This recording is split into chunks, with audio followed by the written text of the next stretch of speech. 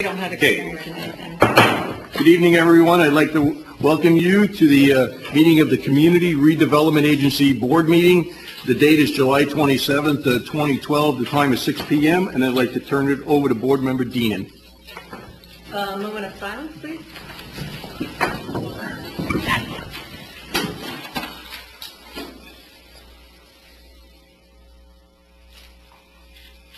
And the pledge. I pledge allegiance to the flag of the United States of America and to the republic for which it stands, one nation, under God, indivisible, with liberty and justice for all. Good evening, everyone. Again, I'd ask you, please remind you on your cell phones, off or silent, or vibrate is fine. We do have an agenda tonight. One of the things I'd like to bring up to the board is, although these are agenda items, like in a council meeting, we have public comment after each one. I've kind of broken this up. Some of it suggests public comment. Some of it is for us. I'm not. So we'll play that by ear. And I have after 5 public comment, after number 8 public comment, because that seemed the way. Because some of the stuff is just for the board to establish some of their own procedures. Agenda item, I've been asked by the city manager to inject a 2A. Is that correct? No, we're going to do that with new business under 13. So yes, pushed that. Out of courtesy for our consultants, that'll be on 13 new business. Okay, so when we get to you, we'll do that too. Thank you. Okay, you're welcome. All right. Number 3, establish a regular CRA meeting schedule. I'll come to you for that. Ann, what's this about? They're the staff, right? Well, okay, go ahead. Okay, Richard? I think Jeff Orris, Jeff? your Government Assistants. Several board members have asked that the CRA meeting be separated from your council meeting for ease of understanding what items there are. We have suggested that obviously since we're having this meeting tonight, the 4th Wednesday is a day that you may want to consider if you want to continue with having an independent state meeting date for your CRA board. Okay, thank you. I'll bring it back to the board. So are you suggesting a monthly meeting? Yes, we're suggesting you have a standing monthly meeting to be again, our suggestions to Stacy to work the 4th Wednesday of each month. I agree with him. I think it's too much to put it with the city council meetings. They're going on until 11 o'clock at night anyway, so I think it would be better to keep it separate, and I think it's probably as needed. There might be sometimes you might not need to do it once a month, or there might be issues that come up, you might need to do it more often, but I agree with him. I like that. And actually, I was the one who asked that this be an agenda item. I think it's very important that this governing body remains separate from the other, which in the past you kind of just change your hat in the middle. It also deserves the time devoted to it, given the past history of the CRA, and so. I agree, and I think it'll help us.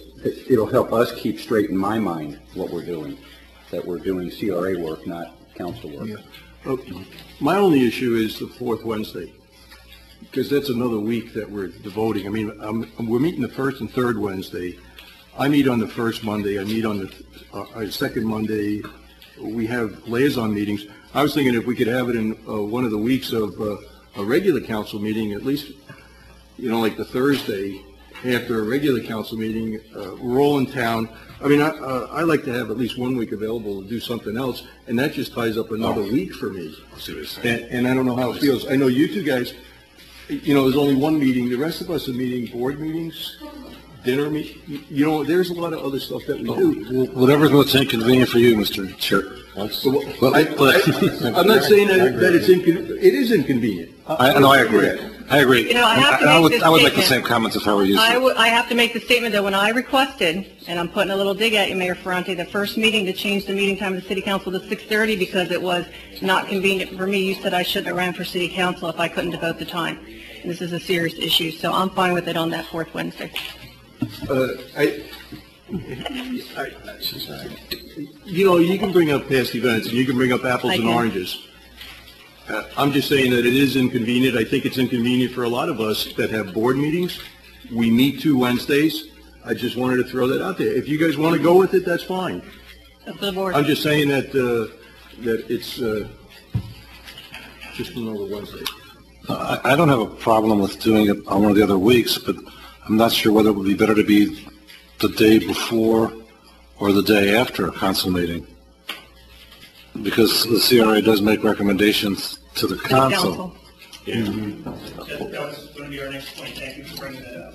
There'll be many times when there'll be an agenda on the city, on the CRA, that will then follow up on your city agenda, and this will be the opportunity to have it freshly discussed. So I think that Tuesday would probably be better than Thursday or Saturday. Is it city council the first, the First and third.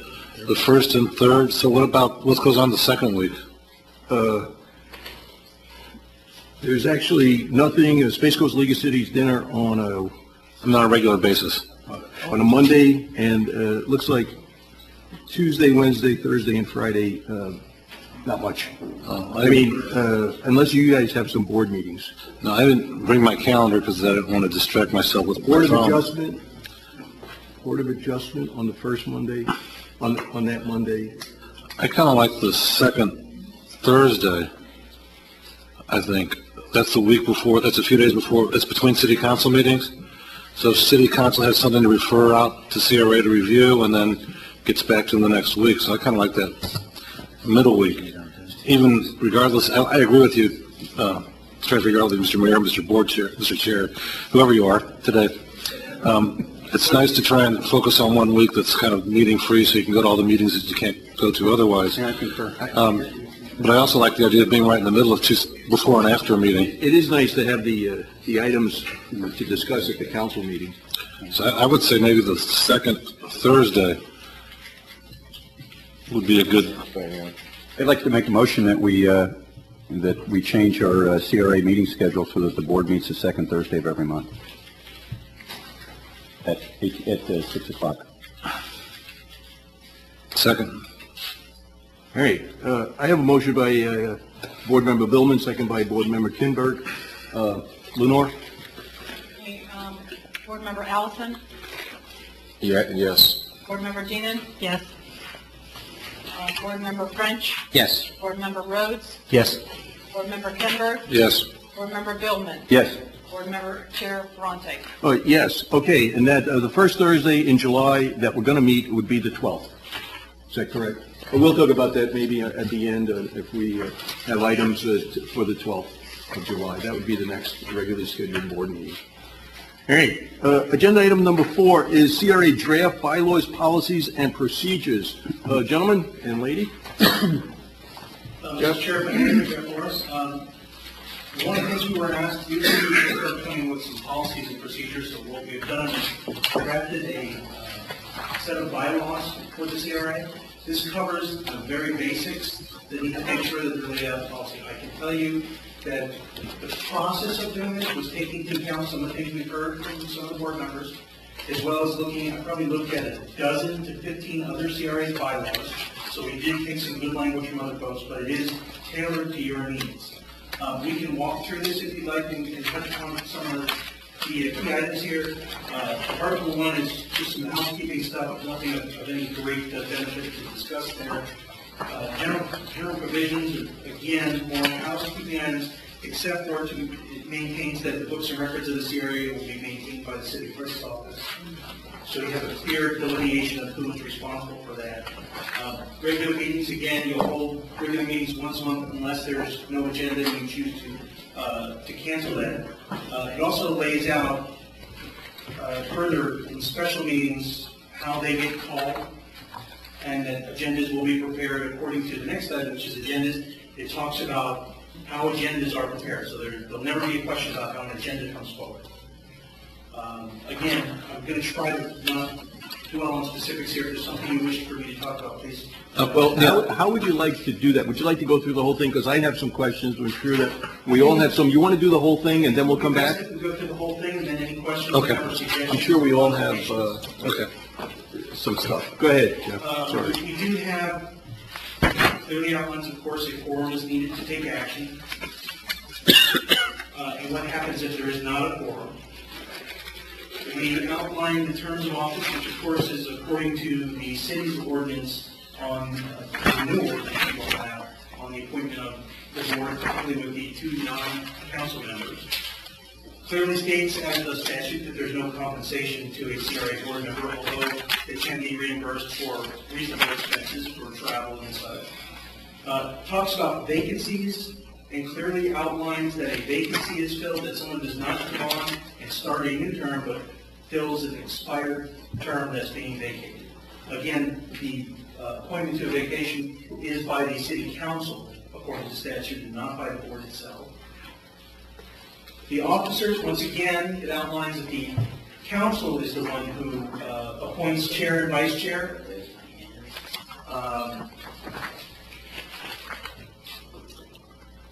And also outlines the responsibility of each officer and what happens if the chair is absent, the vice chair is not available.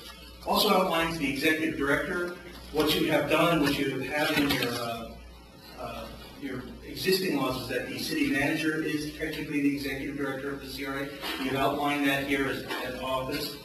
The secretary, the position is what they're responsible for. I'm sorry, I'm just looking at, thought we had put in something about making the clerk the secretary, and I don't think I did see that. I did see that. So the secretary of the CRA shall be the city clerk. Yeah. Apologies. The Treasurer outlines that the city finance director is the treasurer for purposes of the CRA. General counsel, that the board shall appoint the general counsel. That may be the city attorney or it may be an outside attorney. It's up to the board. Just that the only qualification you have is that they shall appoint a qualified member of the Florida Bar. Fiscal management, this portion dictates a budget. When the budget year starts, basic housekeeping items. What the accounting practices are, what standard deals for that. The supervision of accounts is the responsibility of the executive director. So that person has responsibility for what's coming and going. Outlines the annual report that must be prepared according to statute and when that must be submitted. Talks about the audit. Again, this is almost language verbatim from the statute that mandates it, but we have it here, so anybody who wants to know what the CRA is responsible for, it's here. Expenditures clearly outlines that expenditures must be in accordance with the plan and with the provisions in the state statute for redevelopment trust fund expenditures as well as the powers of the CRA. Now we're starting to get into some more interesting stuff. Staff support services provided by the city. Clearly outlined here, long-term staff support dinner services, which would be those items that you know are recurring. If you have a staff person dedicated to the CRA, that is a long-term staff support. The next item is short-term or unanticipated. Those are items where if there's something that the CRA maintains, for instance, and you choose to use city public works to maintain it, that what that means to the CRA and what they will pay for. They will pay basically based on a memorandum of understanding, and that is something we've talked about before, and we'll come forward with some of those sort of examples as well as a longer-term agreement on exactly who's responsible for what and how it gets paid for. But I will tell you, long-term, we would bring forward to you an interlocal agreement. That's what I anticipate will be our next step for you if you wish for this. And it will outline the city's responsibilities to the CRA, the CRA's responsibilities to the city. If there are to be expenses incurred, who is responsible to pay for them, and the method for determining those expenses. So it will be clearly outlined in an interlocal that will also carry over to the short term. I assume what we would put in for short term is just what I said. It would be an hourly expense based on the cost to the city and documented for. But this outlines the basics of that. Again, we would bring forward at some point in the future, if this is the way you want to go, an interlocal, which captures those long-term things that we know happen. And anytime there's a particular anticipated expense, you would bring forward a memorandum of understanding outlining what you're paying for, what's the basis of that payment, who's doing what, so that there's never a question about who is responsible for what action, and a basis for paying for that activity. Purchasing, outlining that CRA has the right to enter into contracts, which is outlined in the statute, of course. Purchasing procedures also clearly states that the CRAs shall mirror the purchasing procedures of the city. So whatever is adopted as city policy for purchasing shall be the CRA's policy as adopted. So there's no question. That is a specific item that has come up in the past in audits of CRAs, that there was no clear purchasing policy. Most CRAs will follow, so just say, well, we'll follow the procedures of our governing municipality. Disposal of real estate property by a CRA, this is something that's not particularly common in these things, but I have found in several CRAs, and I know that is a concern here, so I wanted to make sure we had some basic policy for that. You have that, of course, it should require a majority vote of the CRA board to sell or dispose of property. This is one that I wrote very specifically for you, 9.2, that the CRA board of petitioners should strive to obtain market value for the sale and lease of any CRA land. Again, this is not a you will, this is a you will strive to. Right. Because I know there have been questions in this committee, and you have some properties up, and questions may arise. I wanted to make sure that you had something that you were striving to do, and that there was some clear policy direction. Again, these are recommendations, your feedback on what you want to do there. The remainder of the items, Articles 10, 11, and 12, are housekeeping items, and not unusual. Thanks, Jeff. It looks good. Let me come back to the board for a multitude of questions and maybe discussion. Go ahead. Who'd ever like to speak? Do you want to go by sections? Well, let's go by board member and just tell us the section that you're looking at. Okay, dokie. You want to go first, Ed? Go ahead. Sure. Because your questions may be answered by you. Yeah, and I want to thank you guys for doing a good job. I guess we didn't have bylaws before? Not that we're aware of. So, okay. I guess I'm going to take one piece out of order, and that's the city seal. Do we have a seal for the board right now, or is it that? There's one on the following page. I mean, if you look at the, I mean, it looks like a seal. I don't know if that's the seal, but... I actually think that's a logo, and I don't think that we have designed that logo. I think we have taken it from another web page or something, and it was purchased. Okay, so it was purchased. So that could be our letterhead, seal, logo, that type of thing? Which is not a seal that I would care to have, because the picture inside that seal doesn't depict any existing conditions within Satellite Beach. And if we're going to have a seal have one of those curved of the CRA, it should be something representative of Satellite Beach, like maybe the Pelican Beach sign, or, you know, a nice picture of DeSoto Parkway with the boulevard thing in the middle or something, you know. So it's kind of a silly point, but I think we should have a seal, if we're going to have one, that either has no pictures depicted on it or depicts something that's existing in the city that we'd like to amplify on. Or the Satellite Beach seal, the Satellite Beach picture with the satellite in it. Which actually I think would be the best seal to have, is just use the same thing and just change the bottom of it. But I think you need to distinguish between the city and the CRA. In other words, that satellite is really city. How about the turtle? Yeah, I like the turtle I a think lot. it should be Turtle's distinct fine. from the city. And actually, the turtle may be more consistent with our mission, you know, because we crawl slowly. I don't know. No, That's funny. I tried. Oh, slow. Going to I'm just going to go through my points in order. Hopefully, I'll remember all of them. I guess on 3.1, the executive director is whoever we decide the executive director will be. And what you're just saying is that that person can cancel a meeting, can cancel it without the chair's concurrence, or cancel it on their own with just notifying the chair. The words are probably a little fuzzy, but the idea is that it's the request of the executive director to the chairman to cancel the meeting. So I would read that a little bit, that whether or not the meeting is canceled is at the sole discretion of the chair, because even though there may not be anything on the agenda, then it might, that the executive director sees, there may be something other members want to see. And I like the part you got there about can't miss more than 2 consecutive meetings. I think that's really important. But I just like the chair to be the one that really makes the decision on the meetings and the agendas. The chair is the main player in the game. On 3.3.2, requests for agenda items shall be submitted in writing no later than the end of the 7th day prior to the CRA meeting. There's 2 things I don't like about that. I don't like it being 7th day prior to the CRA meeting. A lot of us don't really get focused. I shouldn't say a lot of us, me. and I'd like to believe I'm typical, don't get focused until a few days before a meeting or sitting down and reading the organization. I'd like to have until at least the day before or noon of the day before the meeting to suggest something to the chair. If you miss a deadline, maybe the chair can have discretionary, if it's within the last hour, last days or something, last day before, but more time like that. And then the writing is kind of vague. What does writing mean? Is it a fax, an email? Is it my phone transcribes my voicemails, so they look like writings to me. What is a writing? I just think it has to be somehow, I don't think we need to say in writing, they just have to be provided to the chair and not worry about whether it's in writing or not.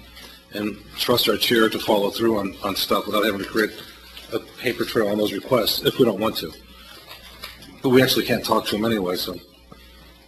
Ed, let me go back. We try and, like on the Thursday meeting, you'll try and get the agenda by Monday. I'm not sure, are you saying that you want to be able to add something on Thursday morning to that day's meeting? I don't want to prohibit it. Okay, because a lot of, I don't want to mix and match, but we've been talking about, we've been getting caught short on a couple of things, just getting them thrown here and not having the time to look at them and not being able to, and that's happening on the council side. Like day of meeting is really something that we've been trying to. So maybe 2 days before the meeting. By the Monday prior? Yeah. COB Monday prior? Yeah, that would be better than 7 days. But we would get a package, Monday, probably Tuesday, Monday might be good, and then we'll get a Close the package. business. I still think it should be a week, to be honest with you, with all, The 7 days, yeah, or the Friday, close the business that Friday. yeah. I mean, it's just, it's especially, what day did we pick for the meeting? Thursday. Which Thursday again? Second. I don't like to have the stuff thrown on the desk. It's a lot. You only have one meeting. We That's have true. That's true. more. That's what I'm saying. But it's a lot. Not to mention that a lot of the stuff that comes on the CRA agenda requires a lot of research Yeah. by city staff. Yeah, well, that's fine. Like I said, I don't have all those considerations, and I don't think in terms of all the intensity of meetings that you guys do, so. Can we leave it at 7? That's fine. That's fine. If we have something like Ann wanted to put something in, we're going to. I'm actually pushing for council to have all that information 7 days in advance too, because it's not fair to us, and it's not fair to the community who doesn't get to see the Okay. information at all. I'm more concerned about also the community not having the ability to even see the information that's put in front of us. That's all good points. I'll agree with that. We can leave it 7th day and then maybe put accept emergency items. If Yeah. there's an emergency CRA item that comes up, we get a letter from. That's fine. Yeah, I think that's fine. There's a lot of considerations there. So I'll take Joe's comment on there. On 4.1, is the Board of Commissioners, is that a statutory term? Yes. Okay, I didn't realize that. Okay. Because we always talk to people as board members or whatever, but that's a statutory term, so we've got to stick with that. On 5.1, I would suggest that the CRA itself elect its own chair and vice chair. It's a statutory provision It that the governing body appoints the chair and vice chair. Oh, does it? Okay. Let's see. I had a couple more comments about it. The 7th day, 3 days.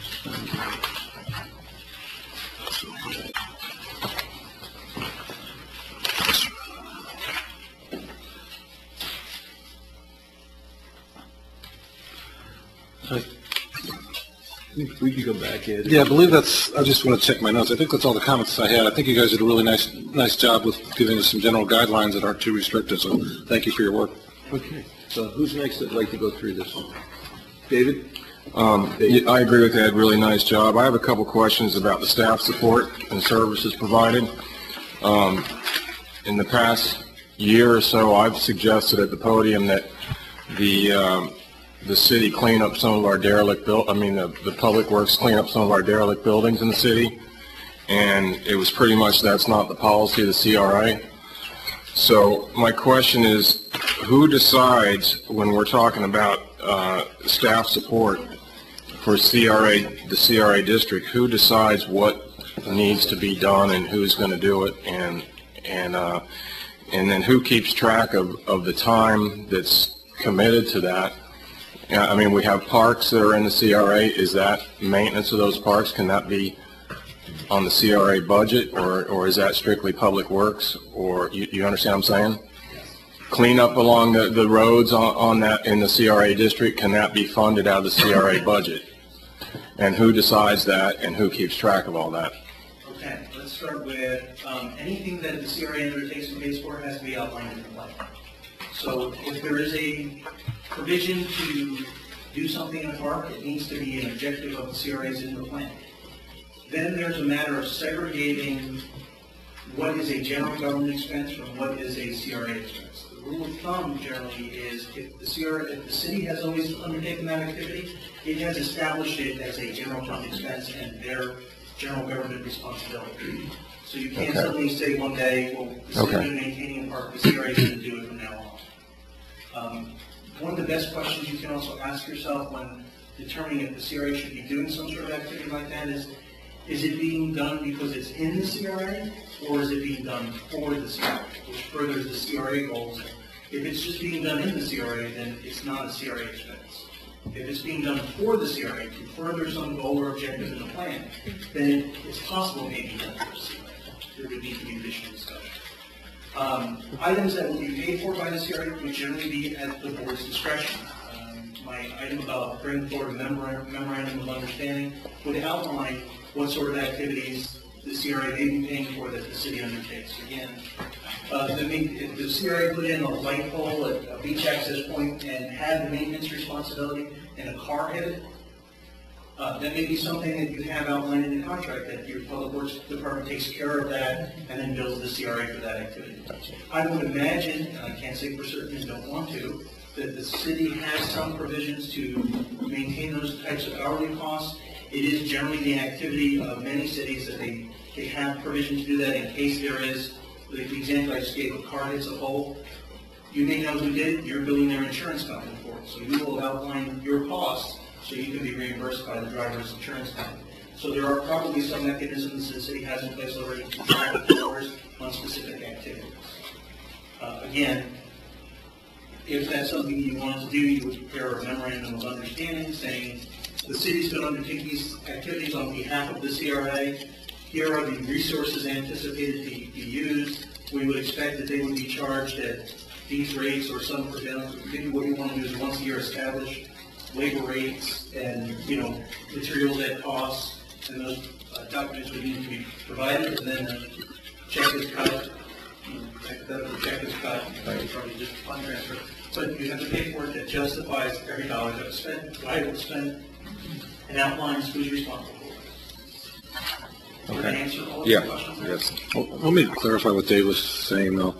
If there's an abandoned building in the CRA that the city doesn't normally go in and clean the windows or keep the physical building decent looking, the CRA could take over that, could pay for that if they wanted to do that as a means of cleaning up blight and enhancing the marketability of a CRA property. If that was a goal or objective or project outlined in your plan, you could undertake it. Okay. Is that a goal or objective outlined in our plan? I think we're hearing that it should be. Yeah, I think so. Yeah, I don't know that we'd actually do it, but I'd like to have that option. Second the motion. Good. All right, other board. I just want to make one comment. It seems to be, too, we have a 10-year-old plan. We don't have a plan to work with, so we're kind of asking these hypothetical questions, and we really need an updated or new plan. Yeah, okay, put that on. Put that in there. Other board members? Yeah, I think, a perfect example would be Satellite Arms there that sat derelict for over 3 years, and we tried to do it. We did it one time. We did a cleanup through the city funds for landscaping cleanup of property. So if that was in our plan, we could do that in the future with properties, hopefully. The interlocal agreements, you're saying like with, say it was Public Works or something, do something like that. You've reviewed our old plan, and now working toward the new plan. We've never had that in our old plan, right? We've never had that type of... To our knowledge, you had no interlocal agreement outlining those types of expenses. And that's typical with the CRAs that you've worked with before? That's the good thing to have in the plan? That is becoming a very standard operating mechanism to avoid problems of things getting paid for that shouldn't be, or somebody not knowing who's responsible for what, and responsibilities trying to be passed forward. An interlocal would clearly outline who is responsible for what, who is doing what, who pays for what.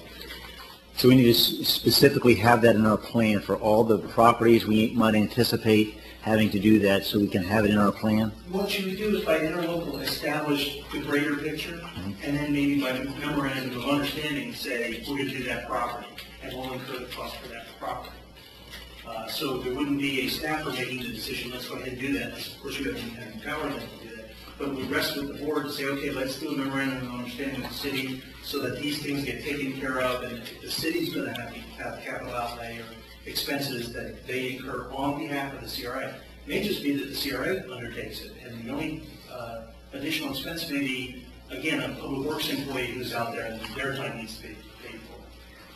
So what you're saying is it's really three things we have to do.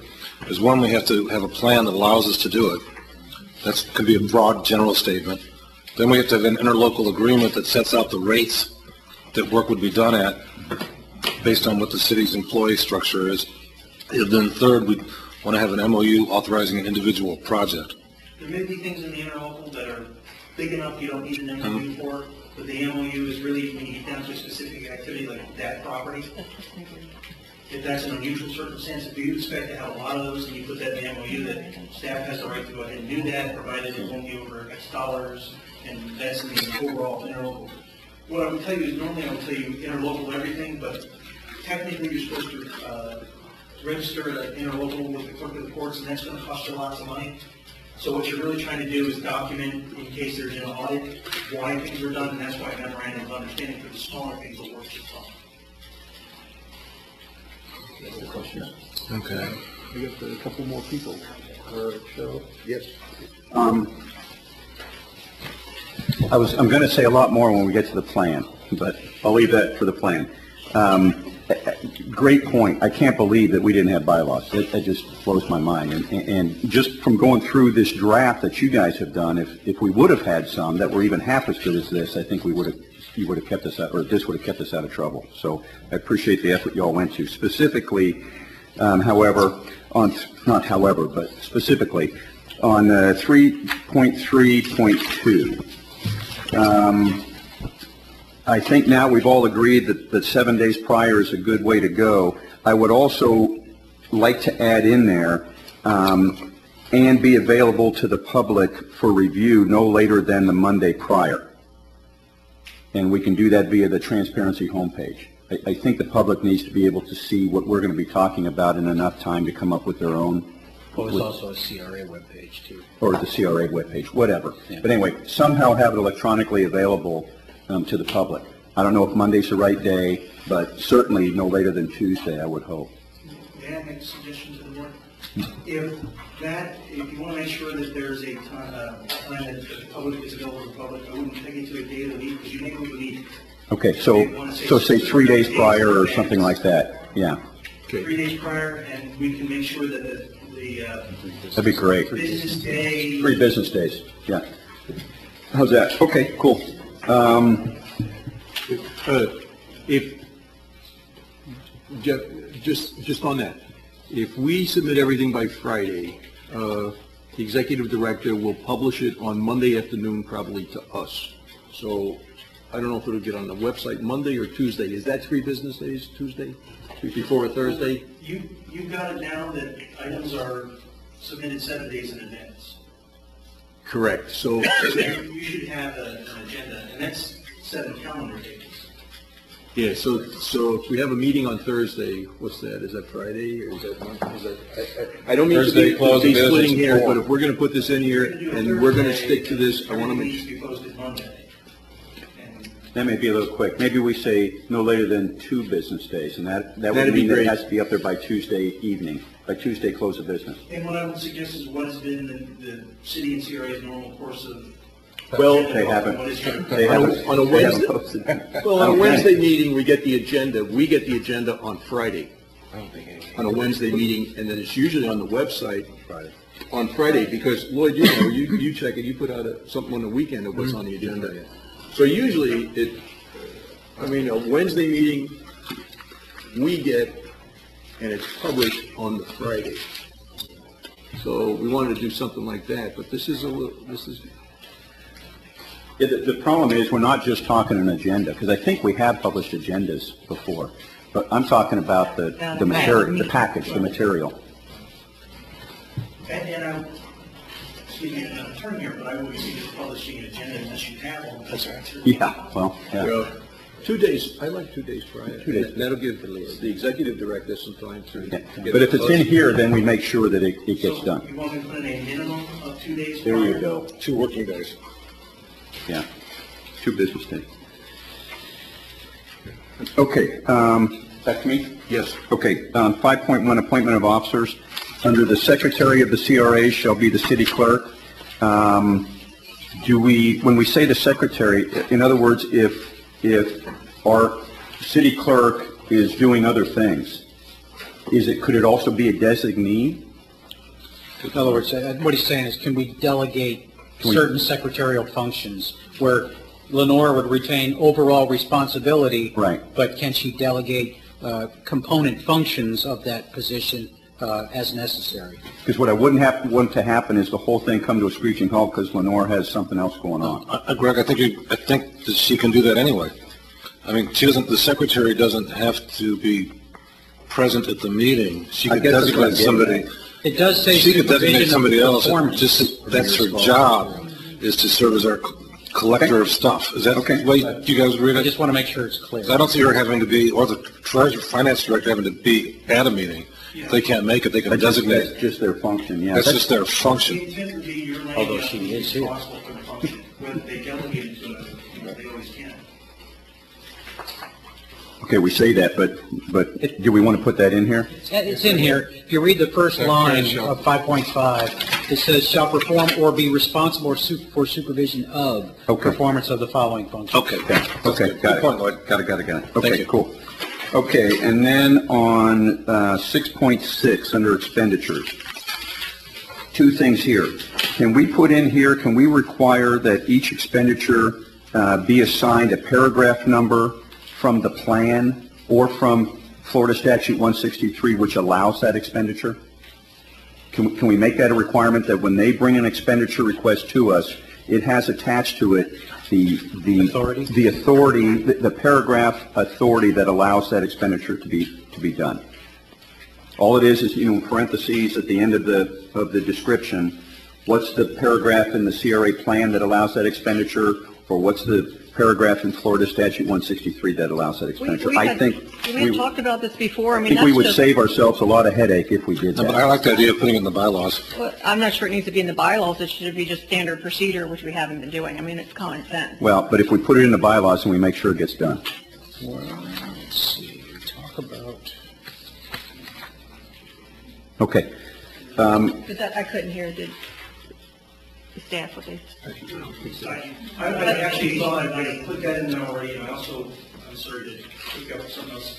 My copy at least has 5.6 and 5.7 instead of 6.6 and 7.1. So apparently there's something wrong with the software or hardware on that, if you don't mind. Yeah, I missed that too. Change those. Oh, I'm sorry, yeah, I got lost in the writing here. This actually is misnumbered. It goes from 6.5 to 5.6. We'll certainly So expenditures is, correct that accordingly. yeah, I'm speaking about what should be paragraph 6.6. No wonder why you couldn't find it. Yeah, I overwrote it. Okay. I'd like to see if we can do that. Not agenda item, expenditure items. Expenditure. Yeah. Whenever they bring an expenditure to CRA, I'd like to see at the end of the expenditure description of parens with the paragraph of the plan, CRA plan that allows that expenditure. For statute. And I really think that'll keep us from getting into trouble in the future. Okay. The other thing, and this is going to be a discussion item obviously amongst us, I would like to see, and I don't know if it's appropriate in here or in the plan, but I think it's probably in the bylaws, that any expenditure shall require a supermajority vote of the CRA board, 5 to 7, 5 of 7. Any expenditure? Any CRA expenditure. That's so micromanaging. I mean, you're talking about just general day-to-day, every single expenditure. No. Any expenditure that we're going to be any I would imagine we're going to be voting on large expenditures. And every expenditure, actually. Okay, how about this? How about any expenditure that would drive indebtedness or drive debt? I can see that because we've already gone through the supermajority, but not every expenditure. Okay, maybe that's what I was getting at was I don't want to be able to indebt the citizens without a supermajority vote of council. We've already gone to the state, and the state has told us we can't do a referendum. Unfortunately, that's what the legal folks say. Okay, but I'm sorry, board. I'm CRA board. 5 of 7 is what I'd like to see for any expenditure that would indebt. It would indebt. The citizens. Greg, way to clarify that maybe to say any expenditure that's not included in the approved budget. Okay.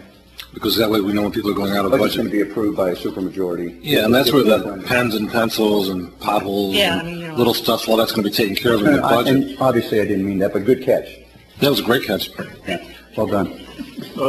Is Diving. Do you have to designate a supermajority as 5 of 7? Say a board member is missing. Do you 5 of 6 it?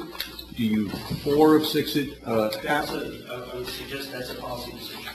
It's a good point, though. We better make that policy decision now. I would say a supermajority of the available. Of a quorum, a supermajority of a quorum. Okay, so if you have 6, it's... If there's a quorum to hold a meeting, a supermajority of those in attendance. And what I would point you to is that a quorum is of the total membership, not of those in attendance. No, I understand that. So what do we call a quorum in this group? In Michigan, you need a supermajority of those in attendance. That's what we need. Because you wouldn't be having a meeting if you didn't have a quorum. What is a quorum for us? Quorum is the majority of the 4 of 7. 4. Yeah, 4 of 7. Okay. So if 5 of you showed up, you still need to vote of 4. Right. See, I have a little, I guess, misunderstanding or not full understanding of the Attorney General statement. Because it does say that, in closing, that thus while this office has historically taken the position that the statutory scheme set forth in Part 3 of Chapter 163 of the Florida statutes is pervasive and wouldn't lend itself to local regulations, Citizens for Responsible Growth would suggest that local legislative action may be authorized, all right, to the extent that any such proposed ordinance or charter complements rather than conflicts with the statutory framework. So that tells me, all right, that we could in our bylaws say we're not going to incur debt unless we, get general support from the public or something along those lines. I agree, but when Attorney Beadle read that in the meeting, or at least he told me on the phone, that statute or the legislative stuff that you're reading there means the state legislative. In other words, the state would have to make that possible, and then we could require a referendum. That's the way he explained it to me. I don't like it, but that's what was explained to me. I'm just trying to protect us in the best way we can, to protect the citizens in the best way we can. Another point, Lloyd, is I think the way that they have, I think that's like lawyer talk for saying you can do stupid stuff if you want to, but it's going to cost you. And that's a lawyer. Because if somebody sues you, we're going to take their side. I think that's what they're saying. There's some people that say you can do what you want, but we don't agree. But we don't agree that you can do what you want, so you're at your own risk. So I think this is the safest and cleanest way to do it. And I'd like to. Would everybody agree to that? I do. Okay. What does he look, what Yeah, let me think? what you're saying is that you want in the bylaws that there should be a supermajority to incur debt. Supermajority vote of the board to incur debt. I may look perplexed, so I'm just trying to figure out how the wording is in my head, that's all.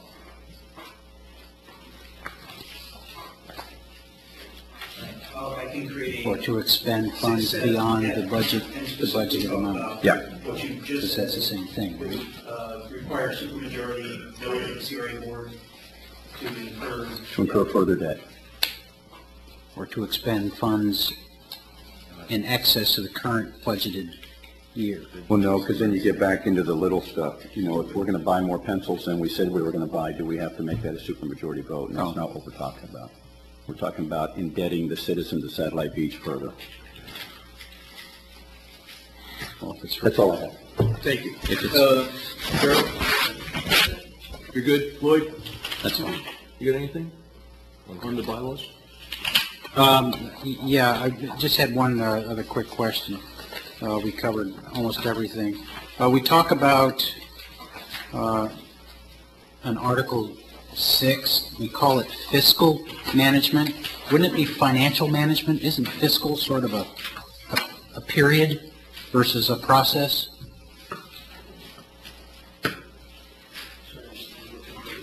It's on page 5 of our packet.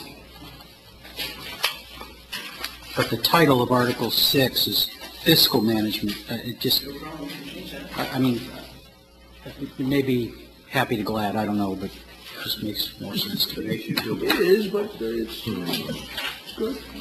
And is it the financial? It's all about financials. Does that change make you glad, or does that change make you happy, Lloyd? That's right. That's a good change. Did you keep it? Yeah, I thought it was supposed to be. We have an English teacher right here. No, I thought so. Oh, come on. Oh, that's even right. It's just, I got a couple of questions. 3.1, Satellite Beach City Commission Chamber, are we a you know, I know Ed asked that question. Ed, I don't understand that word. Are we a commission, or we're a... Just make it Satellite Beach City Hall. City Hall. And Ed asked the question about the Board of Commissioners. That's us. Statutorily, Or the the name commission. of the CRA board is the CRA Board of Commissioners. Right. If you read 163, they refer to it. Board of Commissioners. Yes. Everybody refers to CRA, people who sit on the CRA board as board members.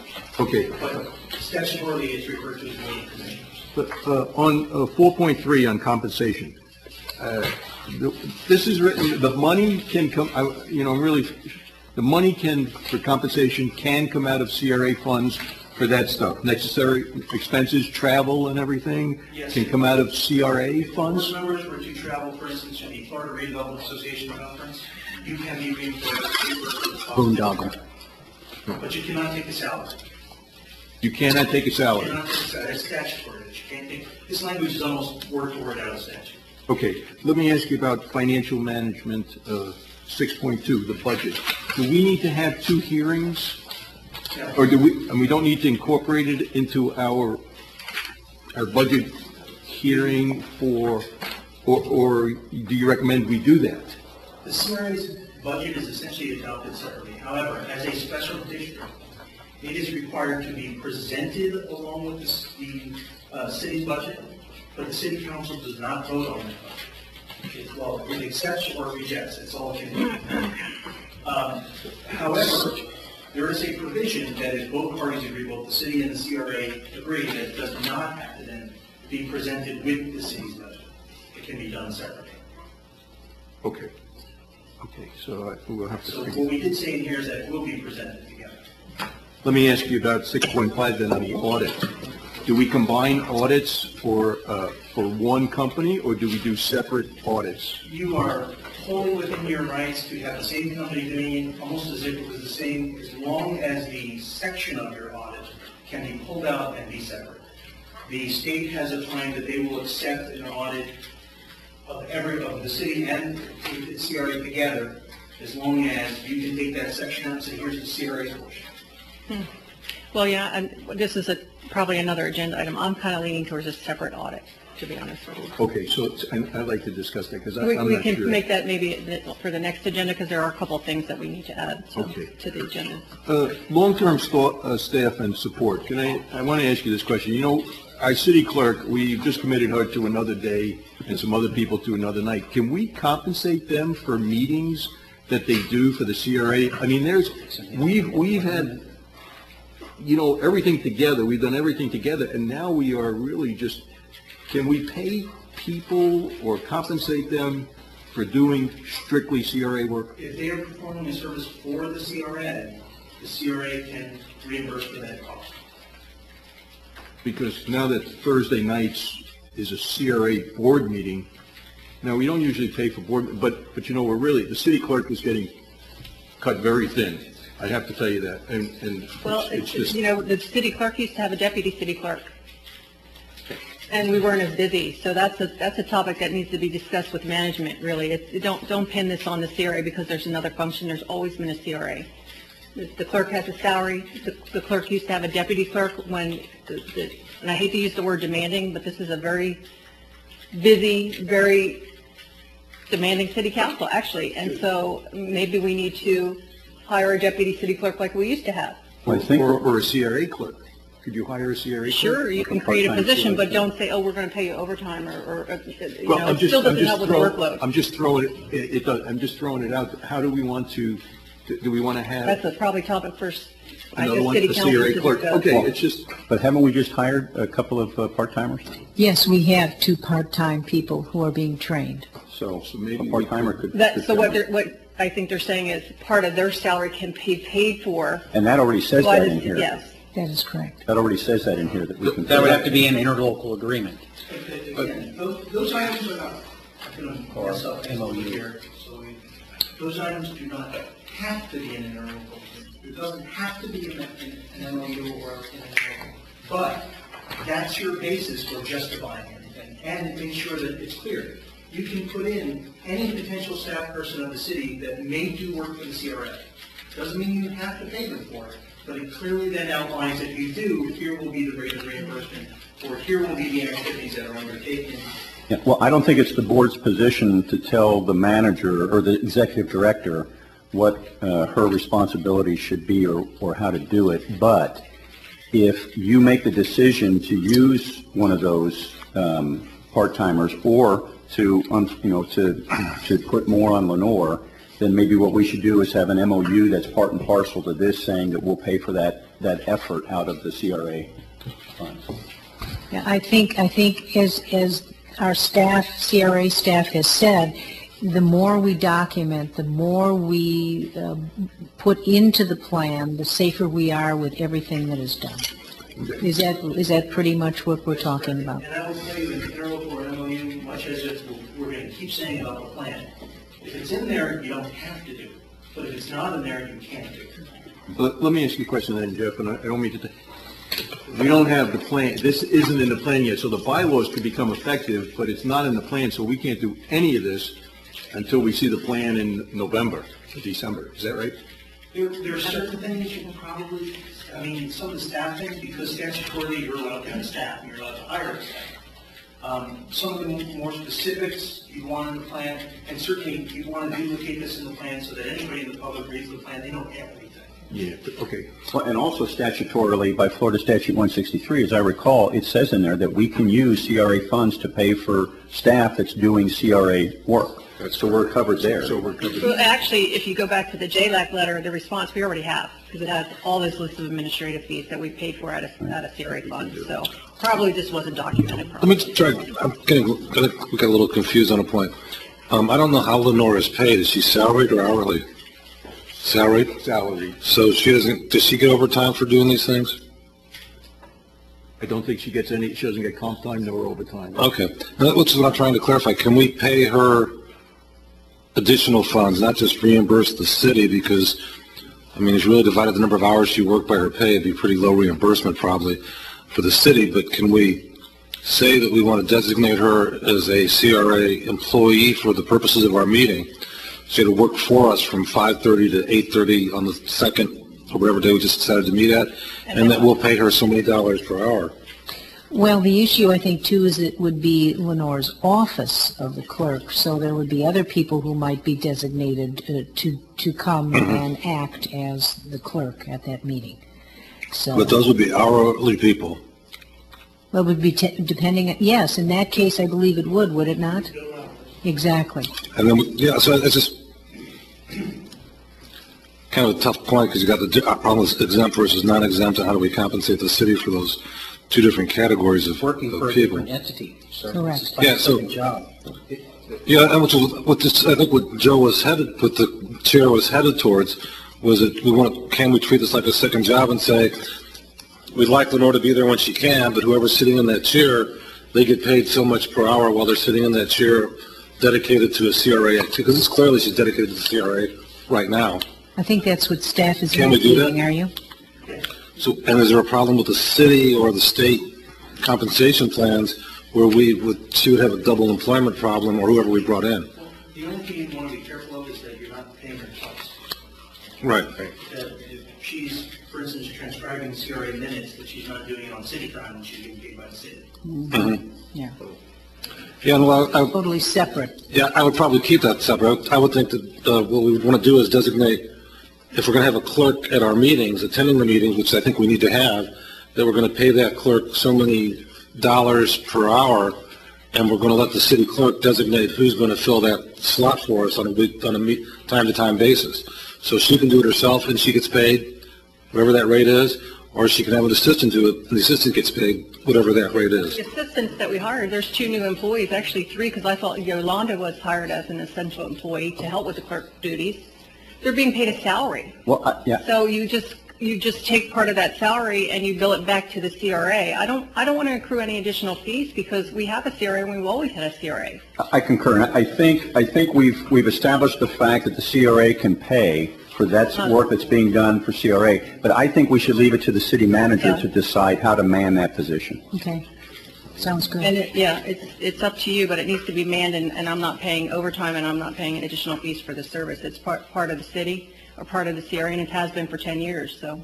Brenda, do we have the ability in timekeeping to have like charge codes or something like that so people can delineate how they expend their time as far as supporting CRA or regular city business? Again, I think we're getting too far in the weeds. No, I'm just showing you how it can be done. One other question, this came up. We have boards that make decisions, like Planning and Zoning Board is making a decision that affects the CRA. Will that go, and it's not in here, and I don't know if it's in a plan, does it go from the P&Z straight to the council, or do we want it to come to the CRA board? It has to come to the CRA board. So is that in here, should it come to the CRA board, and then the CRA board to the council? How? That's a policy decision on where you want. It's policy, it's not a bylaw. No, it's not bylaw, it's a policy. I had that question. On the city wants. Oh, you have that for the plan, because I don't know if that's a plan, if it's a... I just assumed it was, but you're right. It could probably go either place. If there's items that you could, that's a city decision, that it will go to the CRA board. It's not a CRA decision, it's nothing in statute that those sort of things go to the CRA board. So that would be a policy decision by the city council on how the city operates those procedures. Okay. I think that's it, but I want to open this for public comment. Let me see, just in case we're missing anything, something that maybe should be, because this is it, because we're going to put the bylaws to bed.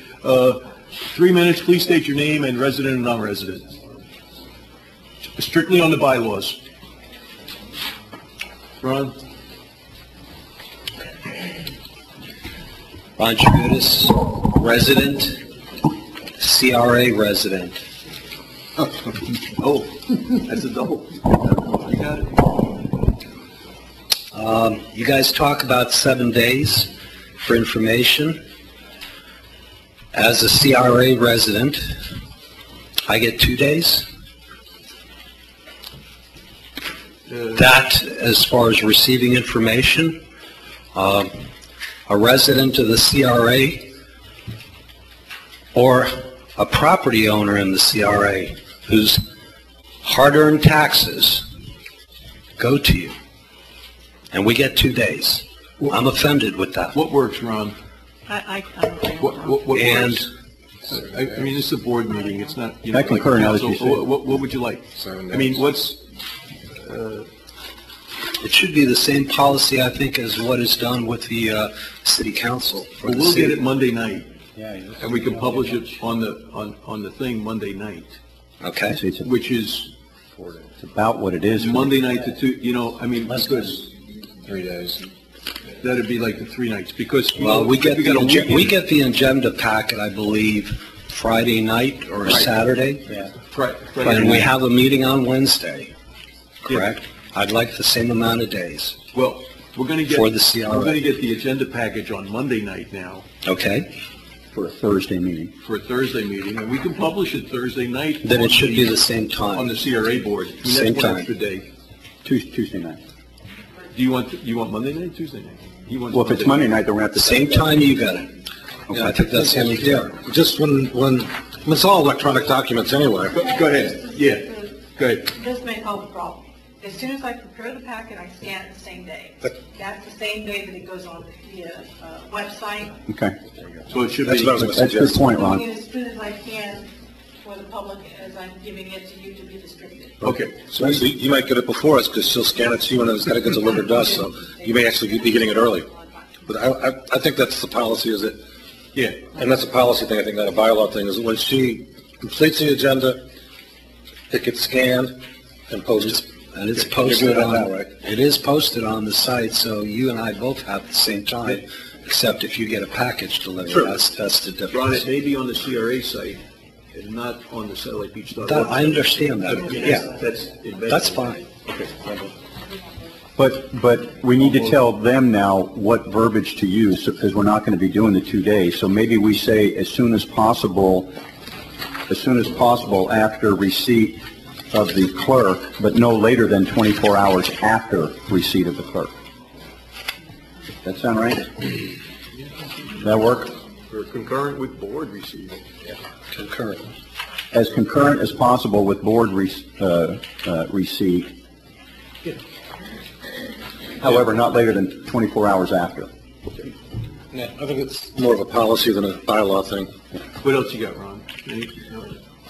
You added in regards to incurring debt for items that are out of the budget, any extraordinary items that may arise throughout the year that are not included in the budget. I propose on the budget, when the budget is prepared, that there be documentation for a limit, let's say any expenditure above $50,000, that the CRA board attests to the fact that it meets the 163 guideline expenditures. But wouldn't that requirement that I asked for to note either the plan paragraph or the Florida Statute 163 paragraph, wouldn't that do that? That would, but you excluded the budget. You had said just for extraordinary items or unusual items outside the budget. No, the unusual items outside the budget, I meant I was referring to the supermajority vote for that. Okay. I'm sorry. All expenditures, I had the paragraph requirement, right? That's what I intended to do anyway. Well, that would be encapsulated into the budget. So when you're going through the budget process line by line, let's say there's 50,000 or greater expenditure on there, or whatever limit is established, I'd even go $10,000, maybe even less because of past situations, on a line-by-line item stating that it meets the 163 directive. Maybe that's what I was really looking for, is any line item over $1,000 has a paragraph assignment for either the plan or Florida Statute. Make it a little cumbersome with the budget, though, is I think we just put a line at the end of the budget. By approving this budget, by voting in favor of this budget, each member of the CRA attests that or confirms that they believe this is covered by 163. But we've assumed that in the past, and if we require the actual item to have that notation, I think we're protecting ourselves and the public a lot more. That doesn't make a difference. What's staff's opinion on?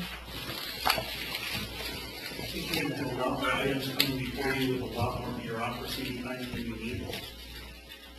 Well, now, what is the current city manager's executive authority, 10,000? What am I allowed to do? Brenda, do you know the city manager's, Anything over 0.25 gets done for council to like bids or anything. yeah, because Would 10,000 work? That's what we've had in the past. And let's- It's 10,000. Is everybody okay with 10 grand? Yeah. Ron? Okay. It's gonna be around the bank. yeah, That's something. we're learning on this. Okay, thank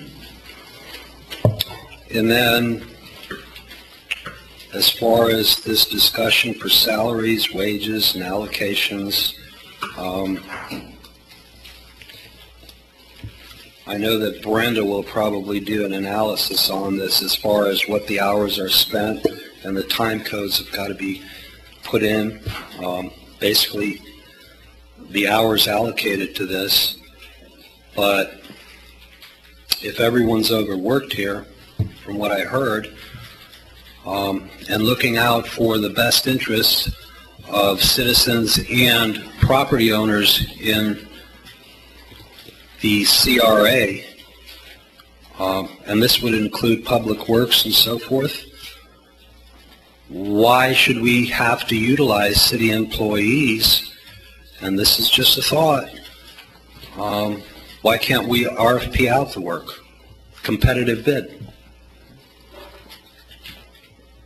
Just a thought. And perhaps that should be addressed. Are you talking about record keeping and minutes? I think he's talking about cutting grass. Public works. Oh. Are you talking public works? Combination of everything. Perhaps an employee who is here even on salary and reaches a point where it's an hourly rate. There are cases out there where you exceed certain hours, even for certain employees that are on salary, you have to pay time and a half. You either And have exempt or non-exempt, right? those are issues that need to be examined further.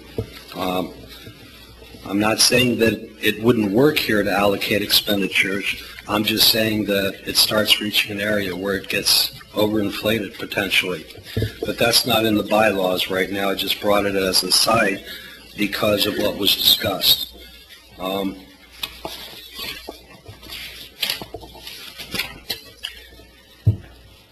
5.4, Executive Director. And I thank you all for the effort that y'all have put into. I agree you put in some time here and tried to make it happen. The verbiage land deals has got to go from 5.4. We had enough land deals already.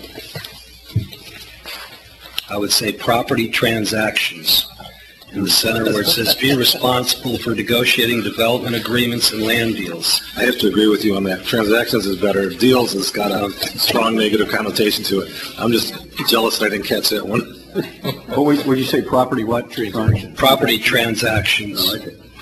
Yeah, deals doesn't belong in a public document. You're right. It's the wrong thing. Not that there weren't some of those in the past. Okay. And then I see here that the CRA Executive Director can be reimbursed for amounts and or, let's see, the commission members. What I question here is, though, and that should be, perhaps, there should be a policies and procedures manual written up after all this in regards to expenditures for out-of-pocket, limitations, and so forth, and approval by the commission. That could be something in the MOU or the interlocal, right? Right. That's where I'm going with that. Yeah.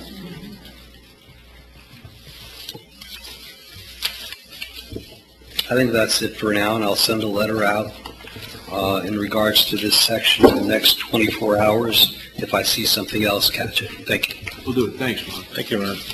Other public comment? All right, let's bring it back. And for direction and, let's see, what do you need from us? Mr. Chair, if I could Go ahead. clarify a couple points. 3.3.2. 3.2, yes. Provided to the executive director, which is not specified. That was my comment. That would be my preference. Yes, yeah, because you mean it could be an email, right? Or a phone call. Or a phone You call. want me to outline in written format via email? No, I just think shall be submitted to. Or do you just want to have it submitted to or provided to? It's the same. Provided to. Provided to? I think submitted, correct. Okay. Give it, I like given. Given's good. Given's Shall good, be- I like Given. Good. Shall shall be brought within the awareness of. I like Crawford as well. Just one other item. Crawford's best. We had a discussion, but it wasn't really molded. Would you like me to add a 3.3.5, which is about emergency items or items not needing to be put on the agenda at the discretion of the chairman? Yeah, I like that. Or executive director, I think. So, Yeah, but that sort of gives you the opportunity to slip something in under the wire that could be important, but then the public doesn't get enough notice to, But if we're only meeting monthly, we may have to get something. I understand what you're saying, but, you know, if we get something that we can work on, as opposed to waiting 30 days to work on it. but if it's important enough to want to slip it in at the 11th and a half hour prior to the meeting, it must be pretty important, which, again, deprives the people who may have the biggest objection. well, you know, Lloyd, you could address that issue by allowing the chair's discretion to be brought in, but shall not be voted on at that meeting. So that way, if an idea, like a land transaction comes up at the last minute, and the chair feels like it's appropriate to discuss it, we can throw it on the table, we can discuss it, but we cannot vote on it. So that way you have plenty of time for public. I think that would be reasonable. Okay. Chair, Yes. if I may, you have the opportunity to call an emergency meeting. Yeah, because I was just thinking And that. that's going to be for critical issues. I think we needed that. That's what it is. I think that'd be good, because if we have something where we need to make a decision, so like we got the lifespan on it, we got the roads. As long as there's appropriate notice, I think. Okay, that'd be good. Yeah. What else? Okay, that's all I have. The question now is whether you wish to adopt these subjects to everything you said, or whether you wish for us to bring these back to the... I have one more question. Do we have an emergency meeting provision in here? You have one for special interest, which is a...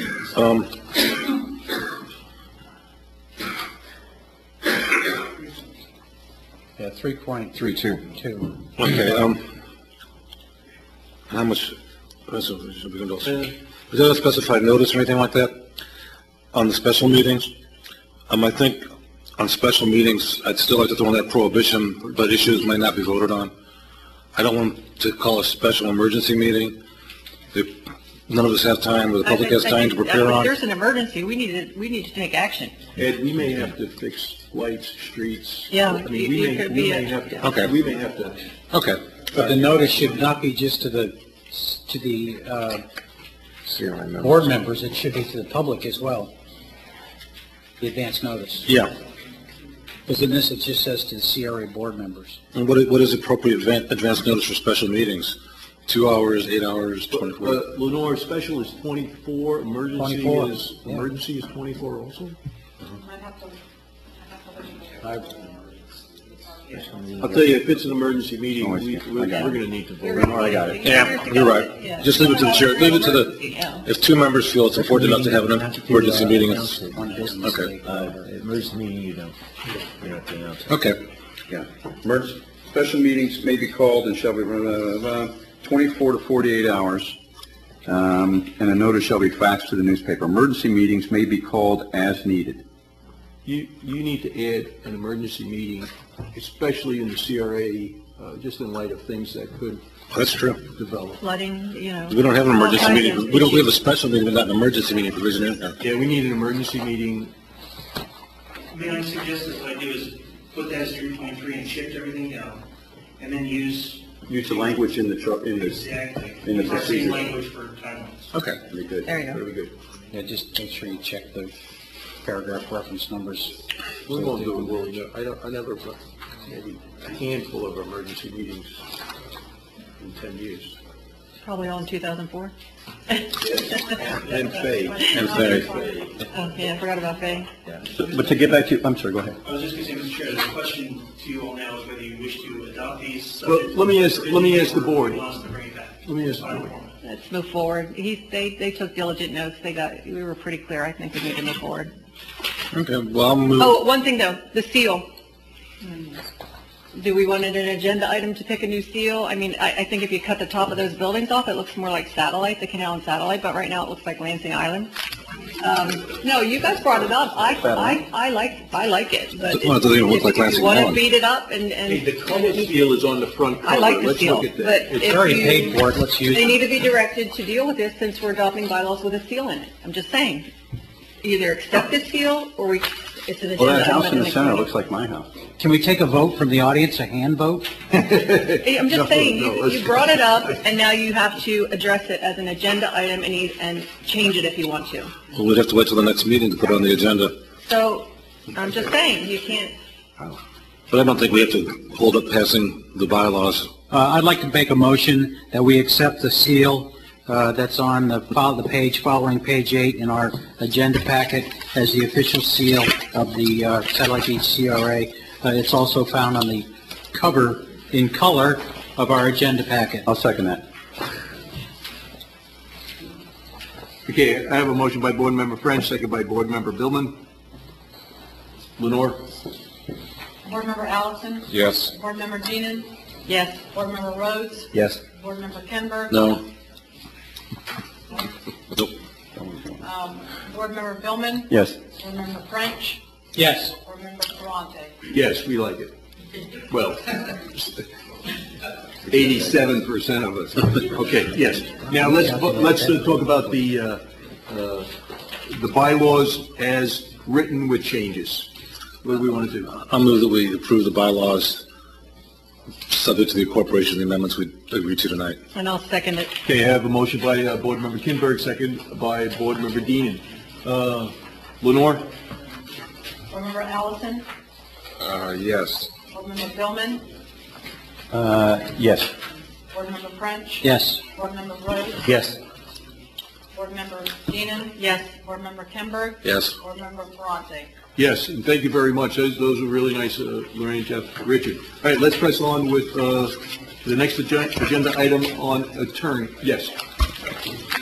Mr. Chair, several board members have indicated a question about whether the city attorney should act as the CRA attorney or not. We have presented you with a memo that just outlines some very basic things you may want to take into consideration in making a decision about whether you wish the city attorney to continue as the CRA attorney. Calvin Giordano, as your staff, puts forward no recommendation one way or another. Again, a policy decision on your part. There are CRAs that operate with both. There are CRAs that operate with a single attorney. Some of the points we indicated is that while 5 of the 7 members of the board are also city council members, and it's unlikely that the positions will differ between the CRA and the city council, it is possible, and that does create a conflict of interest for the attorney. One item to keep under consideration. There are times when the CRA may petition for items before the city. A land use change or such, again, potential conflict there. It's also somewhat advantageous for you as a CRA board to have an attorney that is specialized in CRA law. There are not a large number of attorneys out there that are very familiar with 163, but it is something very advantageous to have if it's available. Some of the reasons you may wish to maintain the city attorney as a CRA attorney is having a single person in that role. They will understand all the items. There's not one attorney coming up with one idea of how it's presented. This is not an opinion, but how the information is presented. And also, having a single person doing it would prevent duplication of payment. And since you don't have 2 people learning the same thing, so you wouldn't be paying 2 people, you'd only be paying one who's understanding it. So just some points for you to consider. Again, this is a policy decision and not one that we put forward any recommendations for whatever it is this board would like to do. Do we want to discuss this tonight? Yes. Yes. Okay. This is an issue that I brought forward, and I have to tell you that I am very confident with the staff that we have hired. I don't believe that we need an attorney sitting at every meeting at an hourly rate. You have 2 former CRA directors there. They have former city managers that are on their staff. They can probably answer all the questions we have regarding Florida Statute 163. However, I do believe that we need an attorney on an hourly basis that can, if we need, again, if we needed, like we requested the AG opinion, on an hourly rate and maybe an attorney assignment sheet, if we all agree that we need to go to a city attorney for an opinion, a sheet is filled out by the staff and it goes to an hourly rate to get an opinion back from that Not a attorney. city attorney, a CRA Not, attorney. yeah, CRA attorney, but I don't believe it should be the city attorney. I think we need to go out for an RFP for a separate attorney that has a CRA background. There are several in the area, and there are many CRAs in Brevard County, as you know. I'm sorry. What is your knowledge of the hourly rate for a CRA attorney? It would go along with similar rates as any municipal attorney would be, and those generally run anywhere from $200 to $300 an hour. Well, that's a little bit more than what we pay ours. I agree with board member, commissioner, Let him know. whatever she is, Deanan. Today. Today, we need a separate attorney that represents the CRA. We have very different goals and objectives than the city does, and it's reasonable and logical that we would be at odds with the city, particularly on zoning or code issues. And we need someone that can advocate for us and is solely responsible to us without conflict. So I would suggest we have a separate attorney, that we put an RFP out for one, and that it's a policy issue, not really so much as to whether or not they attend, that these guys aren't going to be there for forever or for much longer. I don't know how long our contract is, but we're eventually going to.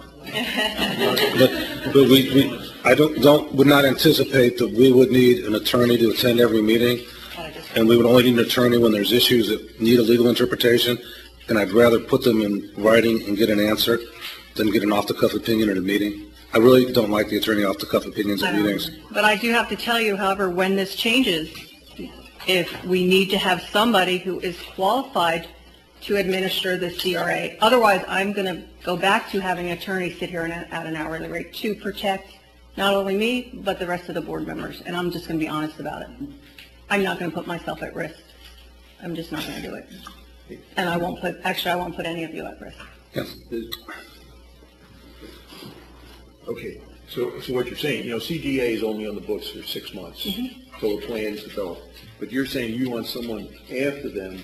No, I think, well, I would say about the RFP now, we're going to. No, I don't mean a lawyer. Yeah. I mean, if the lawyer doesn't come to the meeting, you want somebody besides the executive director here to sit? No. I just want us to go out for an RFP to have an attorney that has a background in 163 or is familiar, or also sits on another CRA board as an attorney, available on an as-needed basis. For example, like when we requested the AG opinion. Mm-hmm.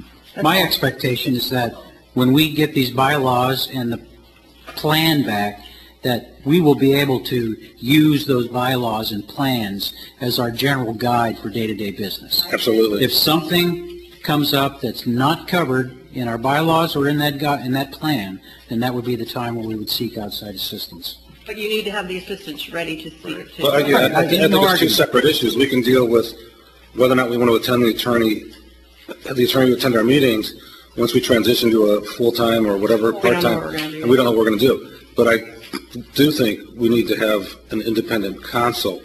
And we need a motion to put out an RFP, or do we need a public comment first, sir? This is interim. I think we could just do this because it's either going to be full. I think we're good. Let's just make a motion. Okay, I'd move that we issue an RFP request seeking legal services at an hourly rate with an attorney that's experienced in administrative and regulatory, state administrative and regulatory law. For CRA specific. Yeah. So I don't know if I make it CRA specific because there's a lot of attorneys out there that are very experienced in administrative and regulatory law, and the CRA issues, getting up to speed to them, is just really a question of reading the statute. So I don't want to exclude a lot of, I do want them to have admin and regulatory law experience, so they know how to deal with boards, they have experience dealing with boards, but I don't want to limit it to just 163. I don't want to limit it, but I think it needs to be included. I think because, why pay somebody who doesn't have this experience in Florida Statute 163 when... Right, that's what we need it for. Because they're going to use time to go become familiar with it and cost us money. There are a few locally that are very experienced. I say we put Florida Statute 163 in the motion. You've got to want to focus in on those guys so that they're the ones that respond to the RFP. Well, that's fine. We can see. Let's do that, and if that doesn't give us a good enough pool, then we can think about it. But let's make the pool small, and then we can broaden it if we need to because we don't like the prices or we don't get good quality. You want to restate your motion for yes. poor Lenore? I'll restate my motion. But before we go there, the staff RFP good direction to go? Who's going to prepare the RFP? Is it the staff? Is it the administration? Your choice. I think the staff, these guys being the staff. So yeah. It's not in the plan, and we're going to have to discuss that in one of the things that we have to pay them by the hour. Well, they have an hourly rate. I know. And you have Which is going to come up here pretty So let soon. me ask the city manager, Ann, what's the most effective way of getting a good RFP written up? Is it to use the CRA staff or the city staff or a combination of the two? Either way, it's coming out of the CRA budget. I would say a combination would work. Okay, and what would your combination consist of? Well, let me ask you this question. Have you written a number of RFPs? Then you have that experience. Yes. And you have the language for this. What do we have from our past experience, Lenore, with writing RFPs? We have a snow cone RFP. Well, nothing for an attorney. I mean, That's what I'm attorney wondering thing. about the attorney. That's right. Jim Beadle has been with the city for The city manager. over that, so You could pull other city clerks. I would think that we could work together on that. Yeah, no, I would think with the CGA's experience and background in doing it, that they could do it probably more efficiently, and even though it might be more expensive because of their rates, it would be a better product for us and be done. Knowing these quicker. guys, you guys got to have one on the shelf, right? I mean, I'm sure you've written these before. Shelf costs. No, I know, but Well, you you just have use a generic legal RFP out there. Change Fort Lauderdale to satellite You can beach. get one at So it's not going to 15 be from scratch. 15 So- minutes, we can get one. 15 minutes, I'm thinking. I think we'll authorize 35 cents. 15 minutes. How much money are we talking about? Let me restate my motion. Yes, please. Is that I move that the CRA approve releasing an RFP to find an attorney that's familiar with administrative and regulatory law, and specifically Section 163 governing CRAs, and that we ask the staff and city council manager to work together to deliver a proposal to us at the next scheduled meeting. One other question, actually, go ahead, Dave. Was that Let me get a second, then we'll have discussion. Okay. Is there a second on that? And then we'll have discussion. I'll second. Okay, I have a second. Motion by Board Member Kinberg, second by Board Member Rhodes. Discussion. How much are we talking for this letter, this RFP? How much money? I mean, is this moot? I mean, because it's 500? You guys throw something together, and we'll be happy to look it over for you and see if we can help, and we won't charge you anything. Okay. That's a good price. That's a good price. I like that price. You are the man. We'll let you guys throw something, if you did work with the city manager in a very short time, we'll be happy to look and make sure it meets 2 or 3 things that we think is key in there. And if you'd like us to help you with the process and selection, we'll be happy to. We're working on it. Okay. Sounds good. It sounds like a good. Okay, Lenore? Board Member Allison? Yes. Board Member Billman? Can you read? No. Yes. Is that a yes or no? Yes, I was going to ask. Board Member Keenan? I know. Board Member French? Yes. Board Member Rhodes? Yes. Board Member Kinberg? Yes. Board Member Ferrante? Yes, and thank you very much, Board and staff. Agenda item number 6. Now, status report on new, you want to take a break? I'm just going to grab a water. Oh, okay. Status report on new redevelopment plan. Is this the slides? I'll turn it back to you. And Lorraine, it looks like you are going to do this. That's right. This is my turn. Chair for the record, Lorraine Chapman, Councilmember Don. Within the agenda packet, we have a PowerPoint, and if the audience members don't have it available to them right now, it is online, but I will summarize, and it is important to share what is in the packet. Also because of the fact that in addition to the folks on the dais here, a lot of the folks in the audience did attend the workshops for the writing of the new You know what? community redevelopment plan. I have one here. I'm just going to look at Scott's. Oh, you have some? I can have at least one extra. Oh, okay, great.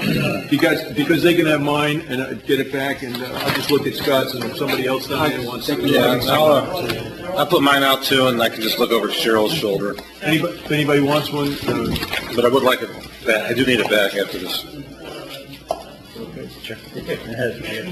Okay. So if somebody wants one, you're welcome to look at mine, but I do want it back. I got one up here. I do need it back. I'm sorry. Thank you, everybody, for your generosity in sharing the copies of the PowerPoint. Okay, Lorraine, go ahead. As you all know, we held stakeholder interviews with 25 folks from the community.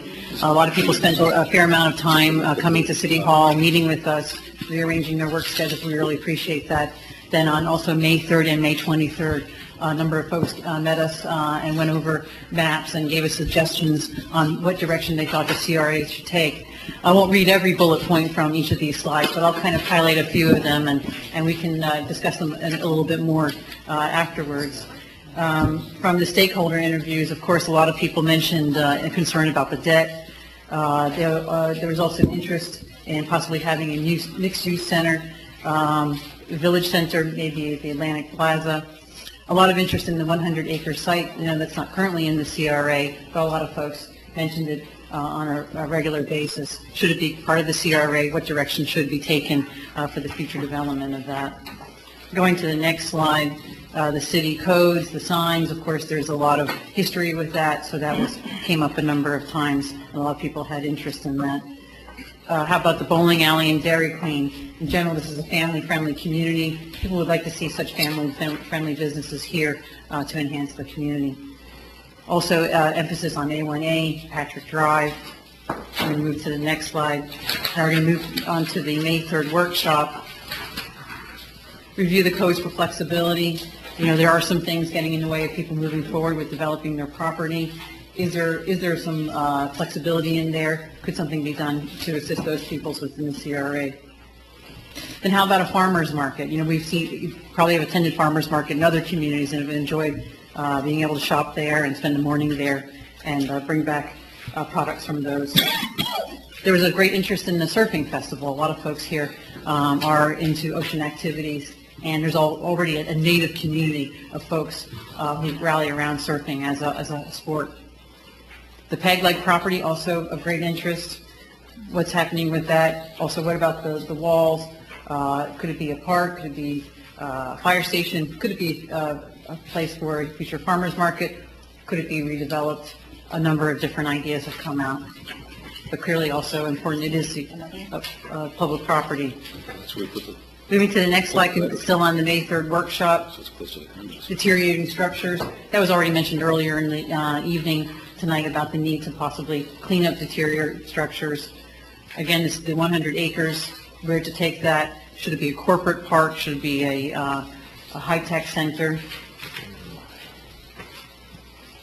Moving on to the next slide, the Ramada Inn. Could that be a surf park? Could that be redeveloped for the recreational pursuits of the community?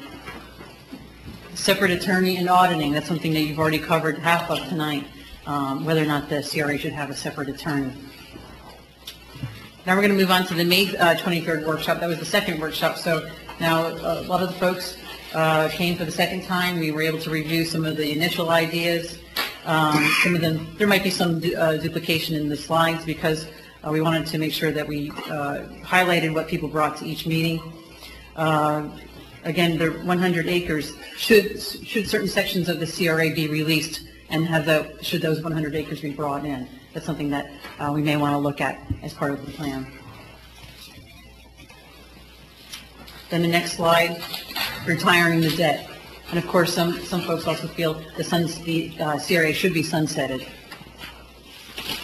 Okay. And then the next slide, how about the encouragement of high-tech and light industrial uses, not specifically to the 100 acres, but possibly in other parts of the CRA. Those are some of the highlights of the input. Like I said, there's a lot of folks, some of the themes were repeated over time.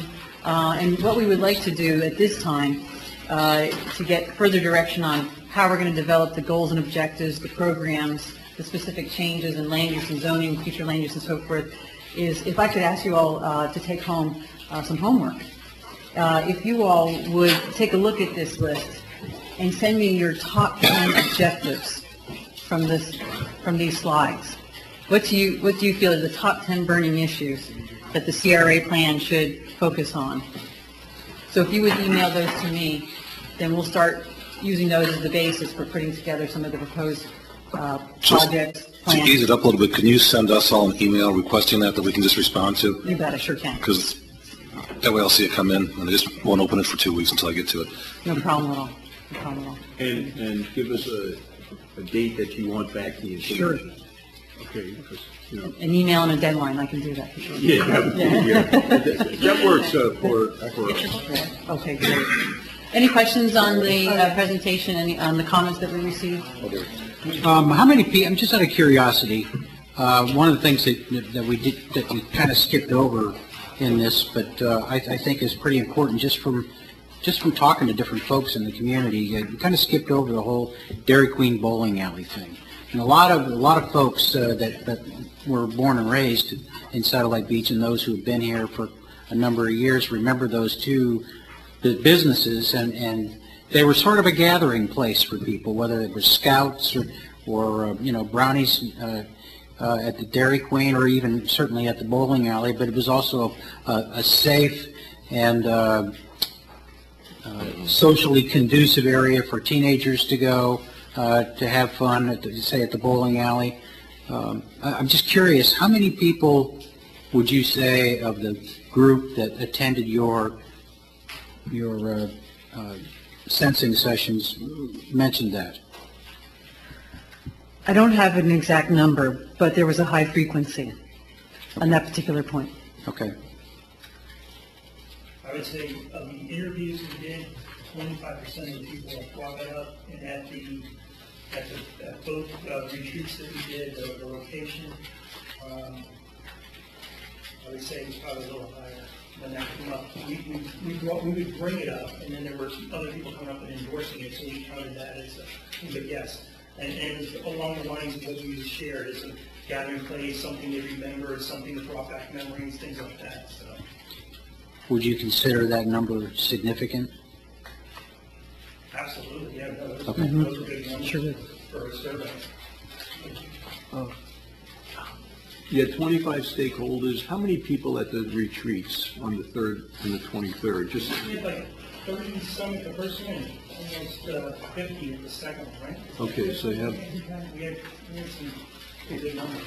A lot of people came in and out, but there was a lot of, there was some good attendance. And Lorraine, you want us to look only at these that are presented on these slides and pick the top 10 of the entire stakeholder 3rd and 23rd meetings? I mean, out of all of these slides, pick top 10. Yes, but Do you want it in order? Your 10. Priority order of hours? yes, let's do a priority order. If you have also a burning issue, if you have an objective or program that you really want to see that didn't make it on here, I'd also like to get that as well. Okay. Okay. Yeah, so it does not have to be limited to these concepts here. Good homework. It's the summer, you know. No. Okay, thank you. That was good. You did a good job on that. That's 80 people, different people, 25 stakeholders appointed by the board. There was some overlap on that. Okay. There were a number of people who were at both meetings, but. You want? Okay, I'll open it to public comment. Joel? Joel Sugar, city resident. We don't need to take land off the city rolls and expand the CRA. I'll start out with that. We're talking about Are you these slides. no, we're talking about the slides. Part of the slide was take the 100 acres and put it into the CRA. That was one of the slides. Okay. What I feel like I'm seeing is a shadow government. A government within our city. You talk about separate goals and objectives. Your goals should be to implement the goals and objectives of the city, not your own goals and objectives, of the city. The city should have a comprehensive plan that includes this. I feel like I'm watching the tail wag the dog. You're having a CRA plan that is making the city comprehensive plan subordinate to it, and it should be the other way around, from what I'm hearing. If it's not in the CRA plan, it can't be done. Well, then the city plan should say what needs to be in the city plan should say what needs to be in the CRA plan. We don't need to expand the CRA. What I'm seeing is if the city comes up and says we want to do something, for instance, we want to take, the city decides we want to do this within the city. If it's not in the CRA plan and it's in the CRA, the city pays for it. Or it can't be done by the CRA because it wasn't in their plan. Could I just suggest, I was going to make these same points, but I was going to make them under the plan discussion. Well, that's what I thought we were, because they were talking about these Can I ask a things. question? Did you were a stakeholder, you did your interview? Mhm. Did you attend any of the meetings? Yes, I did. That was And that. I've voiced a lot of these same concerns, too. We're actually just, Yeah, I was going to make those exact same points, but I was going to make them under the plan because I didn't see them in here. I did see the first point about Okay. the land. But what I'm hearing, when I hear the discussion, the reason I'm bringing them up now is I hear discussion in there is our plans and objectives. Our objectives and what we want to do for the CRA. It should be the city's plan, it should be the city's plans and objectives, not the CRA's. And the CRA should figure out how to implement the plans and objectives of the city, not the other way around, which is what I'm seeing. So that sets up a city government, because you're setting up the ability to go out and do your own bids outside of the city, hire your own people outside of the city. So that's working. It's a shadow government. You're working outside the city government or within the city government without the knowledge of the people. Even though you're the city council, but you're still doing something. And we get back to the same thing we had with the problem in the first place is you have an unelected body. You can say, okay, I suspend the city council meeting, let's be the CRA. All those in favor? Great. Now we come back in and we do business as a city council. Shouldn't work that way in the city. They did great work. They did a lot of stuff and took a lot of stuff in. But all I heard at those meetings were, we need to bring the 100 acres into the CRA, and we need to take and make a park out of the Ramada. The city's going broke. And you want to take land off of the city rolls? That's part of the slides. nobody said that yet. I'm just saying. You're not saying that. That's what you haven't said that yet. But in the slides, which is what I'm addressing, and what they have said previously what was discussed was bringing the 100 acres into the CRA, making a park out of the Ramada, which once you make a park out of it, it comes off the city tax rolls. What I'm saying here is don't bring things off the city tax rolls. Okay. Thank you. Yeah, and These sessions were more of a brainstorming. yes, and I think this is just brainstorming, but I thank you, Joel. But when I they thank tell you. you to pick your top 10 out of what's on that Okay. slide, Yeah. it's not a brainstorm anymore.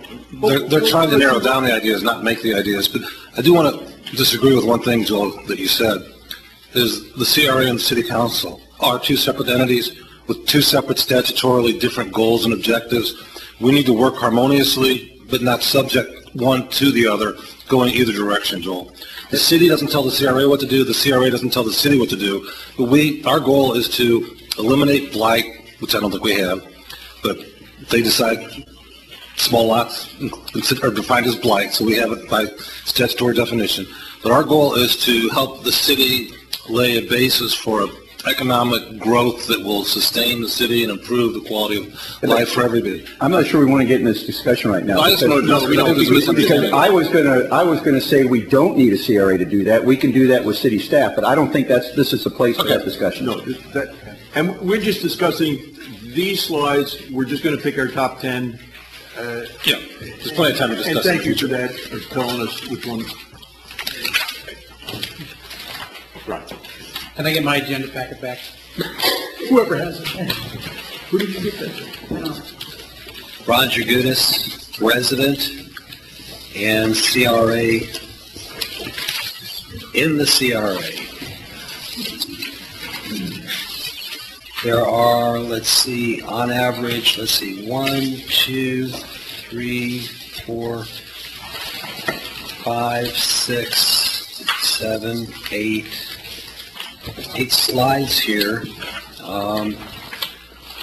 I think 10 is a little too limiting right now, as far as only having 10 top priorities, because I do see certain things here that are important. I think there needs to be some more added. I would go to 15 or start with 20 and then start narrowing it down. I think this takes a little more time than just flat out to 10 right now. Thank you. Thanks. Michelle? Michelle French, resident.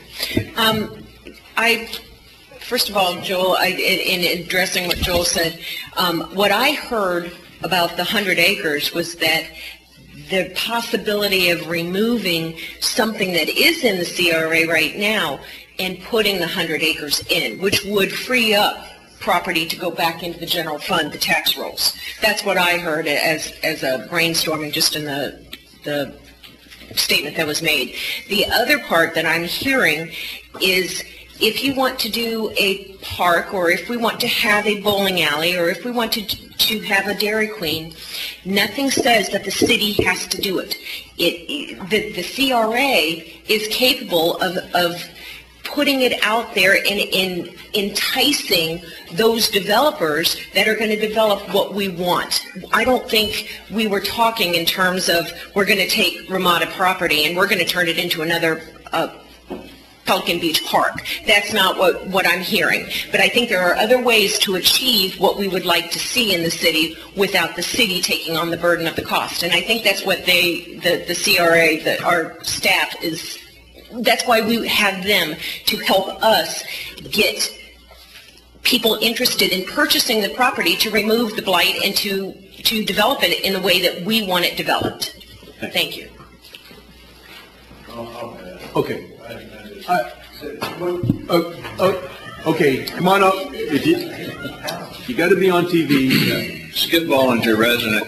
I fear that we are just we're going down the same road that got us in this mess in the first place, with a different council and a different group of involved citizens deciding how we can spend other people's money on stuff that is none of the city's business to do. These facade grants and signs, etc. Okay?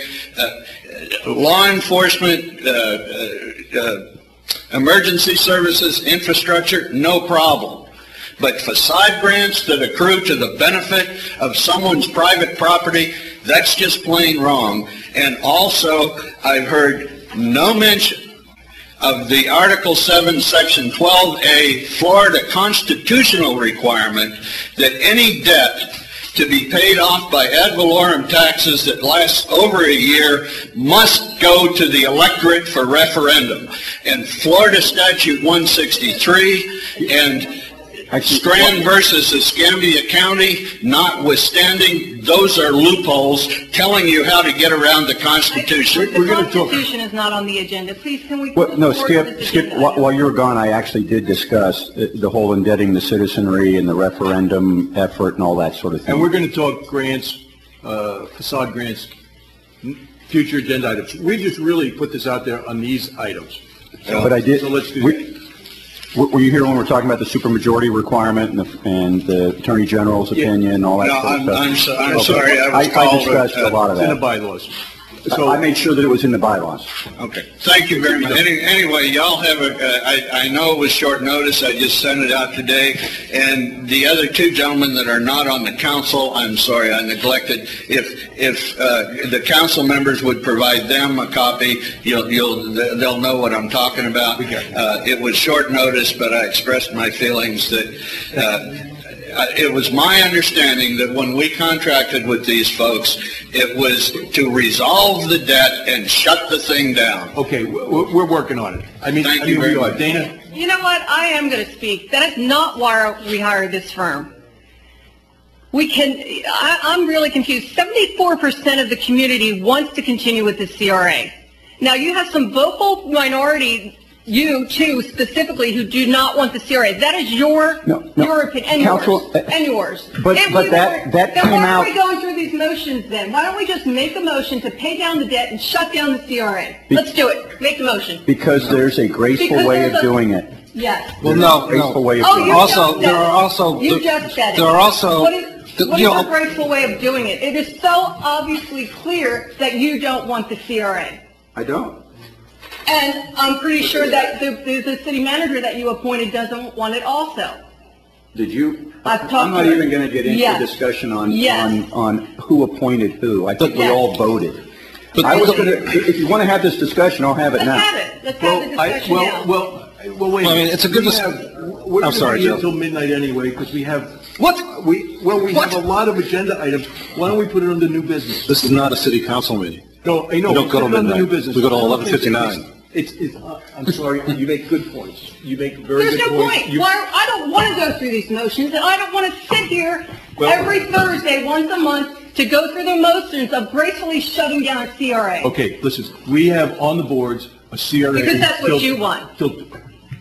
But I'm one of Take a seven. vote, let's take a vote. Who wants to No. shut down the CRA? Okay. End it. Do we want to take a break? No, I don't. Okay, let's... I would like to take a break at 8. The CRA is Make- on the books... I'll make a motion that we pay down the debt and shut down the CRA. How about that?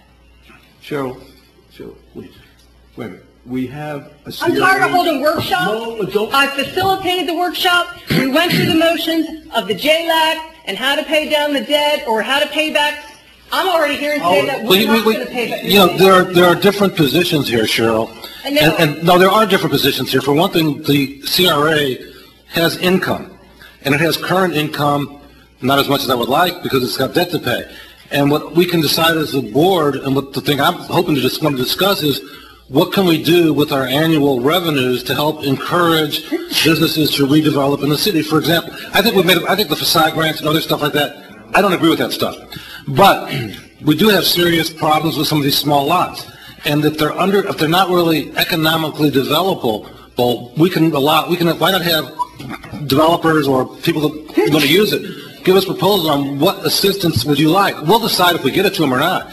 But maybe putting in underground drainage in the Dairy Queen lot would open up that lot so it could be used, because right now you can't use it with above ground drainage. The non-conforming section of the code is on the agenda. I know, but the underground, but what I'm saying is the underground store drainage may make it too expensive for someone to use. That may be something that we want to, and I'm not talking debt, we may want to use current revenues for, and we need to keep that option open. I didn't think we're going to get into this, but while I was listening to this, every item that was briefed here could be done by a city organization, by a city staffer, not requiring a bureaucracy of the CRA. And I was going to get into the idea of a development director for the city whenever I was going to have that opportunity to speak. And I think that a development director can do a lot of things, part of which is some of the duties that we have listed for the CRA that could actually be done by a city staff organization, getting rid of the bureaucracy of the CRA. Oh, I don't disagree with you on that, Greg. Well, I think, okay. but I don't necessarily think that shutting down the CRA and just paying off the debt is we have an opportunity. The state set up this scheme, and it is a scheme, and there's a lot of things I don't like about it, but it's there. And we didn't create it. But if there's things that we can do to be helpful, I talked to our building and zoning code guy today, and was floored, to be honest about it, really floored to find out that there was no communication between him and our previous CRA director. They were on opposite paths. As far as I'm concerned, he should be the CRA director because we've got to coordinate our activities. This development director, that's one of the duties I have for him is code, safety and health code. This is old. This is a workshop. They were hired to reorganize the department with a development director, but they weren't given the budget data. Why don't we talk about that until yesterday? That they were going to come back with the reorganization of a development department. I used the word community development department. Sorry, don't want to get confused with what a community development redevelopment agency is. A development department with a head that would report to the city manager, and then you would have building, code enforcement, planning, which we don't have and have never had, and zoning underneath of it. That's a great idea. They haven't had the opportunity. That's a great idea, but why do you need? It. That's a great idea, but why do you need a CRA to do that? Why can't a city staff? Joe, I would move that we defer this discussion until the end of the agenda, and if the board wants to stay together to talk about it after we complete the agenda items, It's actually new business. we can do that. Lorraine, you gave us homework, 15. We'll get you 15.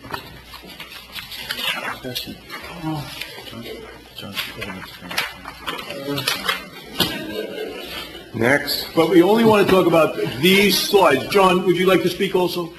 Yes, on these slides. Okay, John, you'll be next. Dana Bowman resident. On the slides, I was at the meetings. I have to disagree. I thought there was a lot of discussion and all of those things that came through on that. No one was sitting there saying our city is paying for all this stuff. We had our staff that was working as facilitators, helping us with things. The 100 acres, I heard the same discussion. There was lots of talk about transferring in, transferring out. There was opportunity, there was possibilities either way. They never advocated for one way or the other.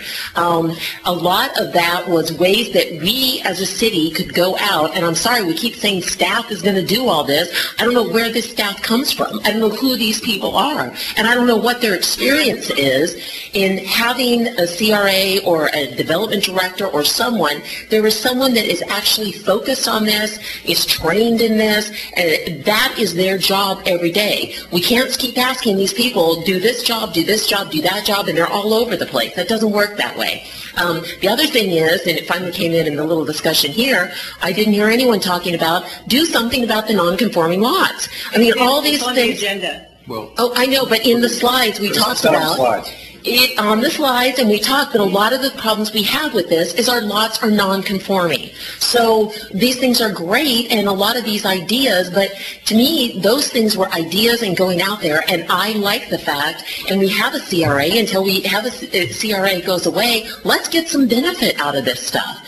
And last thing is, we all read, or hopefully we read about the article, Cape Canaveral is starting to start one of these up. Well, guess what, guys? We don't use the tools that are at our disposal. Everybody else is going to be using those tools because they're allowed to. And we'll be the little poor guy on the block that sat there and we've got morals and we're all happy with ourselves. Indian Harbor Beach doesn't use these tools. Oh, okay, but then we keep saying we're going to do it, and our staff is going to do it. Our staff has not done it. And I don't know why they didn't do it. I don't know if that came down as directive. I don't know if they were qualified or not qualified. Our staff has not been doing it. We need to have something focused and somebody doing it.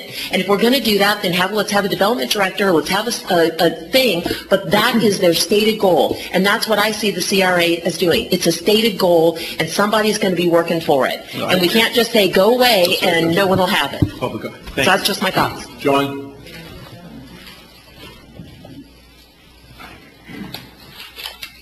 Fergus, 135 Maple. We keep being told the CRA can do anything that's in the plan, can do nothing that's not in the plan.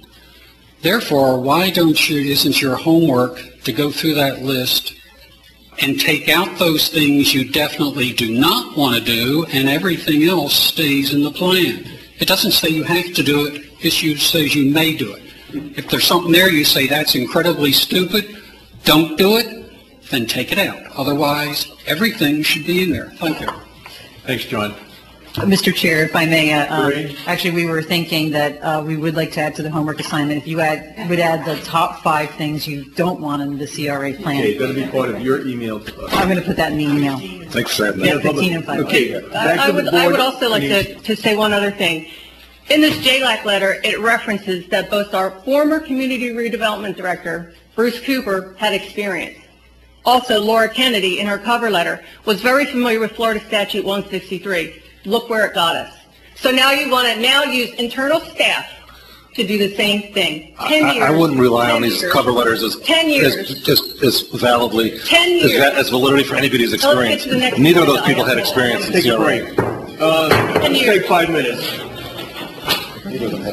Exactly, and that's what we're going to end up with again. Thank you, everyone, for returning. We have item 6 of Bravo, which is the Joint Legislative Auditing Committee update.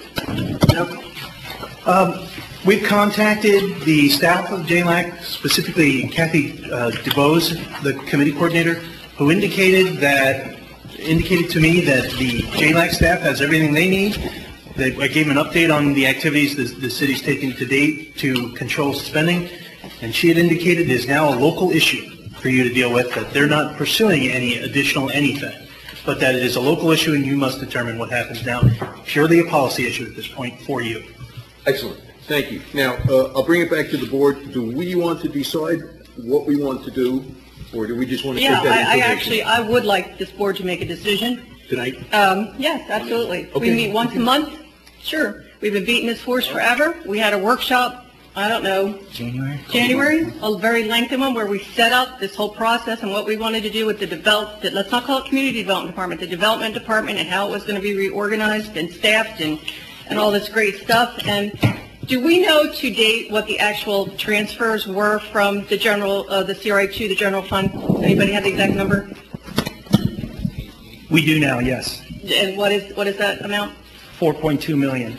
$4.2 million transferred to pay for since 2 years allocated for police salaries, and then since 2005 to 6 until Ordinance 1042 was stopped last year for, let's see, salaries and all benefits, thus pensions and overtime, police and fire, and also electricity. Since 2007, 2008, $37,000 a year. 2008, 2009, every year consistently $67,000 a year. In fact, it still might have went on last budget year. I'm not sure. I think we're duty bound to do something about this. Now, I also talked to the JLAB, and I talked to them today. You talked to Kathy Duvall. She has not been the main contact, and they said they recommended we put ourselves on a payment plan. And what they said is if you do not, you are opening yourself up to litigation, either by a class action suit by the citizens or the Brevard County coming down and suing us or some other kind of lawsuit. And I personally am not going to open myself up to that. Is that 4.2 million total, or is that the questionable amount? Total of what she just spelled out, I have a line item breakdown here. For instance, police was $2 million, fire department was $4.4 million, so we have it broken down. So what do you think then is the questionable amount? I personally think it all is. And I've said this, I think people know how I feel. I believe that this CRA was never set up to redevelop ever. I think it was set up as a taxing mechanism because immediately when it was set up, you started pulling funds out to pay for police and fire services. And I may be putting myself out there. That's a lot of money. How much revenue has the CRA brought in since its inception? Anybody know? About 26.2. No, the actual number. I don't know. Do we know the actual number since it was created? We don't have the spreadsheet going back that far, but if I were to look at, let's see if I have it on the spreadsheet. Yeah. So take the net plus minus the amount. It's at least. Is it 26 million or? No, 4, 5, 6, 7, 8, 9, 10. According to the spreadsheet here that we have, it shows projections since 2002 fiscal year. It looks like it's more like 11 or 12 million. I don't know, do you have a current number from the section?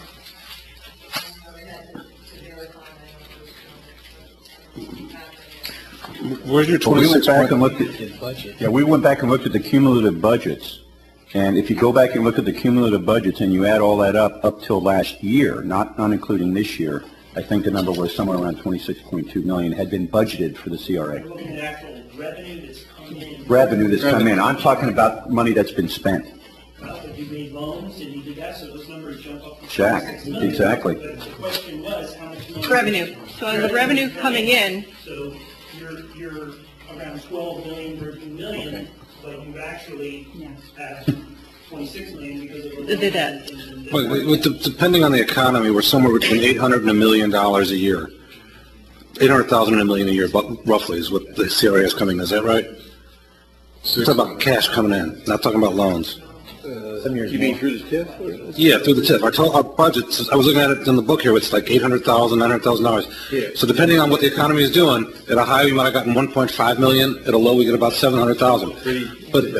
And we're starting to come back up, so we can count on, say, $900,000 a year, and if we've been in here business 10 years, $10, $11 million, the question is, what did we get for our $10 or $11 million? That's what I'm saying. Yeah, I know. What we didn't get was taken care of the original reason the CRA was stood up. The original reason the CRA was stood up was blight, and blight was defined by non-conforming lots along A1A that whatever the number is, you pick it, 26, 28, $30 million, remain non-conforming. Oh, I agree, and I have the same frustration you do, is we spent that money on beautification and on supporting the city. We rebuilt Pelican Beach Park, We pay for that with a line of credit. We paid for that with line of credit. We bought the property over there. Those are the two main things we did, is rebuild Pelican Beach Park. Which wasn't what the CRA was designed to do. No, I'm not arguing with you on that, Greg. But we need to look to the future to see can we effectively use it. You know, when I mentioned one of the 10 people said earlier that she was offended when I used the word scheme, but that's really what it is the city set up a way to create a scheme, a plan, that the city could generate money that was very discretionary, or very discretionary for focused areas where you have problems. Our problem is we didn't focus that money on areas where we have problems. We focused on areas that the city felt would be beneficial. I like the renovations at the park, but is that really adding value to our city? Yeah, it is. It's not. I just don't feel like it is. Well, my question would actually be something a little bit different, which is, do we need a CRA to do that? We needed a CRA to fix the blight, or to help us fix the blight. It didn't do that. The city itself could have done all of the beautification that the city wanted to do. Well, yeah, except they couldn't because they couldn't get the money together. And that's why I say it's a scheme, because the scheme was to be able to get money, save up some of the taxes, put it in a different fund that's a lot more easier and discretionary to use. Right. But it doesn't do us any good to dwell on the past. Whether they did a good job or a bad job in the past doesn't matter. The fact is we still have a bunch of lots that are hard to develop, and I think we need to keep the CRA around to see if that $300,000 or $400,000 cash we have left every year after debt payments, which really bugged me because we should have $1 million a year, but out of $3,000 or $4,000 a year, what can we do to help those lots become economically viable? That's a whole other issue. This is the JLAC response. Okay. You're on the JLAC. I hate to, and the discussion is good. We do have an old business, new business. I'm sorry. Let's discuss JLAC, what we want to do. Now, does this go to the council after it leaves here? Does the council decide, if No. it leaves here, Well, yeah, does it go to the council then Yeah. for final decision? Is this a recommendation from this board what to do with JLAC? Well, yeah, this is where the separate, I'm sorry. There's no recommendation. We just stated some facts. It's a policy. No, I don't mean that. They're discussing possibility of paying back the $4.2 million. If that is a decision of the board, does it go to the council? It does go to the council. We can't make the council do anything, Joe. We can tell the city that we want them to pay back $4.2 million, and we'll accept it if they do it this way. They can accept it or reject it, which is one of the reasons, and I don't want to get into a fight with the city on this, a big fight with it. The lay of the land is, that's one of the reasons we need separate council, because if the city refuses to do it, it may be something we want to invest in pursuing. Okay, so let's talk about the JLAC update. You have presented a call, Cheryl, you have made a call. Looks like different information passed to each of you. I don't think it's really different information, Joe. Well, the JLAC has said, you guys do what you think you need to do in the best interest of the city. What Cheryl is hearing is if you don't do something to get the money back, that's not in the best interest of the city. They're saying, we don't care what you do anymore. We're not coming after you. But if you still got to risk citizens or other people coming after you, the two different perspectives of the same issue. The JLAC is not an enforcement agency. They're not going to come down and say, you have to pay that back and this is how you're going to do it. We are a governing body. We are the CRA. We govern ourselves. It's up to us to do the right thing. let's come up with a governing plan to pass to the council. Now, Scott had a great idea at the workshop, the very lengthy workshop where we actually talked about the development department and all the other things with the CRA, and we were all he talked about paying back only since the Daytona Beach audit in 2008, when it became very public that you shouldn't pay for operating expenses out of the CRA trust funds. I'll ask the staff, I'll defer to the staff, what are your thoughts on repayment?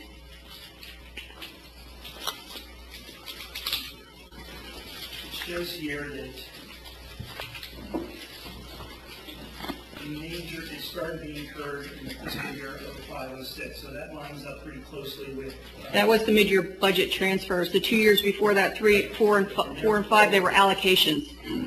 So the number from that fiscal year forward, the total was 4.2 million, and that's a large amount. There's other bigger picture environmental fiscal issues you need to deal with. if you are looking at some type of plan to pay that over time, that money could be paid back to the CRA and used to lower the debt. It would be another request that the community is looking for. You're going to have to, through your budget workshops, figure out what that number is. A payment plan at that size is probably looking at $200,000 a year. Now, are you comfortable that the entire 4.2 million was misappropriated? That's a strong word. Transferred. Was inappropriately transferred. Inappropriately transferred. Absolutely. Big ticket items on here are definite. Police and fire are probably the ones that they're going to come after. But police, maybe not, because that could have been in our plan. That could be a legitimate screw-up, maybe. In the plan. Police, Okay. police, the day you start the CRA, if you were offering police services the day before the CRA existed, you have to keep offering those without. No, I understand that, but the city, and I don't know if this is correct or not, the city's claim was back then is that they enhanced it. If the city could establish that they actually enhanced it, and I don't know that they can, then that could be, that portion of it could be a legitimate expense. Am I wrong? I mean, you guys tell me, you're the experts. It's my understanding what the city did is it offered some increased service, but it did it citywide, and inside the CRA paid for it, and outside the CRA, the city paid for it. Okay, which would not be okay. Which would not be an enhanced service to the CRA, it would be an enhanced service. Okay. If that's what happened, I don't know the facts on that. That's my understanding. And I don't know if any of us know the facts on that right now. I mean, our understanding of it comes from the letters that went back and forth to JLAC and some of the discussion. We didn't get in and look at your budget items and your individual expenses. Let me say something, please. I ran the meeting in January. We had, I don't know, Ed, if you were there or not, we had a two-hour meeting or so. Talked with Mike Crotty before the meeting and our city attorney, and we discussed some things, and I spent several phone calls with Debbie White with the JLAC also to get her feel for it. Other council members were making comments about what they thought the letter meant and didn't do their homework and call the people and ask them, you know, face to face what that actually meant. So I think from the meeting that we talked about that seemed like somewhat of a compromise, I think that the city in good faith should try to do something to pay some of this back, to say we're trying to do the right thing. We inherited this. We're trying to do the right thing. And to summarize it, we looked at our attorney said something about a 5-year limit of statute of limitations or something or other. Going back the last 5 years, you had 3 years of the monies if you took that out. You had police and you had fire. If you said, okay, the police maybe is a gray area. The fire is not a gray area. You cannot use it to pay for fire services. You take that money out of those 3 years right there. I believe the number is in the $400,000 range. I remember that.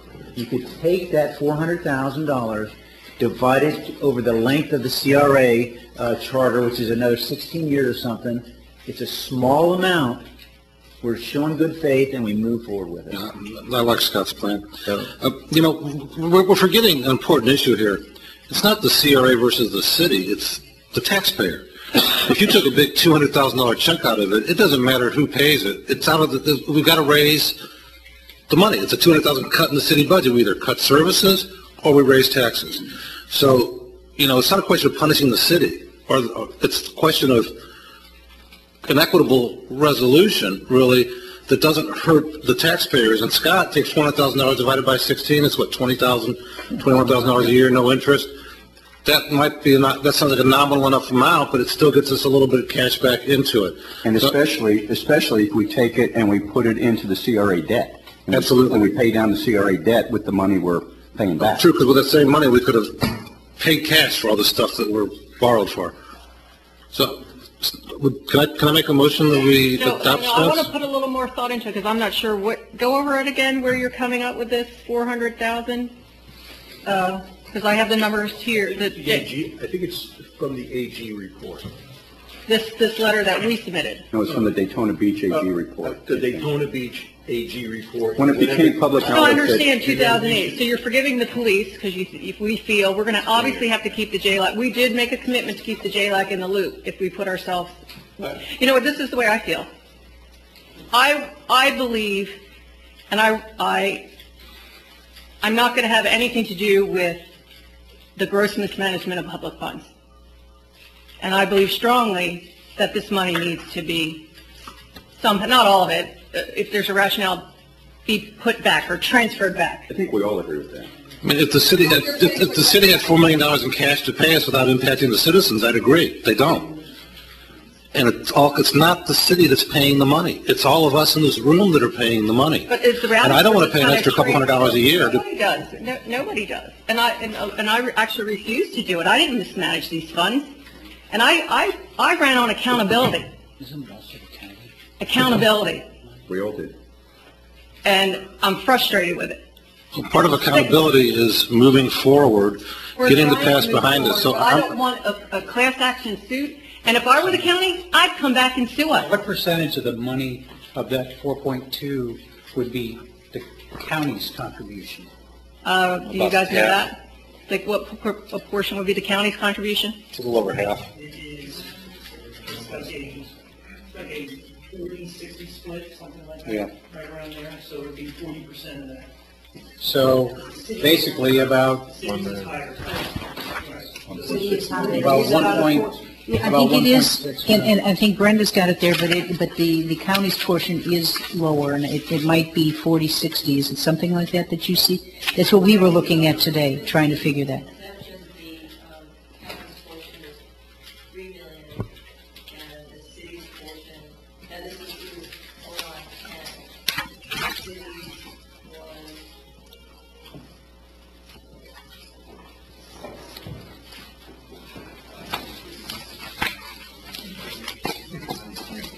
What was the county's? 3 million, but I'm trying to think. You're taking flyers right here. You're taking these last year's. You don't know You're these. taking these two numbers right here. Okay. That's police. This is fire. To the last 5 years. And what about electric and all those other things? But I know I went around and I like it. I know, but you don't know if they're the actual numbers. Okay. Okay, go ahead. It's 5.8 mils at the county level and 9.2 at the city. Okay. So the generated revenue, the county is like $350,000 and the city is like $570,000. Right, and that's yeah. And that's like 60-40. No, 60/40. Yeah. Right. And that's so the question was, how much would the county, if the county asked for the money back, it would be 30% of the 4.2 million. Yeah, So about 1.6 million. right. That's right. Let me see a little bit. Yeah.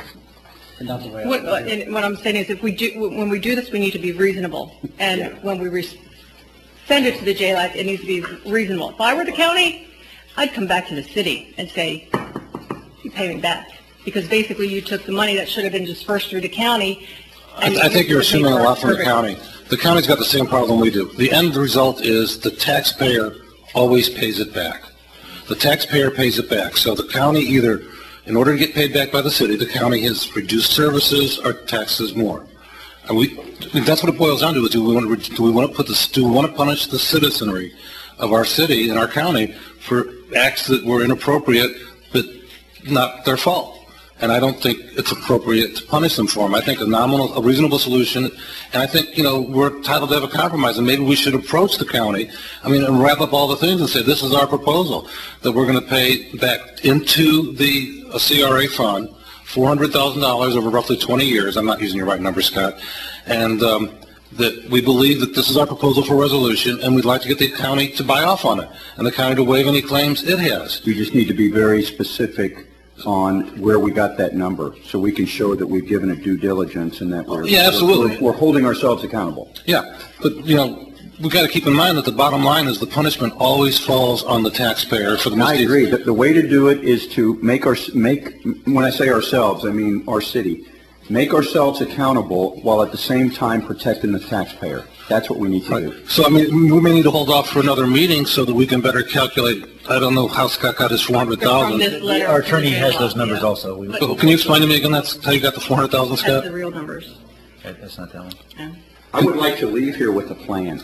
Okay, well, I'll put a motion on the floor that we adopt Scott's proposal, that we ask the city to repay into the CRA $400,000 Over the remaining over the term of the remaining CRA. lifetime of it, no interest, and that agreement is contingent on the county agreeing to it and agreeing to waive any claims against the I CRA. don't want to get the county involved. No, I do. It's our responsibility to govern ourselves. Well, no, you were just saying you're afraid the county's going to sue our pants off and take us everything away from us.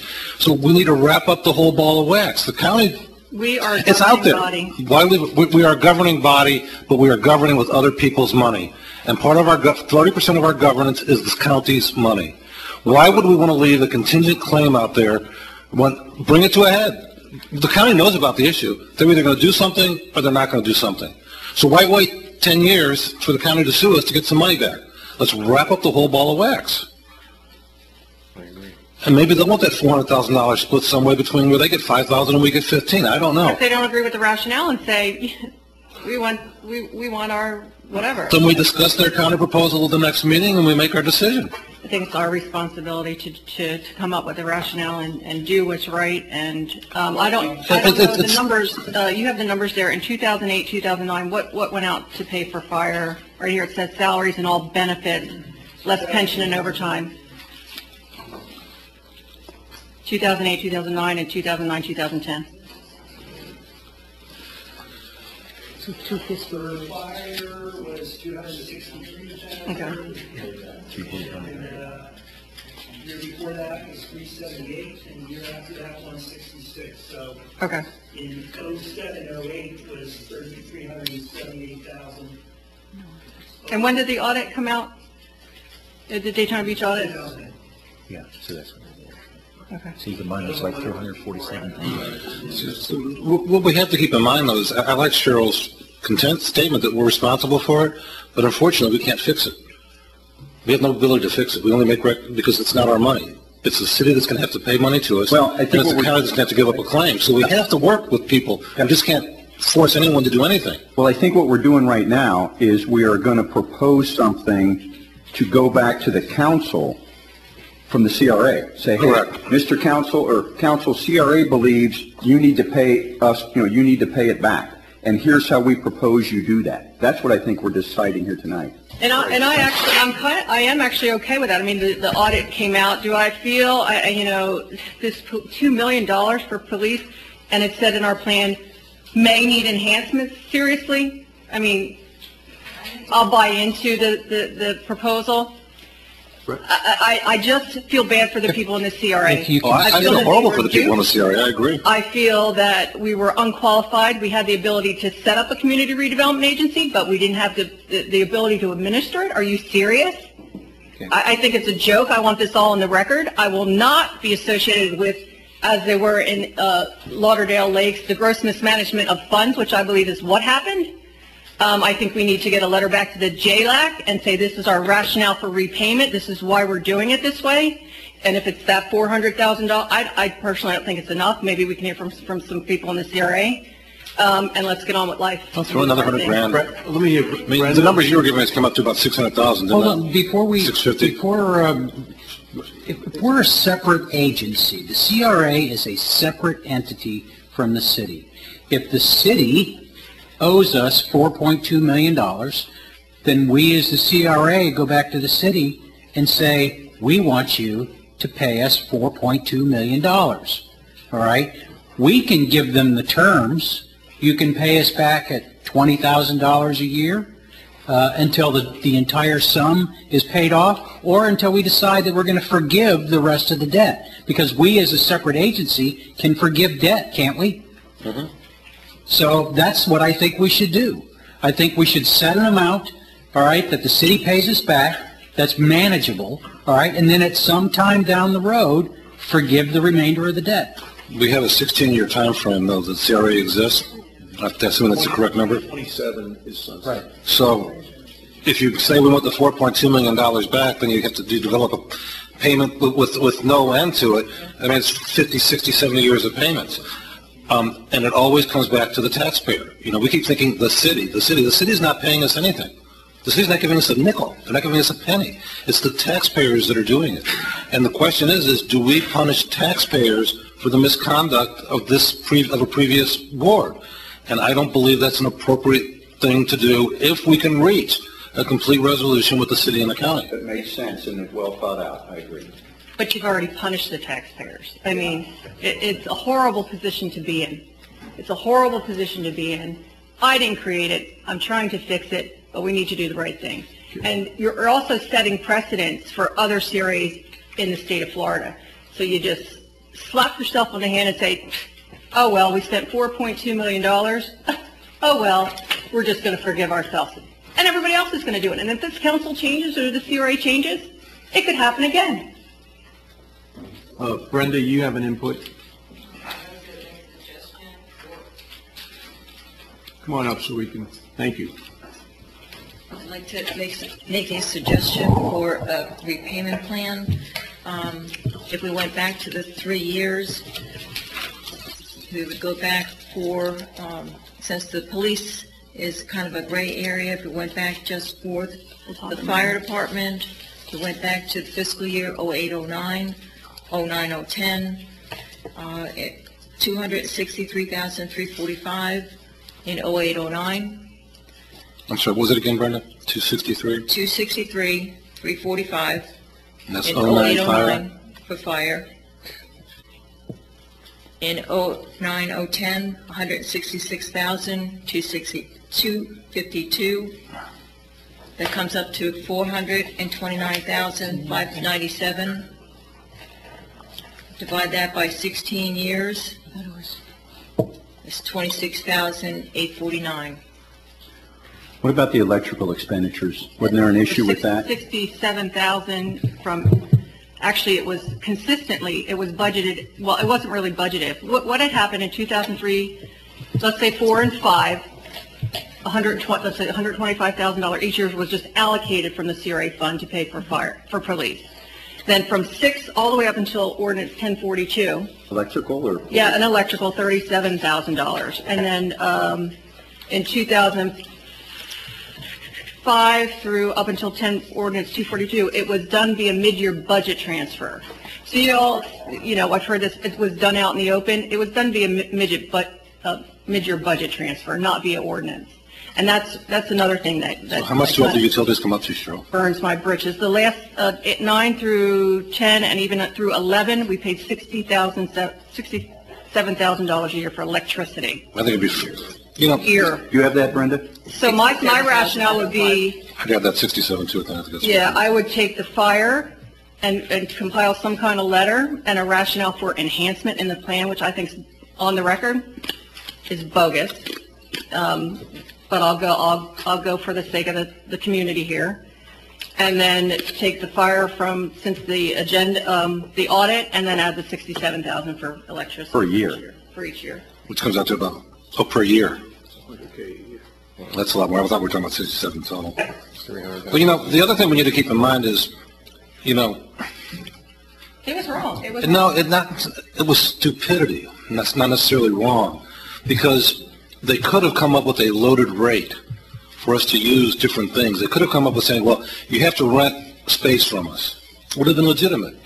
And the rent for that room that you're using is $800 a month, including all utilities. So, I mean, everything with the exception of the fire that they did was, and police they went overboard on. They should have focused that on the CRA itself. But everything they did was stuff that could have been done correctly, but was not done correctly. It's what it really boils down to. It's not, I don't perceive an evil motive there. I think that they perceive that, but we have to get the city, again, we go back to punishing the residents. These things could have been done. They could have charged us $800 a month for rent.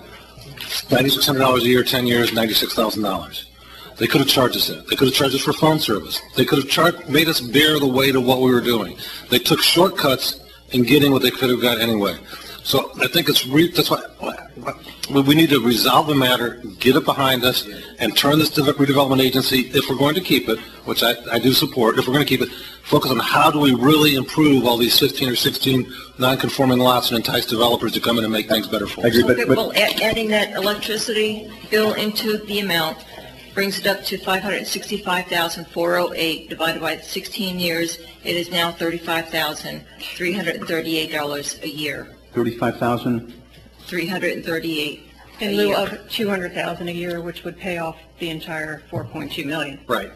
Well, I think if we can make that argument work, we will be demonstrating that we're holding ourselves accountable while at the same time minimizing the impact to the taxpayer. And I think, and you're right. Is that doable? You're right. Is that doable? I have a question. If I took $100,000 out of your account and then only wanted to pay back 10, how would you feel about it? You'd be pretty. But I would. Depends on whether or not it's Bank of America. Well, no, but at the same time, I'm paying regardless. I'm a Satellite Beach taxpayer, so I'm paying regardless. Whether I'm in the CRA or I'm outside the CRA, I'm on the hook. I'd like to hear from some of the residents. You know, the reality is we see this in the legal business all the time. I can't tell you how many debts we see settled for a percentage of the actual debt due because you've got litigation time, aggravation, time away from work. There's all kinds of factors. That's what resolution's all about. And Greg may be willing to take $10,000 today out of the $30,000 you stole from him. If that means he doesn't have to spend $10,000 in 3 years fighting over the money. Yeah. It's all I'm getting more gray hair. So I like this proposal. Does the staff have any thoughts about, look, they're all turning red over there. No? And I think they're falling asleep, actually. Well, I'd like to put a motion on the floor. I would like to hear from the public. And get public comments after the motion.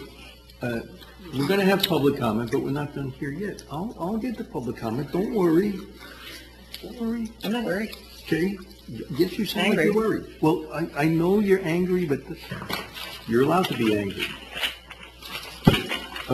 Ed, you can make a motion, you can second, and then we'll go to public comment, and we'll discuss that. I would make a motion that we ask the city council to reimburse us in the amount specified by Brenda, I think 35,338. 35, the gross amount was 5 something, Brenda? What do you want? 35.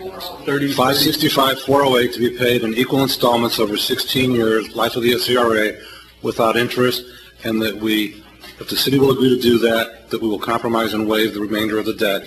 We also want to ask the county to do, and also we need to get the county to do the same thing.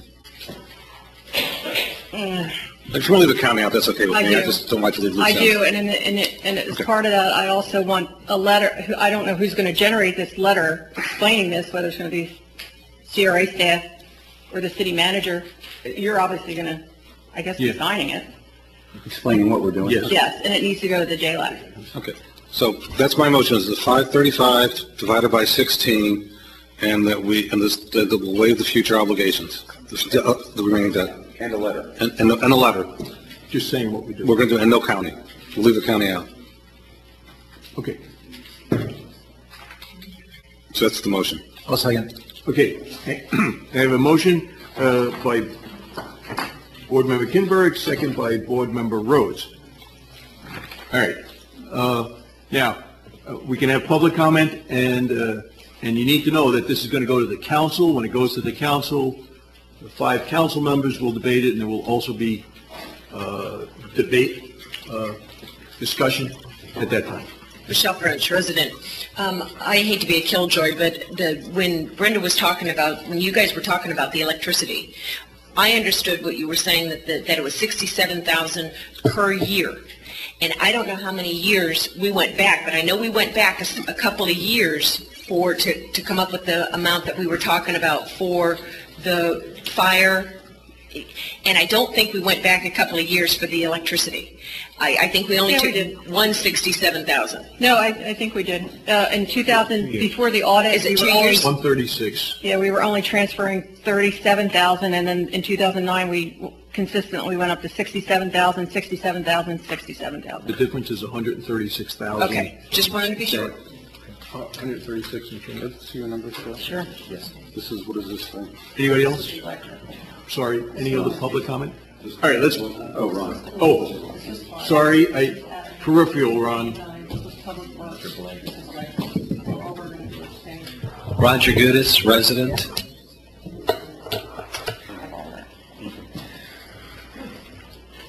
You make a motion and you second it.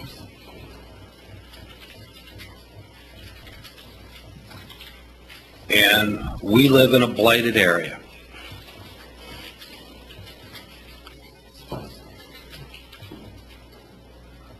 There was talk about the county getting notice.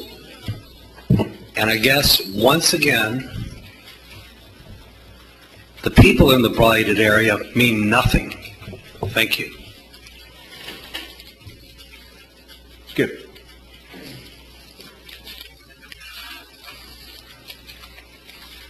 Yes, Skip Bollinger, resident. I'm kind of missing something here. My understanding that we're only going back a couple of years until a particular audit decision was made in Daytona Beach or something like. It's my understanding that we don't want to use the word misappropriation, but the unfortunate transfers began some years prior to that. Why all of a sudden is some other communities audit when the bell rings for us to all of a sudden decide to be accountable? Don't we need to go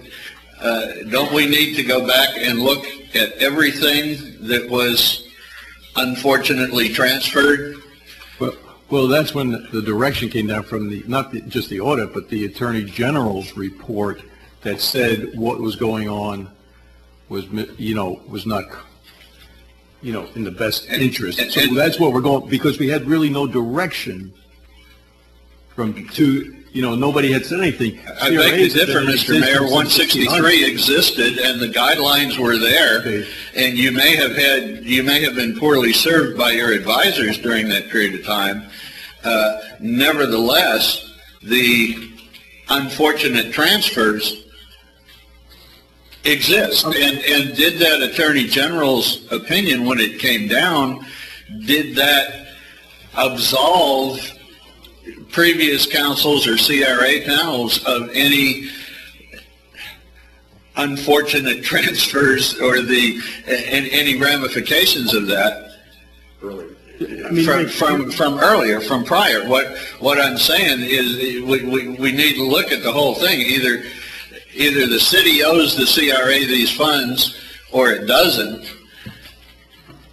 And I'll go back to my original argument that absent the CRA, had it never been created, those monies would have existed in the general fund to pay legitimate functions of the city. Police, fire, all except for the county's portion of the TIF, which brings us to another argument that we need to bring up to the county. If you can afford to give us $300,000 back every year, you didn't need to take it from us in the first place because you are not using it for legitimate county government functions. Okay. You are using it as part of a doling out to a beggar thy neighbor program. And there was just something in the news the other day. Who is the new community? Cocoa Beach, I believe it is. Cape Canaveral is considering creating a CRA simply so they can get their mitts on a county portion that they believe belongs to them. The whole thing of this TIF financing is corrupt. Okay. Thank you. We still have, all we have is a motion 35,338 or 565 a year. Any comment on that to go to the council? All right. I'm missing anybody. Lenore, we have a motion by Board Member Kinberg, second by Board Member Rhodes. Can we just have one more discussion item? Let's do it. Okay. I hear what folks are saying, and if in the best world, I would say let's go back and let's pay every single dime back that we owe. But the reality of the situation, it's kind of how do you slice the baby?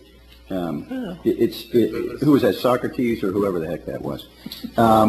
We have to come up with a way that we demonstrate, Solomon, thank you, I knew it started with an S. Yeah, it's like Gordian's knot, that's right.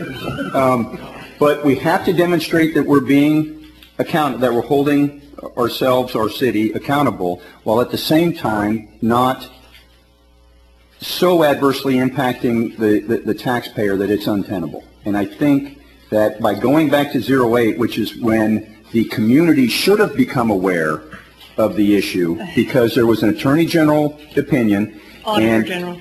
Say again? Auditor Auditor General opinion, and the professional folks in this town should have taken note of that and said, oh my gosh, what have we been doing? But it is what it is, and we're in a position now, and I think this is a good compromise. I would submit that our CRA director knew as early as 2007 that these transfers were not legal. I have on record statements to that effect. Well, I do. I mean, I am, and I've always said this, I'm torn by this situation, and I always have been. And Skip, you did get under my skin tonight, and Skip has really opened my eyes up a lot about community redevelopment. Always an advocate. I've designed great redevelopment projects, but now I sit on the fence about it because of the situation that happened. I didn't create it. Am I disappointed in our professional staff? Unbelievably so, especially at the salaries they made. Which also, if you go back to what we paid for in their salaries, no wonder we haven't seen any redevelopment. I woke up one day after 3 years of an illness and said, what happened to my community? It is gone. Yeah. And it makes me sick. For the record, it sickens me. I'm putting on the record, I believe we should pay it all back. But with compromise and with the economy the way it is, I will go with the plan. I think I agree with what Greg said. We just need to get it behind us. I understand Cheryl's frustration. You know, if anyone should be forced to be penalized for it, it should be the CRA director that brought this into being. It was her job to know these rules and to provide this information to the council. Well, it goes beyond that, but Yeah, okay. city manager, your city attorney, I mean, everybody. But we need to get this behind us and move on so we can focus on what we need to do. And I think by doing this, we will be the only city, we'll be the only city that has stood up and done this without having, No, Lauderdale Lakes did it. after they had the Inspector General They did it report. on their own. Did they? Okay. I would like to recommend a slight modification to the motion. Can we get the motion? We've got the motion. You already got the motion. No, I know. I Well, want to hear there it is a because little I bit- want to hear what you want. Can I understand? Sure. Okay, what are you going to recommend? And let's. I'm just going to recommend that the amount, all right, that is paid back to the CRA that we request from the city, all right, be $35,000 per year, all right, for the life of the CRA, all right, or until which time the sum equals $4.2 million. Whichever comes first. Because if we Whichever extend the comes first. CRA in 2027 to another period, they can still pay, the city can still pay more. No, I agree with, I can buy off on that with as long as we put it, whichever comes first. Yeah. The end of the CRA or the 4.2 million. If you're going to do that, then modification Bravo is going to be that it be applied to debt, to the CRA debt. Now, Okay. I'm now fine I with have that, to be too. honest, I'm not really in favor of that. You are already not paying back the $4.1 million, and the community deserves to see some kind of infrastructure and redevelopment project. That is true. That is true. You know, I didn't create the debt either. Would I have done it that way? No, I wouldn't have created. We've a already CRA got a and plan to used all those repay the funds debt. and taken But out that's our debt $2 million service. credit. That's our But debt the service. community deserves something. Well, I think it deserves no debt, or decreased debt, because think about it. When we have debt, we're servicing debt. I think we pay over $2 million a year just to service debt. Now, that's just not the CRA, that's all of our debt. But that is money then that could be used for other things when we're not paying, you know, when it's gone. I'll accept both amendments. I think that was my intent, was the money be used to be paid towards the debt. Is that appropriate, Joe, or? It is appropriate, but I don't know if Lloyd's amendment was, that we wanted to put in. Well, let's discuss that. I mean, I have no objection to it. Well, let's vote on the motion and then the two amendments separately. Yeah, you can do it. You just have a vote in a second and then a discussion. Before we vote, though, now, I need to make sure, now, who is going to direct this letter to go to the city council? Is it going to be the staff? Or is it going to be the staff?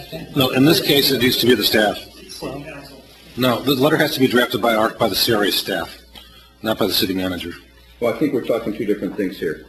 I think what you're talking about is the letter that we want to send out, yeah? Well, it has to go to the city council. Well, let's make sure I think you just send this to the city council, and the city council will decide. That's true. Doesn't final distribution. Oh, I see you saying, so the city council ultimately has to send it to the Has to do that, and then we get back out of the staff. I like that. Yeah. Okay. Okay, the motion, though, as we know it, is The base Lenore, motion. the basic motion. Go ahead. Let's hear it. Let's see how fast you go. Ask that city council reimburse the CRA 565,408 in equal installments without interest over the 16 years, and also get the county to do the same, but then you took the county out. And then, I don't know if you still want to add French and Vilma's comments? No. Okay, so that's it. It's not a city. And then it's a city. Agreement with that. Pass it from here to the council. If they don't want to put in. Okay, I have a motion and a second on basic. Let's take a vote. Yes. Board Member Allison? Yes. Board Member Billman? Yes. Board Member Deanan? Yes. Board Member French? No. Board Member Rhodes? Yes. Board Member Kinder? Yes. Board Member Ferrante? Yes, and the next regular council meeting is actually the 18th. Correct, of July. So we'll have to send it to the council for that meeting. Okay. Okay, great. Now, can we hear Lloyd's amendment and Greg's amendment to it, or what do we do? I mean, if they want to change, do you want to change the motion? Or do you want to amend? Well, what I was going to suggest maybe that council, I can't look into council's crystal ball, but I would imagine that council may want to make that a point when they approve it. Fine. In their motion. So we don't need it. Yes, Discuss it. I think we're good, what we sent to I think we're them, good. and then they're going to discuss it. I think it's fine. Okay. I talk to them like it's somebody else. That's good. Okay, agenda item number 6C. All right. So I want to commend you on what you just said. You're talking like them as somebody else. That's the way it should be. I know. All right. And I want to commend the board. We've been kicking this around since your meeting on January 8th or something. So thank you. And the people for commenting. Thank you. Finally, we got something going on. Let's talk FRA, Florida Redevelopment Association. Jeff? No, it's more. Board members, the Florida Redevelopment Association, you know, did a visitation, came up with a list of items that they felt you should address. There are 23 items that they outline in the understanding the time we're in right now. What I will tell you, of those 23 items, most of them will be addressed by a CRA plan. There are 6 items I would like to bring up if nobody has a problem with the others. You are able to go get them. There's one that a return on investment analysis should be included in the plan update. Which number? Give us the 6 numbers. Number 3, return on investment analysis should be included in the plan update. I believe if we do something in the plan update, however, we do believe that your agenda items should always include what is expected as a return on investment, and it shouldn't necessarily be memorialized in dollars in the plan. We can put something in the plan about that should always be with attached to items, and we can design for you an agenda memorandum format that always has that line item there. Okay. You okay with it? Okay. Go ahead. Why don't you discuss your 6? Number 8 is implement interlocal agreements for services. We already addressed that, and we'll certainly provide you with appropriate interlocal agreements. Number 15, consider the expansion of the facade grant program to include funding for police traps, limited interior renovations.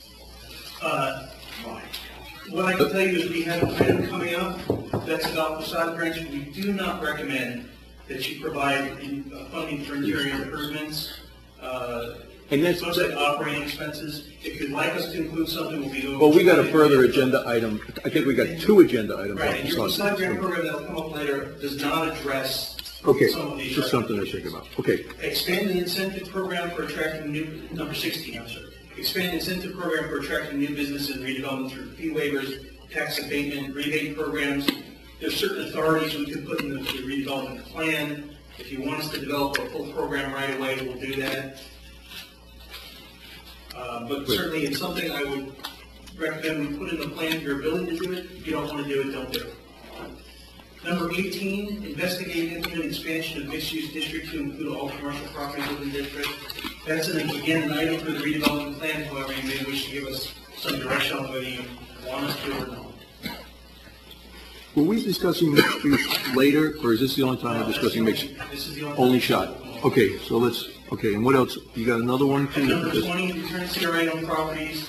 Again, we have one property that's the item that's future discussion. But those, And then- that's not an item for the redevelopment plan, so I wanted to specifically. And then that's in here too. That's the one that you gave us the account on Sunrise. You Yes. gave us, and we'll get to that. Okay, let me bring it back to the board to see how they, because we have massaged these 23 a couple of times. So you just got a chance. Anybody got anything? Yeah, 17. Have you guys had a chance to look at the architectural standards? Because I'm not quite sure that we really have them, or they don't make any sense. And this is a real bailiwick in the community because they come in and they don't know whether we're Mediterranean or what the guidelines are supposed to be. So if not, then we need to direct the staff to look at those guidelines because they're really not very good. And I know the architects are frustrated. And it needs to be looked at. No, I agree with Council, with her. Those things make it more expensive and uncertain to do business in our city. We don't need, I spent a lot of time trying to figure out what the heck Florida vernacular was. And frankly, private vernacular is probably not what we really want. It's a tin roof with a nice porch. That's Florida vernacular. It's not even really realistic in our area. We need to minimize restraints and decision-making for builders. People are going to build as nice a building as they can afford. Their job is to create a building that will entice customers to come use their business. Exactly. And while we need some, obviously, code limitations, we shouldn't be telling them, you got to make the building pretty the way we think pretty should be defined. Exactly. So I'm absolutely opposed to maintaining that. Cheryl, did you want to recommend that the staff reinvestigate or come up with different architectural, Well, not I mean, different, it but was just... really open. It was very subjective as well. It was like, well, whatever the community development director wanted, and either it's in whatever style or not, and the architect could design it. But I think there was a lot of frustration in the community where they would design something and something would change, and it cost the client money. Was it, put 17 on the list. Yeah, I mean, what I think I'd like to see is go over the code, because the code was modified to add this Florida vernacular stuff to it. Yeah. What do we have to recommend to City Council to pull out of the code so they just have to build a building that conforms with the Florida Building Code? Not the Florida Building Code plus Satellite Beach's ideas on how it should look. I don't agree with that. I think that's the whole part of Well, I'm right and you're wrong. redevelopment. In the plan, you're going to designate an architectural style. And it's not hard for an architect to design to that style. You just kind of have to give them direction what style you want, so it's all consistent. Yeah, The problem is our architectural styles are Mediterranean, Florida vernacular, or whatever CRA director wants, so it's very frustrating for the I guess that's another issue to discuss, but I don't see... First, identify what the problems in the code are, and then discuss how to fix it. I'm sorry, Greg. Go ahead. I don't see why government should be telling anybody what their business or what their house should look like. I don't think that's government's job. I'm sorry, I don't. I don't think it's government's job to tell them what their signs need to look like. All government should say is, you have to have a sign that is safe. Period, dot. If it does your job, if it brings customers into your business, great. If it doesn't, then too bad on you. Well, I don't But we agree- should I not don't be, agree with we that. should not be making this should not look like base housing, for gosh sake. Well, it This does. should look And like- one of the reasons that attracted me to my neighborhood was because of the Mediterranean style and the barrel roofs. But that was a And the decision the private- developer for that community made. That's right. It wasn't The just- developer the- made that, community- the developer made that decision, and he made money off of it. Good on him. Yeah. But it wasn't the city telling him, hey, you will make all these houses We're not the look city, that we're way. the CRA right now. Well, we're a governmental agency. The government should not be doing that. Greg, we need to We know your opinion, we know it's... we need to look at the signs too, but the signs are a unique problem. I just want to mention. We're just giving direction to the staff what we want them to do with architectural standards. And I understand it's a great discussion. It really is. But number 17, and this was from the FRA, do we want them to re-look at what the city has, and working with John Stone, and possibly, make updates? Yeah, and that's the starting point. What's the data of city staff? Oh. Right now you have the city code. One of the things that can be put in. Yeah, we'll have to bring that back to the. Well, what I would like to see is I would like to see John identify for us those parts of the code that exceed the Florida Building Code. That's pretty clear. 30-422 is architectural design. It's that whole section? It's that whole section. It talks about the color palette, Mediterranean style, Florida vernacular. I think this is, So what I'd like to do is, John, what I'd suggest is that John send us all a copy of that section of the code, and at the next meeting, let's put that on the agenda to discuss it, and then we can argue about whether we're going to go Cheryl's way with the new pictures or my way. the way Cheryl prefers. Okay, I think that's good. John, or Ian, could you? Yes. We would like the building inspector drawn. But I'd also like to throw the signs in there too for discussion of the next agenda item too. Okay, does anybody have anything else on, these are just FRAs and what you're doing on them, thank you. I'm ready to, we are still in number 6. CRA boundary preparation work order, what is, this is the GIS and stuff. Okay, Lorraine? Let me, Lorraine, for the record, let me give you some background on this item. When we put together the scope of services for the new community development plan, we spent a lot of time working with city staff and trying to understand what resources were available. At that time, our understanding was that there was a CRA boundary available in GIS format. As you all know, the community redevelopment plan does require a number of tasks. We have to do granular analysis based upon zoning, land use, we also need to know the exact boundary to plan capital improvement projects. You have a legal description currently for your CRA. You need to know does it cover this part of the road. So that's street project covers both sides of the road, or is it just on one part and so forth. So we sent a number of inquiries to city staff to see if this is available, and even other people at Health and Jordan said, Lorraine, are you sure they don't have it? Can't you ask again? Can't you try again? So we did try over and over. We wanted to make sure that we weren't sending over a scope of services for something that existed. We don't want to find out who's later that it does. I talked to the county GIS folks, and they said that there is a code that exists within their database that they can tell you if a particular property is included in a CRA. So it may provide you all the properties in the county that are included in a CRA. At least you could then use that product to focus in on Satellite Beach. Well, they are. Actually, I have seen some of the GIS from the county, and it identifies the specific parcels. It doesn't actually provide the boundary. So we have parcels where we don't have the right. Right, but our CRA is fairly well defined. I mean, if the parcel is coded as a CRA property, it's fairly easy to tell the boundaries of Satellite Beach as it relates to the package of parcels that are CRA coded, isn't it? Yeah, but we've been able to identify, and we've seen the GIS from the county. It does specifically show the parcels. What we're missing is the actual boundary. It's not clear from the legal description.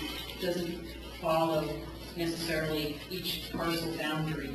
It may follow right-of-way lines, it may follow section lines. Well, the way it was written up in the original plan, it was basically all the surveyor descriptions of each parcel, wasn't it? In the original plan? It was just a legal description. Yeah, the legal description, I'm sorry. And then actually, they found a scriber's error after the fact, just so you know, I have the documentation, and they adjusted it. But I want to go back, and I wasn't even aware of this issue until the other day, until I got my package. But when we originally discussed their scope of services, they told us how important this GIS data was, if you remember specifically, and the cost.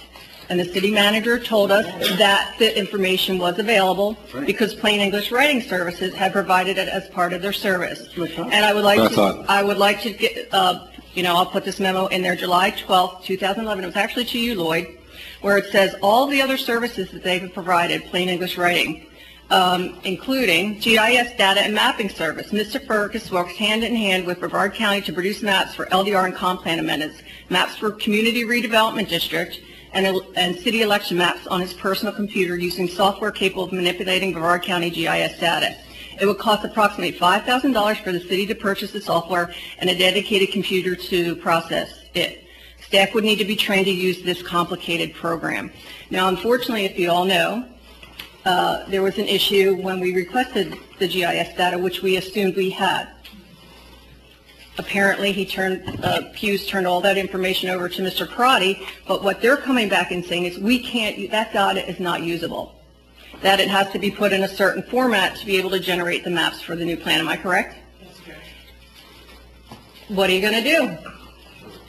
So We were advised that it was available, and it is not. So I don't know what to tell you. We need them. Yeah, well, Cheryl, that's true. And you did look at the GIS data that we had today, and you said that that did not properly define the boundaries that you needed.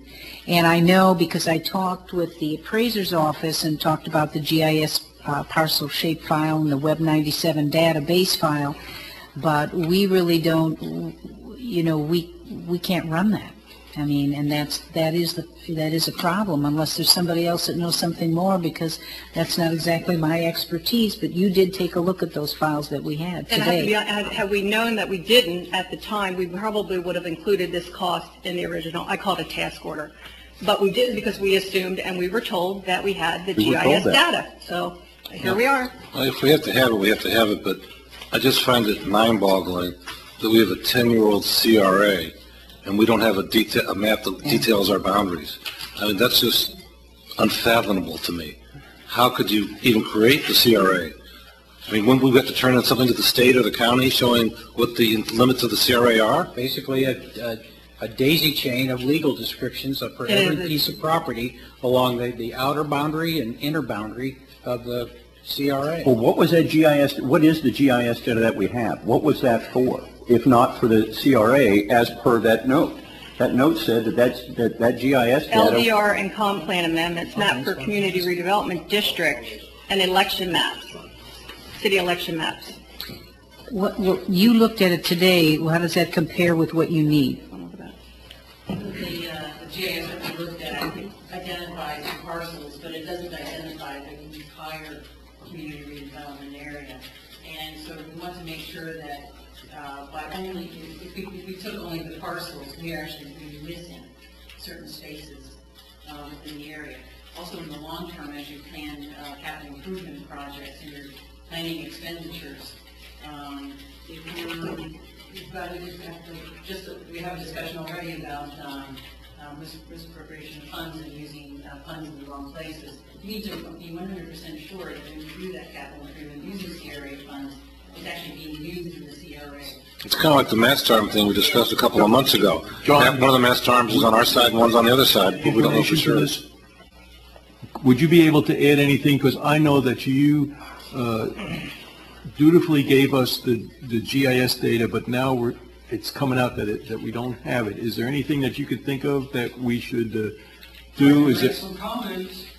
Well, but we just want to know about the GIS data. The GIS data that you passed along, was it maybe a different PDF or something that we can do to manipulate it to make it work? And who would manipulate it? Who I don't know. Let's see what he has. Yeah, I don't know. John Fergus, 135 Maple, former consultant. I created the GIS layer. There is somewhere among the 100,000 files I turned over to the city a boundary as a GIS layer. I had thought that's what we found yesterday. Problem is the city, they do have the software to do it. It sits in the safe, in the vault. It's RQ 3.2. What is it? RQ 3.2. And I'm probably the only person in this building at this moment that knows how to use it. Adam cannot install it. And I also have an email that came to the city clerk last August from a GIS professional, PhD, who says they can handle, let me get it. I'd like to note, I was trained in ArcView about 18 years ago. So has it been sitting in the safe for 18 years? It's pretty. No, he just created it. ArcView, the software. Yeah. So it's a matter of you don't know how to use that software, is that the issue? No, that's not it at all. No, the point is, they're going to charge, I believe your rate was $125 to do this work? No, it's a task order for a flat fee. Okay.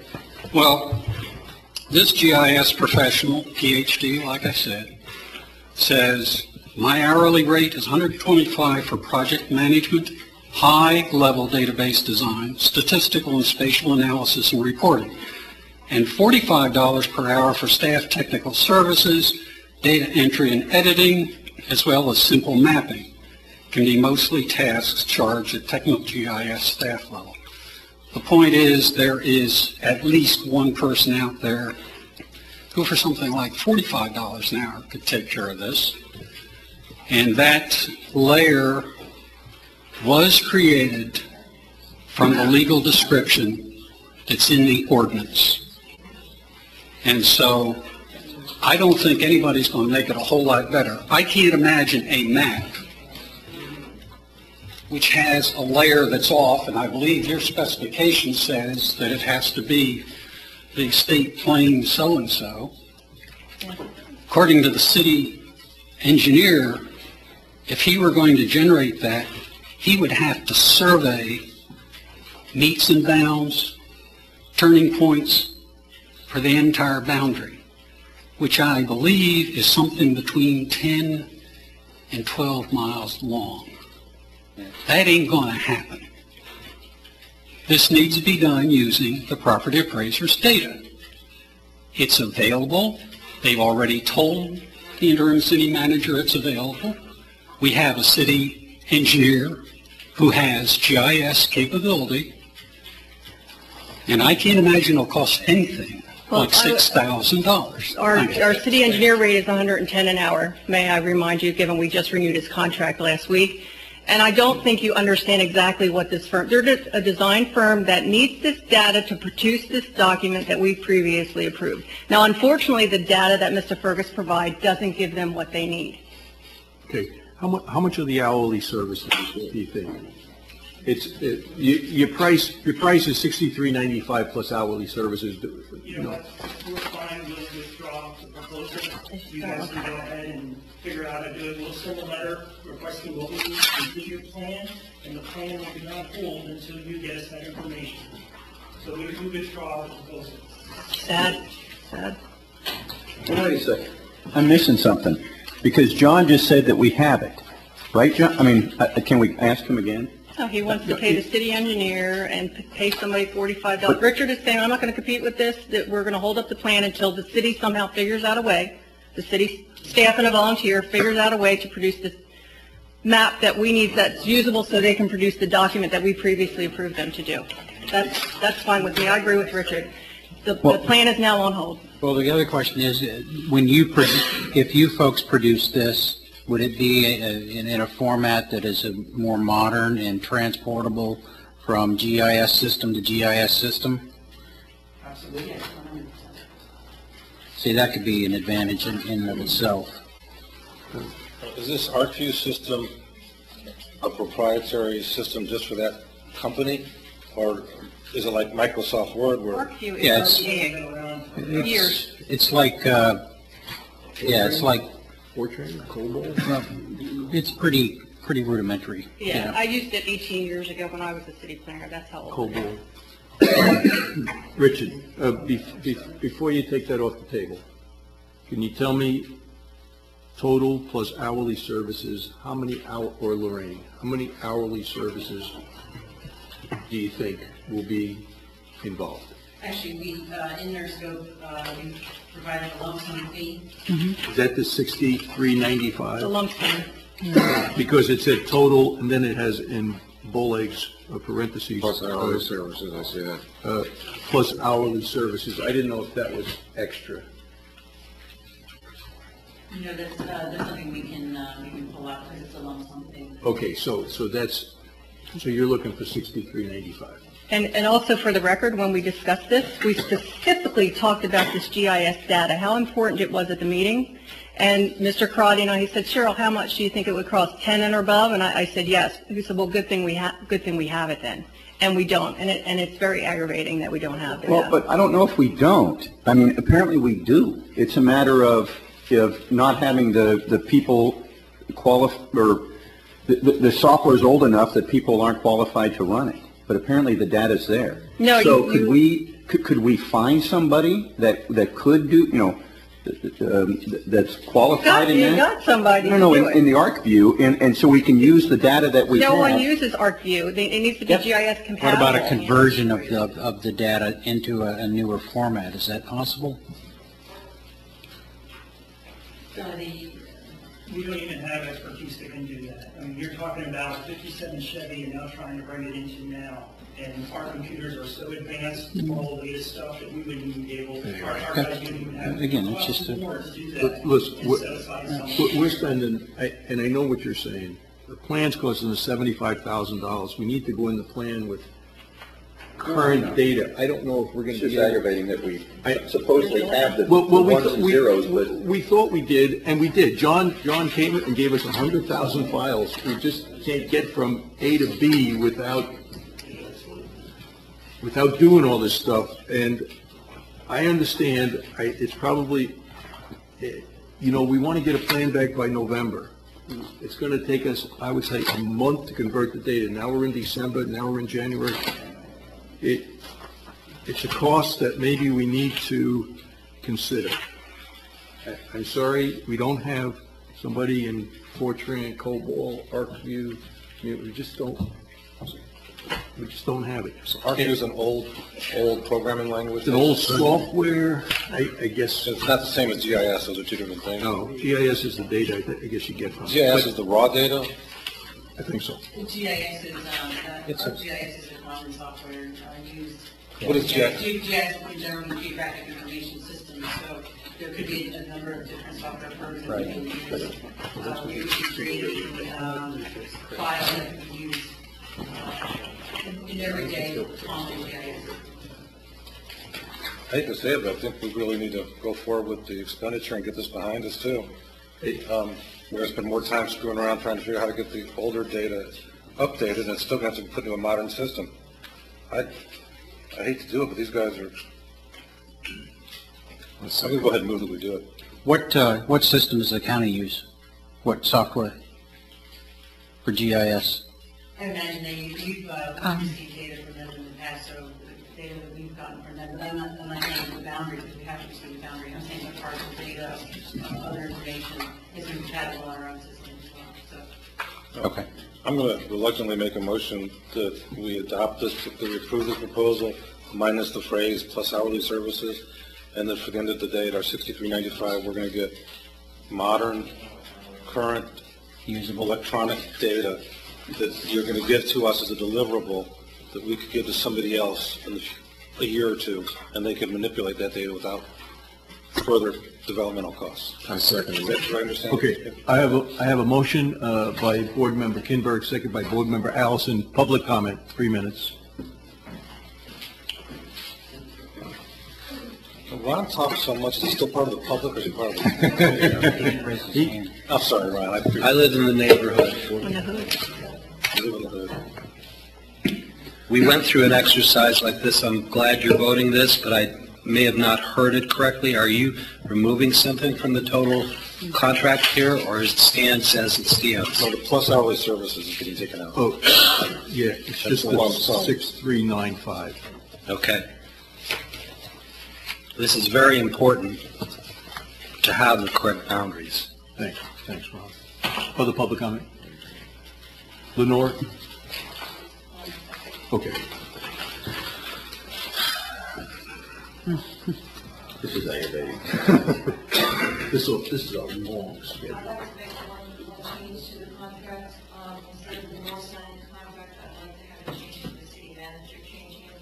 Okay, yeah, because it has Lenore on there and just, okay. I've had Lenore sign it personally. Lenore, no, we don't want to. So we're ready for a vote. Did this comment only relate to the contract, or did it relate to the other subject that was voted? Just professional planning services, professional surveying, and the cost of these services lump sum $63.95. Not to all the points that y'all brought up in regards to the comp plan from point 3, the recommendations from the best practices. No, that's not in this. We have David King that provides a lot of these services for the city. I think we should look into David and say, David, is this executable? Because if we get something that we can't use down the road, we'll get something here, then we're stuck with buying $7,000 to $10,000 worth of software every year and training that we never can use. Then we're always going to have to go outside to get that. Let's take a step back. Just don't keep feeding bids in this meeting. Let's put this out to bid to other people and let's get some other ideas before. Okay, Rob. Because, yeah, you see what we're doing here? All right, yes, I do, but we do have a motion and a second. Okay. I'm sorry, but thank you. I just want to bring that input all right. because we might bring something to the city that we can't even use. Okay. Or we just have to keep going outside to get that information. I think that should be, we're the building department. We're the ones that have to deal with this. If it's something we can't use, we're handcuffed. They are telling you that it is going to be usable. In fact, I worked with David King. He was the city engineer when I was the city planner. They are telling you they are going to provide a deliverable that is going to be useful that we can generate maps from. So David King can do some of these. We understand that. But we have a product here that we're trying to produce, and we have. Yeah, but could David King take that data that we have in ArcSoft or Arc whatever and manipulate it? Let's also talk to the county and say, county, how much you already have this available that's we can match up. We work with the county. We work with Brevard County. I think we're in this 40-60 with Brevard County. Thanks, Rob. Okay. Rob, thank you. Lenore.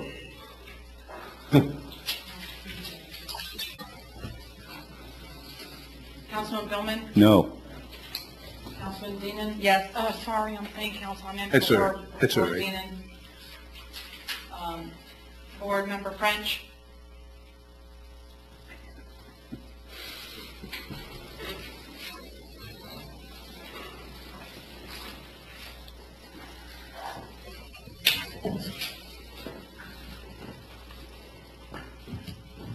Yes.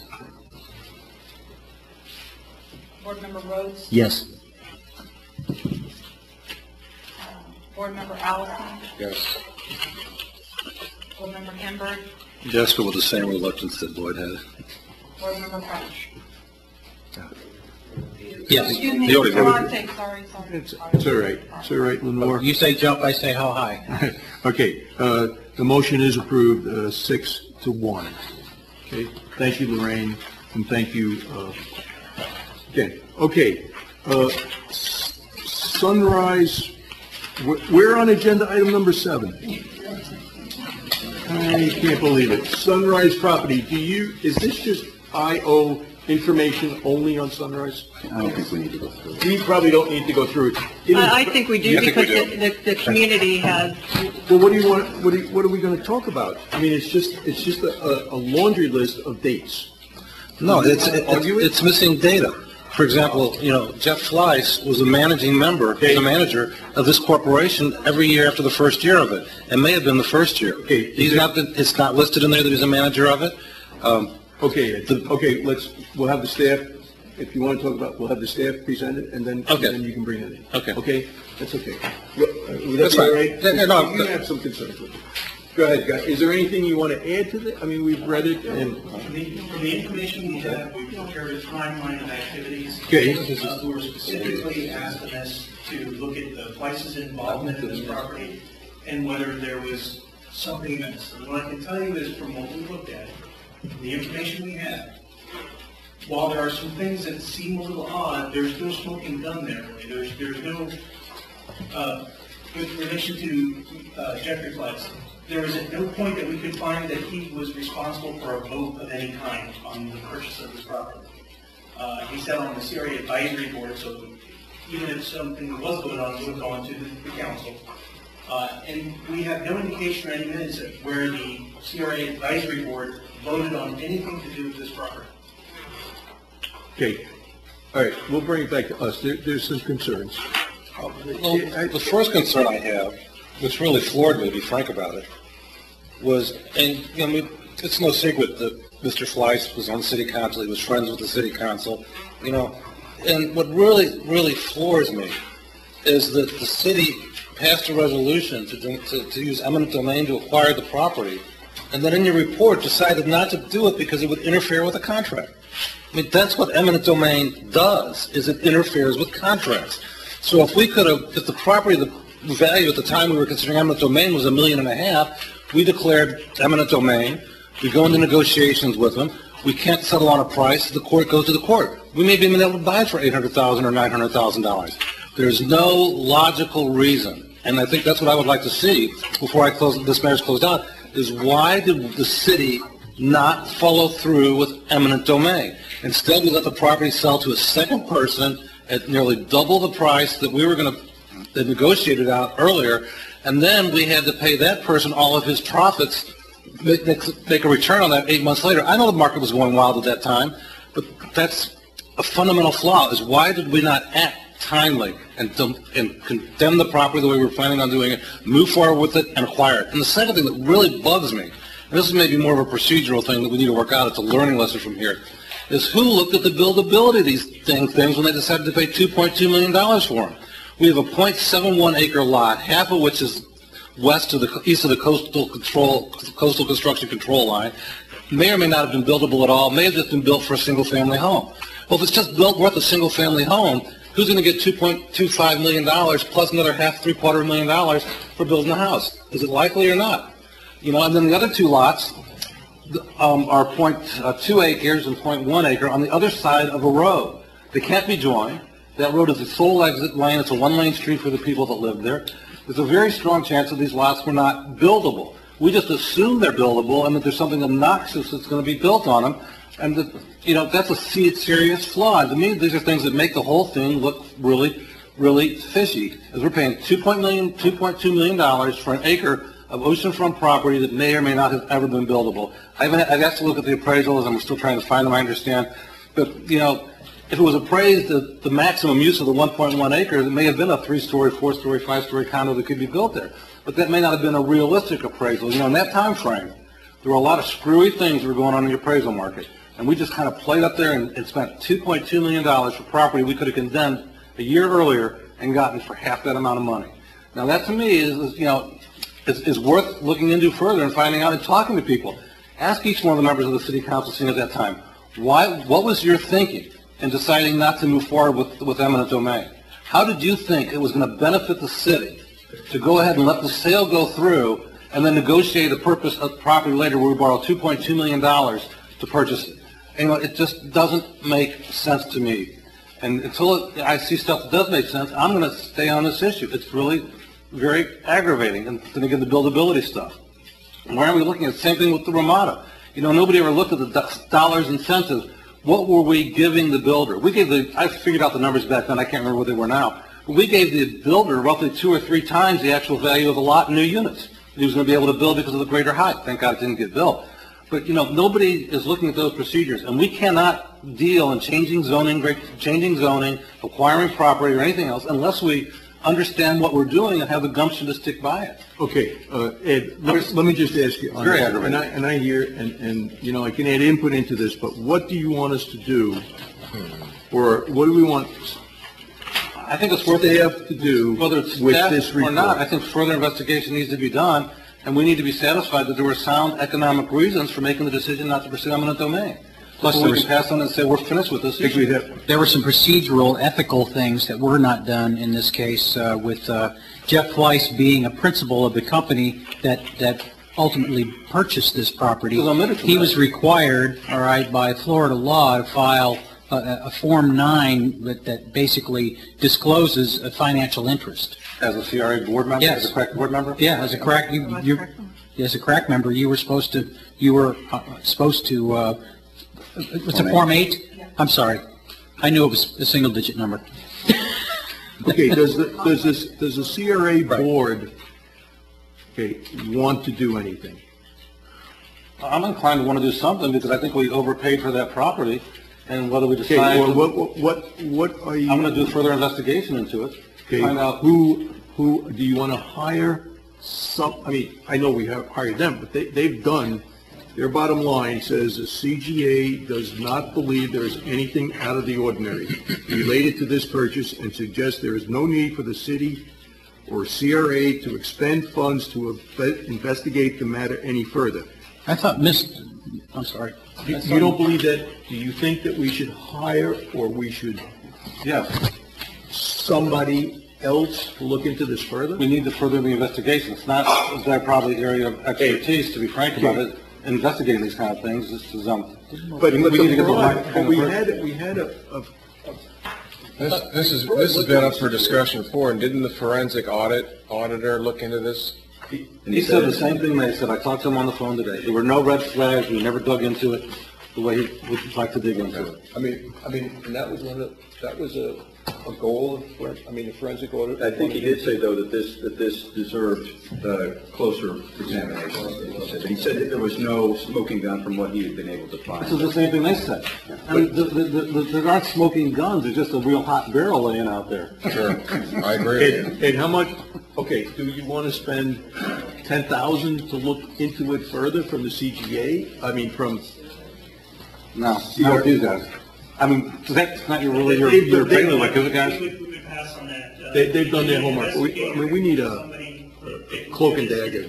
I mean, not cloak and dagger, but we need somebody else that we're going to have to expend CRA funds or city funds to further look into it. Yeah. I only know two people that have those, there may be lots of them. I know of two people that have those qualifications, Malucky and... Before you expend those dollars, get an attorney's opinion on whether the statute of limitations applies or not. Okay. Maybe. That's a good point. Okay, so, thanks, Richard. Okay, Ed, Is that one? 2005 purchase. Right? yeah. But So, there's also, well, we're going to turn this, but I'm not going to give legal advice to the council. I'll get myself in trouble. hey, can we press? Just one Go ahead. note too, because, the email came from Ed and there's a map and it's interesting because we're dealing with a property here as well that's going to come up on the agenda. Right. It seems to me that the purchases of the city were very haphazard. All of a sudden you'll have a purchase here and then you go up and they have a tiny bit of purchase here and here. So I'm not sure what the philosophy was of the city council, but it was haphazard purchasing a beachfront property. Oh, and that's another problem with this thing. Yeah. One of these lots, it's .28 lot, is titled in the name of the city, but it was all bought at one time. And so we got the little teeny piece and the big piece here, little the pieces CRA up money. here. But we do need to, and I mentioned this to Ann, we need to have the city attorney give us an opinion on whether or not we need to have the city quit claim that 2.28 back to the CRA, because it was CRA money, as far as I can tell, they paid for that .28. And it was just, somebody just quit typing early, hopefully. Okay, Can I speak up? Sure, please. I had sent an email earlier today because I researched that, and I believe they did do that. The quitclaim deed. And maybe the county has done it. So I will provide that Okay. information by email. It does not show up that way on the property appraiser records. Yes, exactly, but I do have the deed. You do have the deed? Okay. So then we need to just ask, have the clerk contact the property appraiser. There is a corrective warranty deed. Is that what you're referring to, Lenore? Yeah. Thank you, Lenore, that was very fast. I would ask the city manager we have, you've heard the discussion, but we also have some recommendations that there may be a statute of limitations, at least to investigate that, and if we can move this further along, and to let us know at the next CRA meeting. So to investigate about the statute of limitations on this? Correct. Is that all right, Ed? Yes, but that also has to be specifically considered at what point in time the city knew or should have known that there might have been some misconduct involved in the property acquisition. Okay. Because the statute of limitations, I'll let the city attorney do it, but it's got a certain degree of flexibility that based on when you knew or should have known something. Okay. But that's his, I just wanted to include that issue. Yeah, I'll tell you what concerns me, looking at the timeline here, and it's a good timeline, I appreciate that. One of the things that sticks out to me is that, that there was already a discussion going on between between private parties when the city stepped in and invoked its right of eminent domain. So there was already a buyer and a seller talking to each other as early as March 31st, 2004, and then in May 24th, 2004, the city stands up and goes, you know what? We're going to invoke our right of eminent domain. And by gosh, the reason we're going to do it, I've gone back and read Resolution 795. It says that the city is going to invoke its right of eminent domain for the view of the citizens of Satellite Beach. Is that, I mean, don't even get me started on the reasoning to use eminent domain. But in my book, it ain't for review. But anyway, I have an issue with the timing. We have two private parties discussing a sale, and then the city stepping in and saying, no, we're going to invoke our right of eminent domain, and then soon thereafter, the sale happens. To me, that's a problem. Okay, I just want to say. Not soon, though, like 5 months, Greg. You know, by what Ed said, and I remember these meetings, and what you said, I remember Mr. Fleece coming and saying that he wanted to change first is one-way traffic. He wanted to change it to two-way traffic, and then he said he wanted to build, and he had the lots to build 6 condos and 1 two-story house. So based on 6 condos and 2-story house, you know, we opened it for discussion, and if you see, we must have had 40, 50, 60 residents politic the council not to approve that. So that's when we went into agreement, and at the time we wanted to, I got to tell you, I was on there and I thought that it was good to purchase some properties.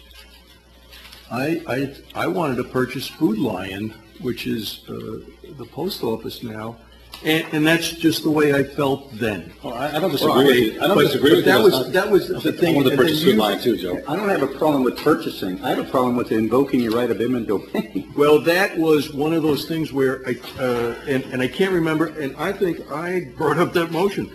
I can't remember, and then I think eminent domain has always been a dirty word. I don't think the city wanted to do it, and like Ed said, But it passed. But it passed. Yeah, but we didn't do it. But it passed, and when the attorney for the potential buyer wrote in and said, you can't do that to me, then we backed off. We thought it would be more expensive because you'd have to pay for the property, then you have to pay for legal fees, and by that time it might have been more than 2.125. The buyer had virtually no, anyway, those are legal issues. I know, but I just wanted to say. I understand the reasoning at the time, and I'm not, and I can tell you, we had, just like we have meetings now, 50 people lined up. But to be honest with you, I don't see how you could build 6 condo units and a And that's what you're saying, I took someone's word at it. Yeah, I mean, you can ask down stone, but I can't imagine any circumstance in that property you could build that much. Did he have other properties?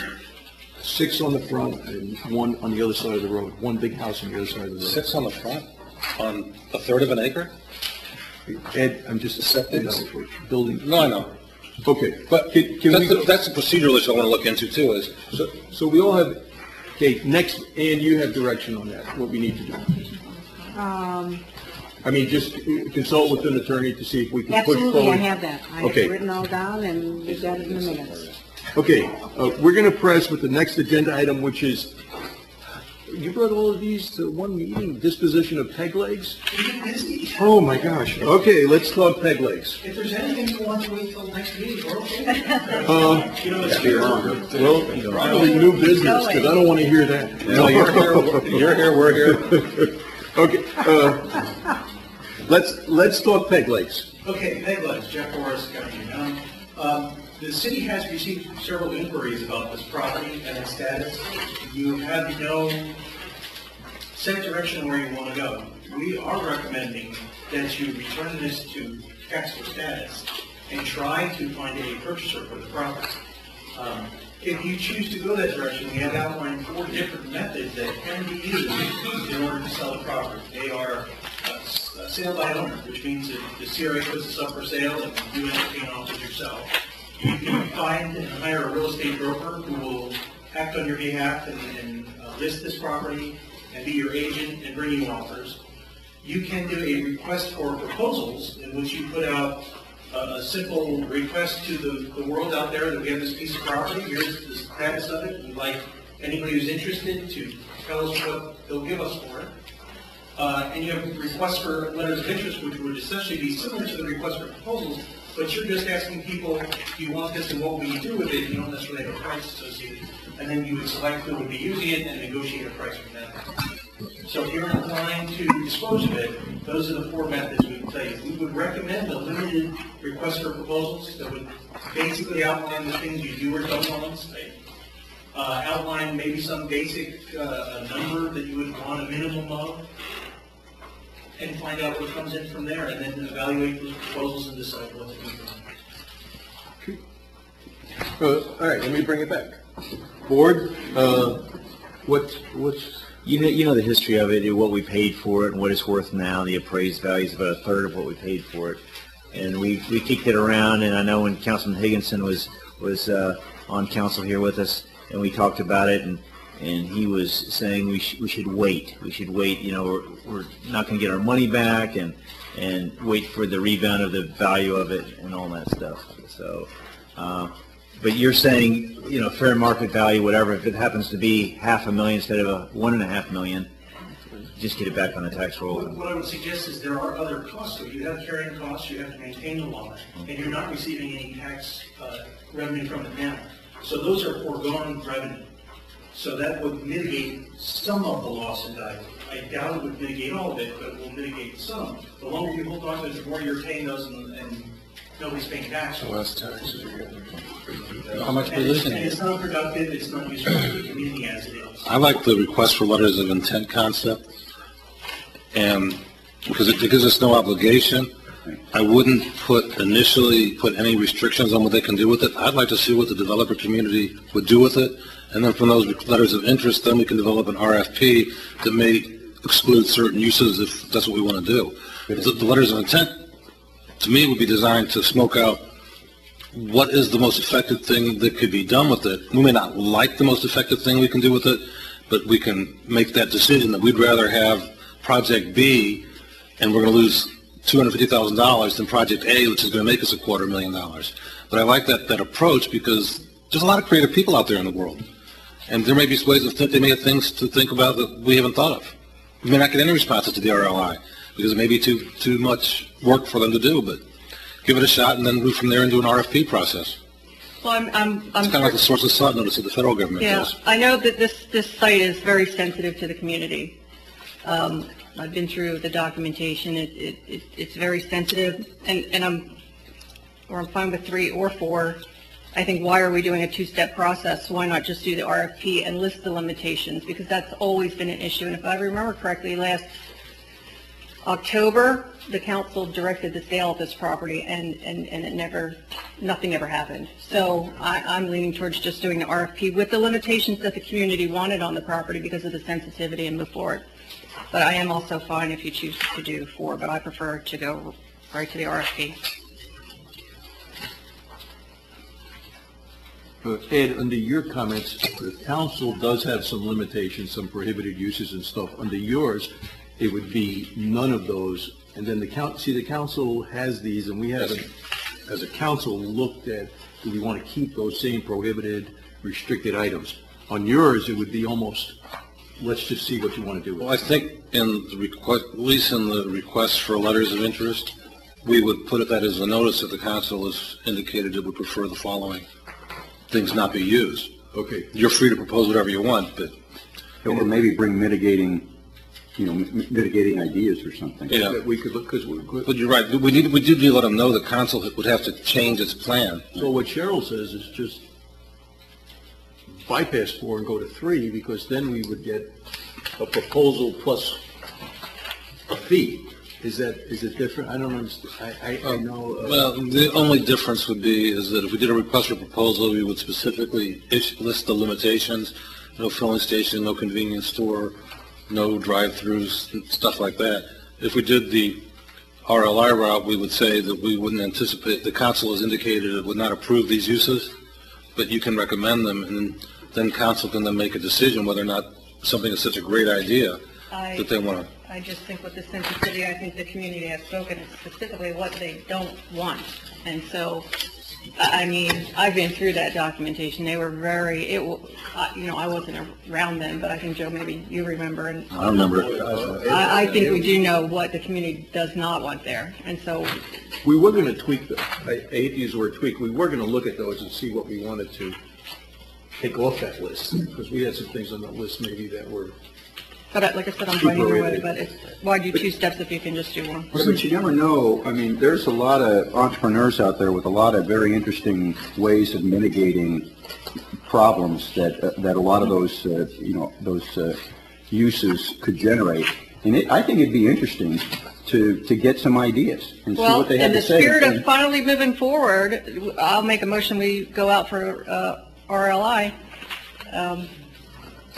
I'll second that motion. Second that motion. And direct That was going to be my next request, who's going to be doing it?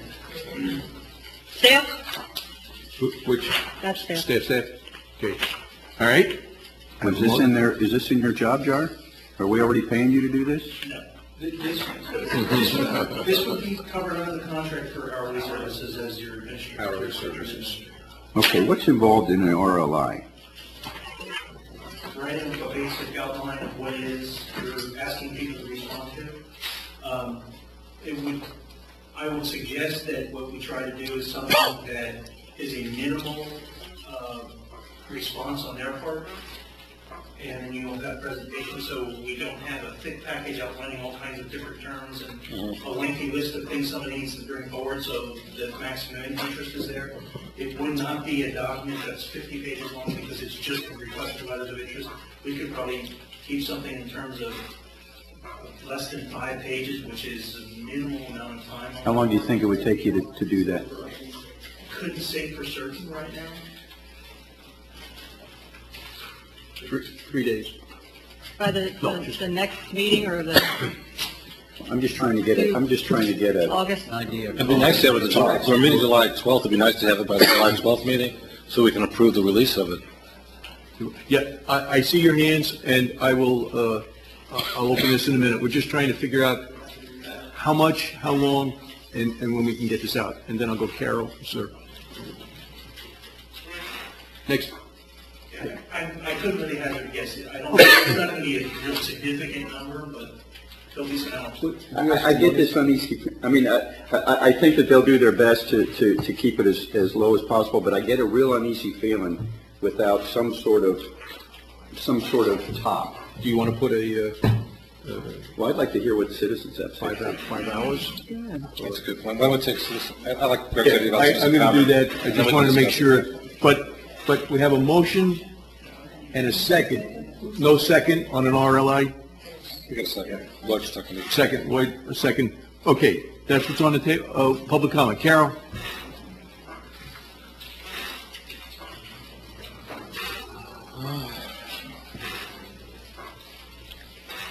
Carol Robichek, 560 Keekwood.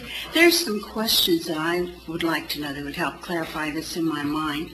One is what the original cost of the property was, what its current value is, how much you're planning on listing it as, and how much are we spending on the debt, and would you possibly considering if you're putting out a notice listening to what some of the citizens might think would be a good thing to do with the property too? So if you can give me any of those figures now, that would be great. I know we paid 1.5. Last appraisal was 522. I'm not sure. It looks like in number 4, we do not put a price on it. It's kind of like, what would you like to do with it? And then we negotiate a price. Okay. But to your last point, I think the issue with these RLIs is that it'll generate ideas on what people want to do with the property, and then that will go to the city. We'll talk about that as a city. Okay. Citizen comment proposals would be nice, but I think what we're really looking for is proposals by people that have the ability to move forward and do something. To have money. And then we'll come, and then discuss it. Then it'll come to the council, come to the, probably the CRA, maybe next meeting or the meeting after, and then to the council. So we'll have time to. The cool ideas just don't move us any closer to resolution. Okay. I like cool ideas, but it's, Do you have any idea of how much we're losing by, we're spending on the amount that we paid like per year kind of thing. Well, we don't, 113,000. 113,000 to buy it. And by taking it off the tax rolls, we just have to figure out, what somebody would put there and how much we would generate from that. If it's an office building, what we generate. What's the property tax on $1 million $500,000? we're losing? Just looking at the raw land, what's the property tax on $500,000, does anyone know?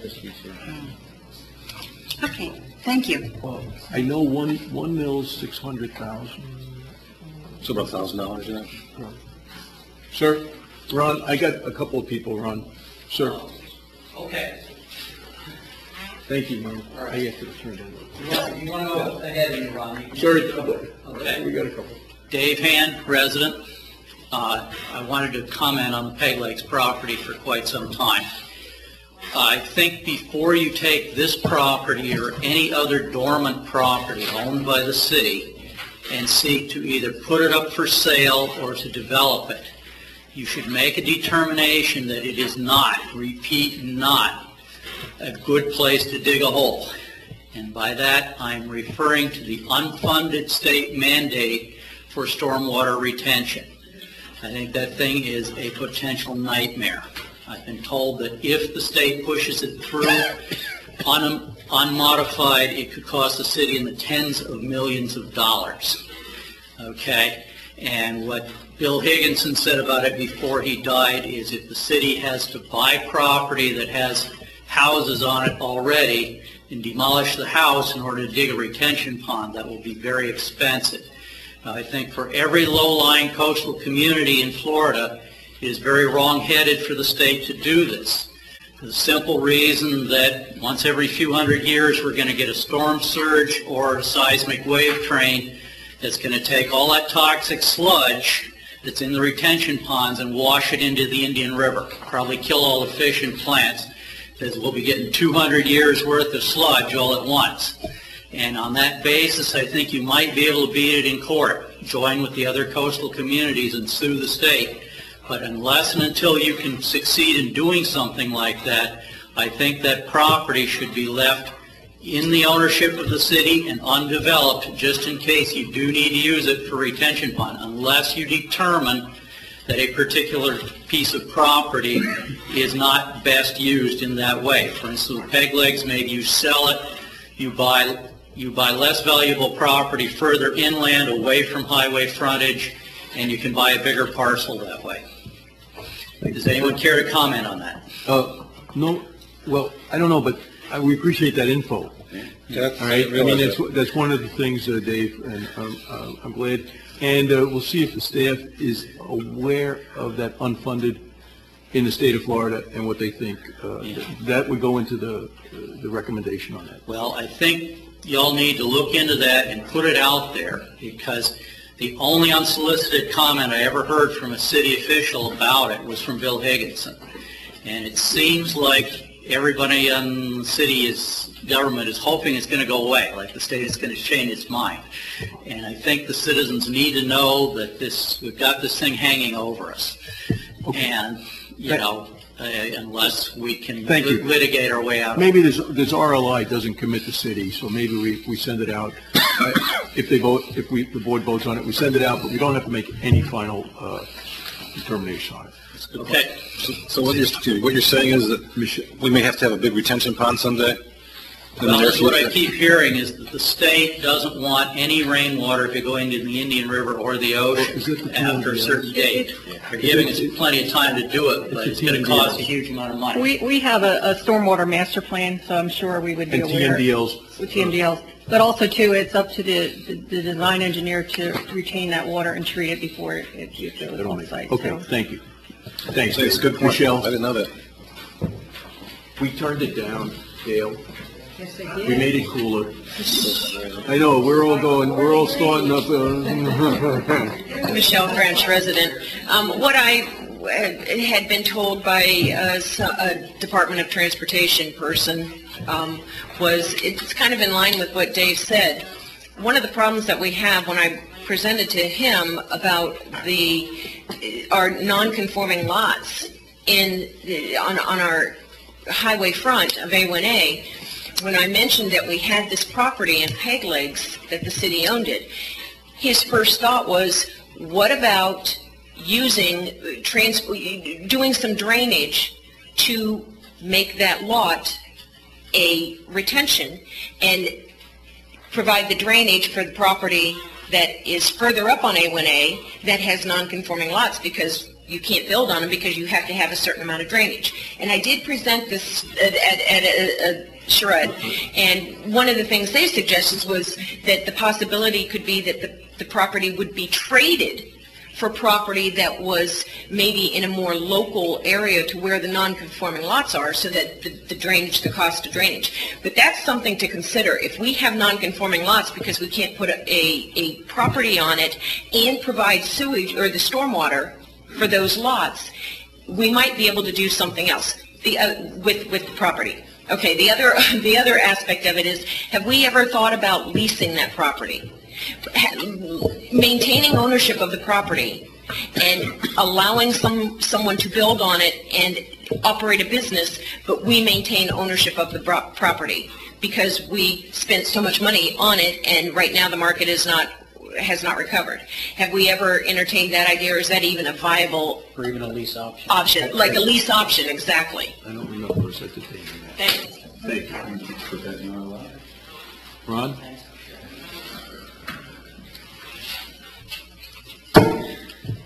Ron Jagoudis, resident in the neighborhood.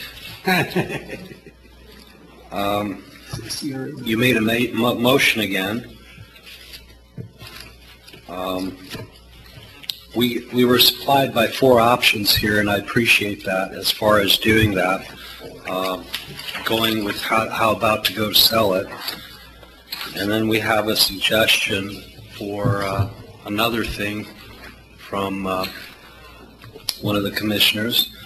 But again, I stand here after a year and a half or 2 years.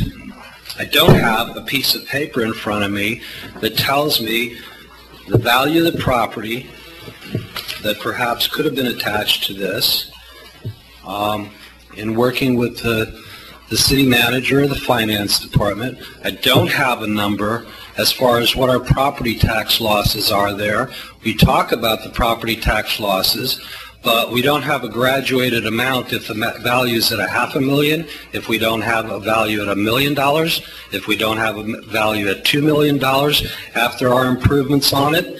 And then what is brought forward should be another paragraph attached before y'all make a decision to do anything with this property, is what the gentleman was talking about. I believe that you can work with the request, but you should request the city manager to get the departments to supply you with all the necessary information before you proceed further. Thank you. Thanks, Ron. Skip.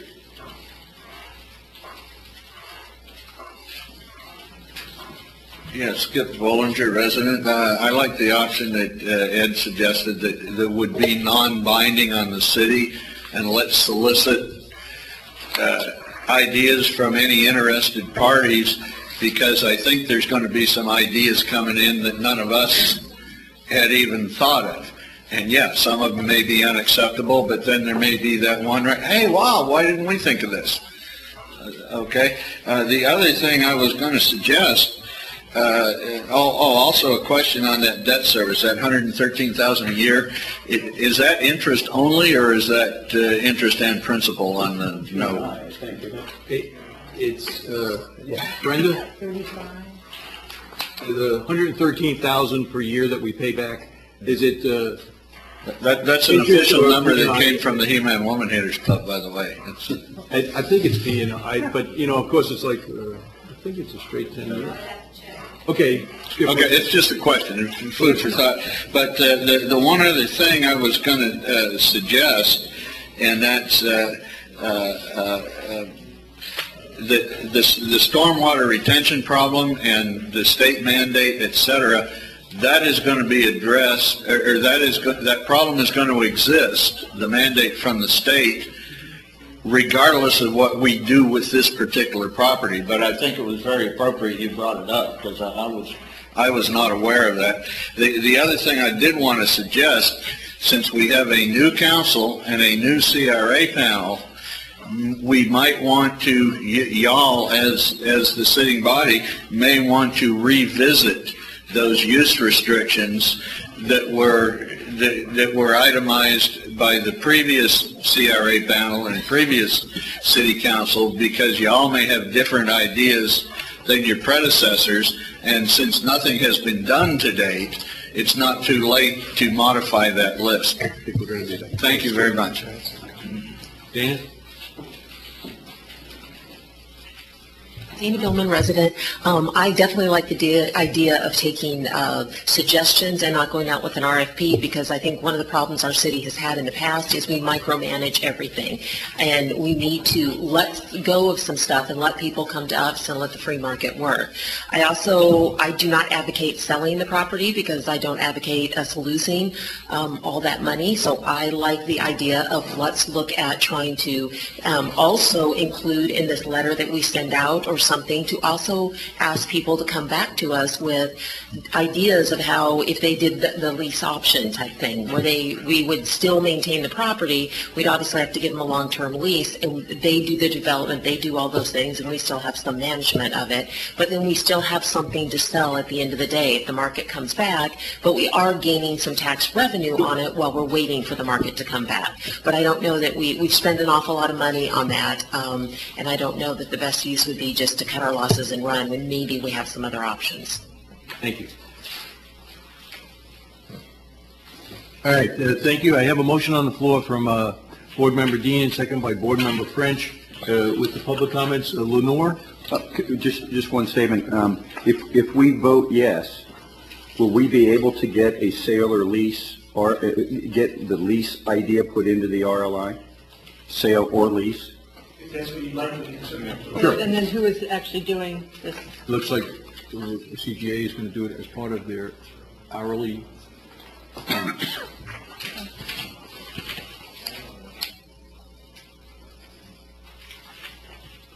We're ready for a vote. I have one comment. I like Ron's idea. I think it'd be nice to know what the financial picture of this property is. What is the property taxes? What is our principal insurance, maintenance? So, so we can look at what is our cost of keeping that property going. Okay, I think that, because it is. And these are all things that we're going to have to look at when the RLIs come back. Yeah, we're going to have to look at it also. I just want to incorporate kind of as a request of the city manager. If I may as well, there's one other item we didn't discuss with this that probably needs to be brought up, which is that there are two small slivers of land Forgot about that. that are not a portion of what the CRA owns. The two or one? They're very small. The property is usable without those, but I would recommend that you direct us to have some contact with those owners to see if they're willing to sell or donate that land, since it hasn't been About 100,000. or somehow we jointly do it. Yeah. I don't know how you may do not it. want to pay us, make those phone calls so you can. We tried to buy it, they outbid it. We went to the sale of that property, and we had a fee, and I don't know why they bought that. Blackmail? It's access from A1A? Yeah, I am so sorry I forgot to mention that, because accessibility to this property on the corner has always been an issue with me, and I forgot to. I mean, we had 500, I think we were going to pay a lot of money for that. Sorry. And we got outbid for some reason. Okay, do you want to put that in the bid Yeah, they need to research it. or in your motion? Somebody needs to do it. Okay. Yeah, I'll tell you what, let's be clean on the RLI, and then let's look at that. Okay, Lenore. Yes, because this is for just the RLI. Just the RLI. Yes. Board Member Billman? Yes. Board Member Rogers? Yes. Board Member Kimber? Yes. Board Member French? Yes. Board Member Teehan? Yes. Board Member Friday? Yes, and now do you want should we discuss this now? The two slivers of property, and if we should ask you to make contact with them to see if we can make Peg Legs one city entity. Something you can choose to pay us to do, or you can ask your executive director to handle the phone calls. I actually have quite a bit of real estate experience, so I might be able to do Maybe that. just find out. Yes. Wonderful. Okay, we'll do that. The letter of interest we're going to have identified. Yeah, absolutely, because it's going to affect what they're saying. That's right. But if they're not cooperative, and we don't want to, so they're not necessary, but You might want to find out whether they want to participate in RNLI as a fallback, but whether they wish to donate or sell a minimal amount to those projects. Other than, Well, I mean, their option is to make them permanently worthless. Because once we sell that lot and develop it, those are useless. No. There's no reason to eminent domain it. All right. Yeah, we could. But first, let's make them useless by building something else that has access from main road. Okay, before I press on, and this is not a suggestion on my part or anything, we have agenda items 9, 10, and 11. Does the board wish to defer any of these to the next meeting? It doesn't, I am not advocating it. I'm just saying, it is getting lengthy. I think 10, we don't even need to do, because we talked about that actually in a city council. Attorney General's opinion regarding referendum on CRA borrowing. That was already discussed. And we know we can't do it. Right. So, 10's out. 9 I would prefer, because I think it's going to get a hot. 9 you want to do? Okay. No. 9 I want to defer, because I also want to get this information where we can review the code and not only talk about the issue, but try to resolve the issue. 9 is facade and landscape improvement matching grant program. Are you guys okay with that? Or I just want a board opinion so we can do something. Ed says that we can defer 9 till we get some more data back. Scott's okay with that? I'm okay with that. I need one more okay. I'm okay with that. I just like to do away with it, period. But okay, we're going to defer 9. That's what we need more discussion on, Greg. And so let's do 11. And because I know the city manager and Brenda want to talk about some stuff too. So, may I say, Brenda, do you have a problem even deferring 13? Because that was a late item. And, we were trying to get something. First we said we probably can't get anything with the budget, and then we were able to do that.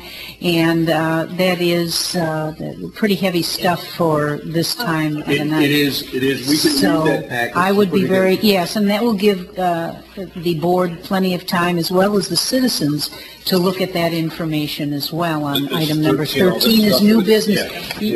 Yeah, it's about 30, there are a lot of pages. Yes, you counted. Yeah, so there's quite a bit of information there. That could be a long discussion. Yes, it will be. So I have no problem in waiting with it.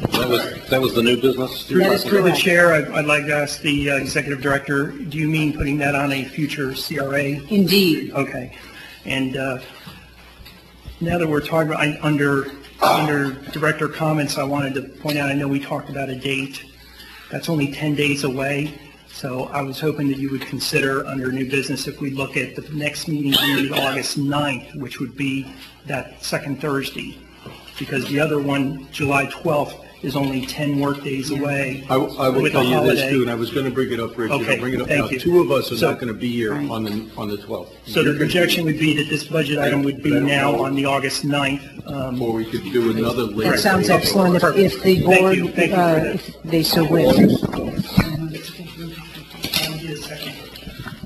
Second. Yeah, there is a lot of stuff to clean up and a lot of stuff to do. Yeah, I mean, they don't need that time to do that. So, yeah, we need a full committee as much as possible. 9 August? Okay. Okay. On these items that we're deferring now, these are going to roll over to the next agenda. They're not just going to drop off, right? Well, I mean, that's my thinking. hope not. We're going to defer, Ed, facade grants we got to talk about. It's got to be on the next agenda. We got to talk about it. I'm just wondering if we should pull that back up tonight then. Well, whatever you want to do. I mean, I think it's a lengthy, I tell you what, keep that in mind. Let's do item number 11, general planning services contract, because this is a different fee, right? Okay, so what are we doing here, Lorraine? Chair, if I may give you some background. To start, the proposed contract is between Calvin Giordano and the City of Satellite Beach, not the Community Redevelopment Agency.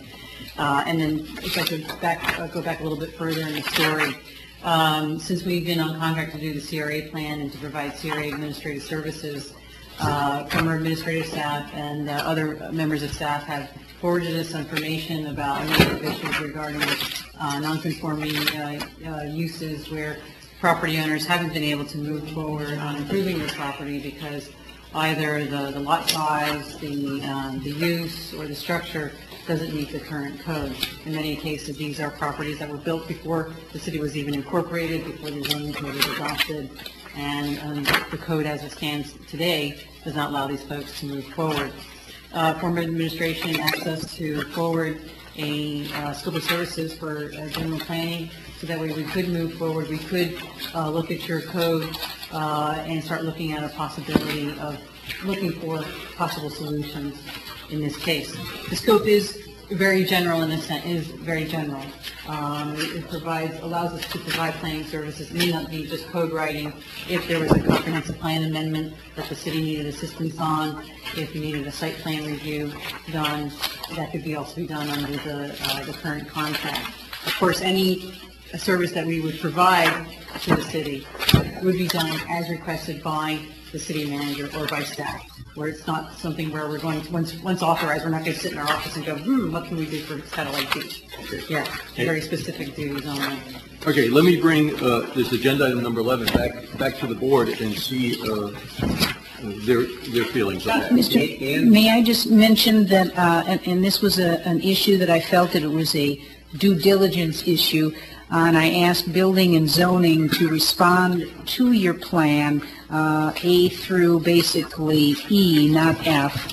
And I wanted to see what the assessment was, being a new interim city manager, to see what staff said about the services and how they might be able to meet some of those needs, or at least work with CGA to provide to the city. And this could help our staff grow as well. So that was something that I took very seriously, and I tasked John Stone from Building and Zoning to do just that, to see. Now, I know there's been some discussion that this has already been dealt with, but as a new interim manager, I felt that it was my responsibility to make sure that I knew what was happening. And we did talk briefly about how we might work together.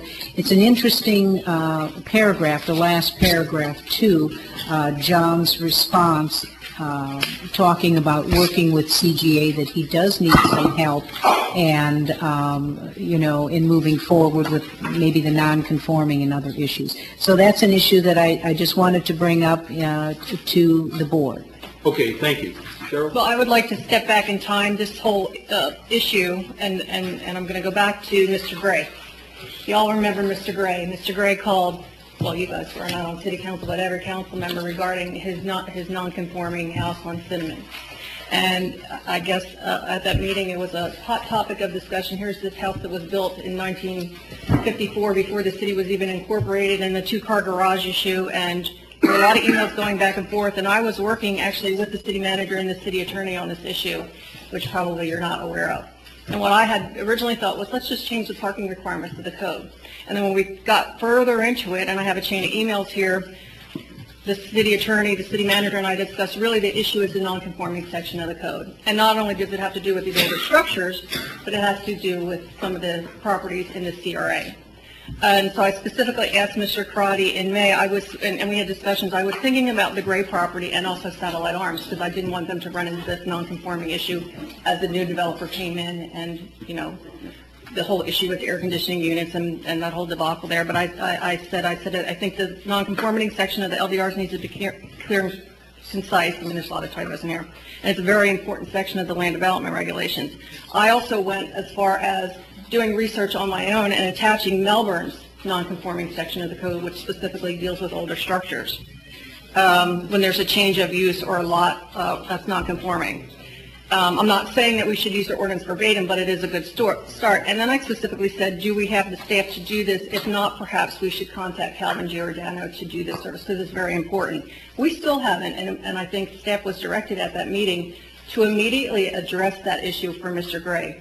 And it is now 2 months later, and nothing has been done. So this whole issue is really has started over the issue over Mr. Gray's property. We're still having issues with Mr. Gray? We still haven't changed the code or addressed the issue of his two-car garage, and the only way to deal with that is through the non-conforming section of the code. I didn't think we were having issues with it. I thought he said, he wrote at least a letter to the council that says everything was okay. that he didn't need any more. Actually, I don't think he purchased the property, but what I'm saying is we're still in the same boat Okay, with so you're people saying- like Mr. Gray if we don't deal with this section of the LDRs. Okay. And that's why Mr. Crotty came back and said, we don't have the staff, and immediately contacted Calvin Giordano for these services. Okay, so Cheryl, but what this is saying is, this is not in the contract, and do we want to take on another expense to have CGA to do this? So, and your recommendation is? Is yes, and it was also the former city manager that we don't have the staff, nor do they have the qualifications, Okay, and so- that's all in an email chain. And I actually talked to Ann about this, I think it was Can we put Monday or Friday. a price limit on it? That's up to you. And Mr. Chair, if I may add, I just want to remind the board that the contract would be between Calvin Giordano and the city. It will be a city decision. It's a city decision. So And part of the reasoning for that is, as we started to take a look at some of these unique situations, realized that it was not a CRA issue, it was a citywide issue.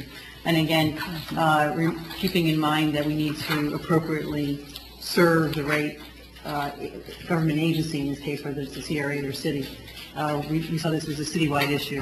do you have any idea of non-conforming? No, but why are we discussing this here then if it's not a Because of the non-conforming lot issue. CRA has to. Do you have any idea of the figures that would be involved in this? The number of hours? What we would like to suggest as a start is we could set a limitation on the scope of services that we would not perform work, we would only perform work up to 10 hours per week as directed by the city manager. Any hours that would be worked over and above 10 hours, then we would come back and get special permission. All right, at least that's a starting point. To produce what, when? I think our initial evaluation is that you need amendments to your zoning code, specifically the non-conforming uses section. Okay, so what we're looking for is on this agenda item, really, should we send it to the council for discussion, recommendation, approval? I would be hard pressed to do that without a max. You can I put a would want to max. know a max. I think that's something the city council can do. I don't think we need to deal with it. I'm saying as a CRA board member, I would be hard pressed to suggest to council. Typically, with a proposal, there's a price. Okay, so it's $1,800 a week. For how long? Well, we would have, we could set it. But the proposal should be, we are going to charge you this amount to provide you this. Okay, so how do we get from there? This is really kind of like a requirements contract, and I think what they're just saying is that they're going to be authorized to provide, this contract authorizes them to provide these kinds of services at whatever the various rates they are here, but they're not going to do anything until the work order is issued. Right. Which is a requirements contract, which is kind of like a requirements contract, and it's up to us or the city council, whoever's issuing the work order, to put a cap on it. And I mean, this is real common. They need to tell us what that cap, they need to tell us how long it's going to take them to do this work. We outline what the work is, they tell us how long it's going to take them to do it. That way we have a total price. But you don't get that in requirements contracts typically. What you can do, though, is you put a cap on it, and when they get to 75-80% of the cap, they have to stop work and come back and get approval before they can go on.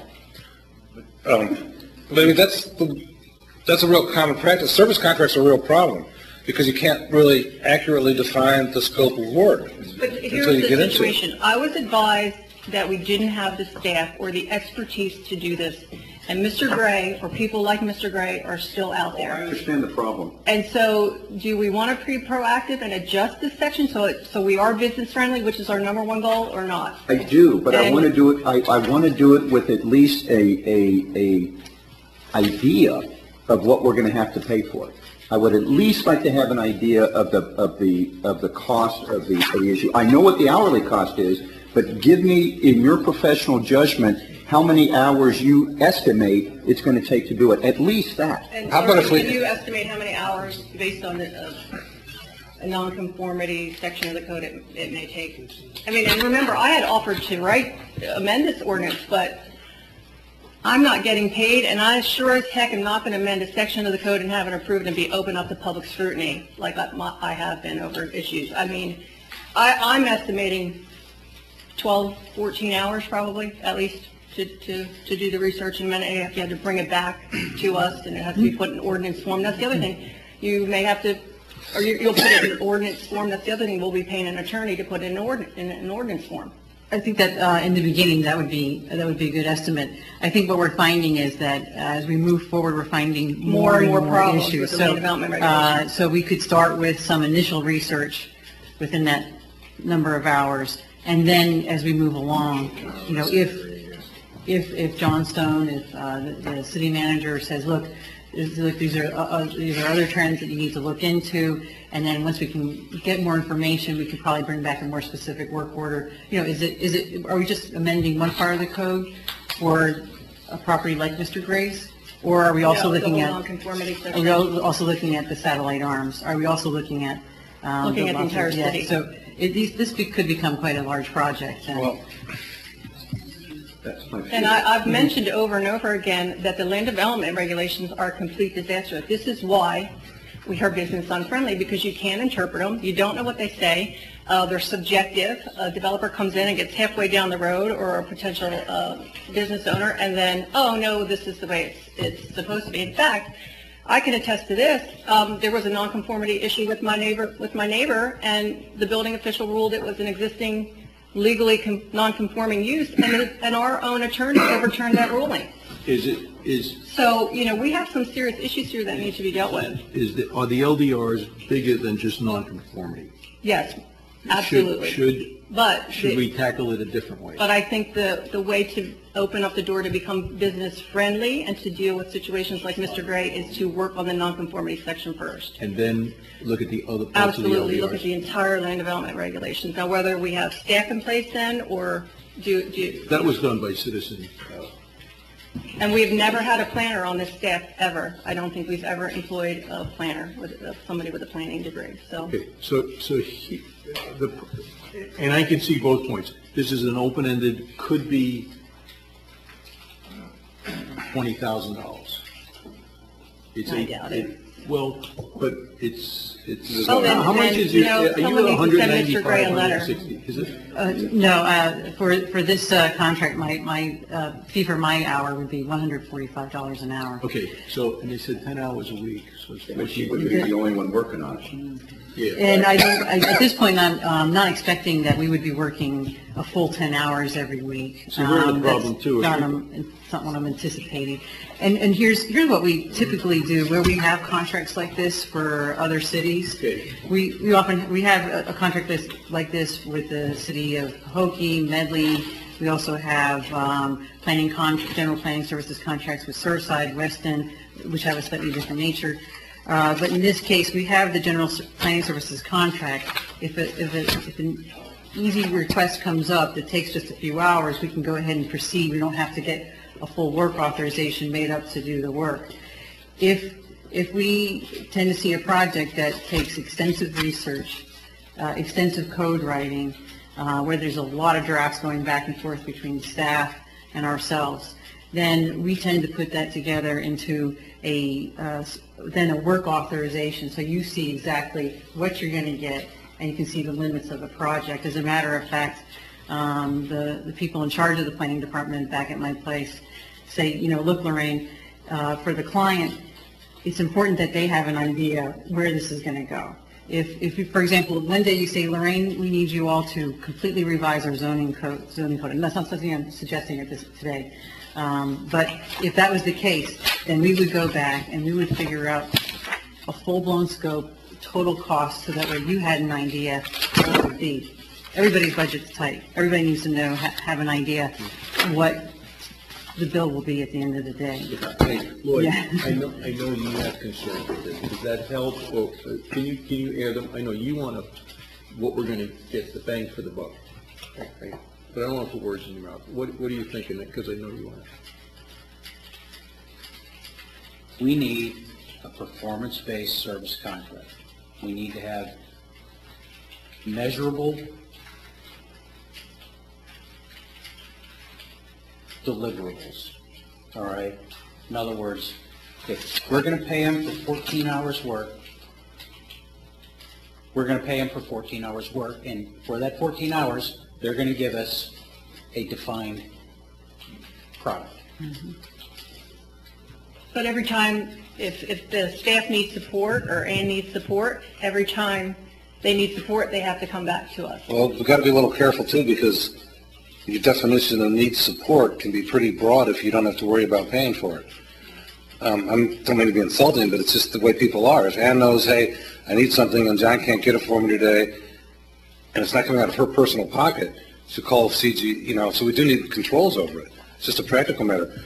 I would move that we recommend to the city council that they approve this planning services agreement with a limitation of 15 hours on a work order to revise the, whatever part you were talking about, the non-conforming portion of the code.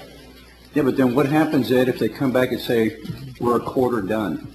And that might happen. Take 3 times. I have to ask this interesting question. Then we finish the rest of the work with the staff we have.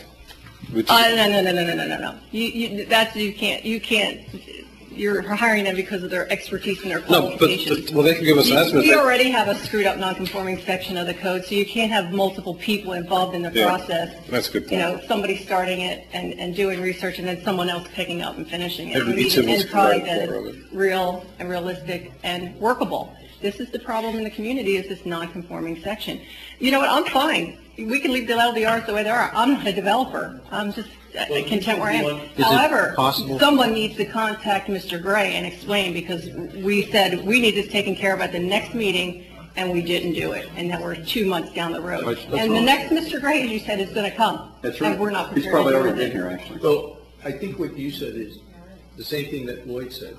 You said we need something definitive that we can work with, and what But he's saying I is... also want to reiterate, too, and you're not the city council now, you just approved the engineer's contract, open-ended, so, Quentin Hampton last week. Yeah, but we... At 110 hours. But you're issuing task orders under that contract. It's not do whatever the heck you want. No, I'm not saying they'll be under the direction of the city manager, other than under the direction of Public Works. Is there any, and I hate to talk with you guys in here, but it's just, it's a fact. Is there any company out there that does this sort of work that would do it for a set price? Is there anybody out there that does that?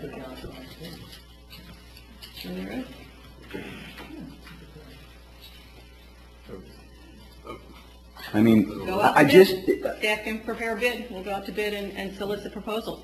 I'm not partial to Calvin Giordano or not. I'm partial to the citizens who are demanding, and we directed staff to deal with this issue 6 weeks ago. And I was working with Mr. Crotty and the attorney to come up with a solution.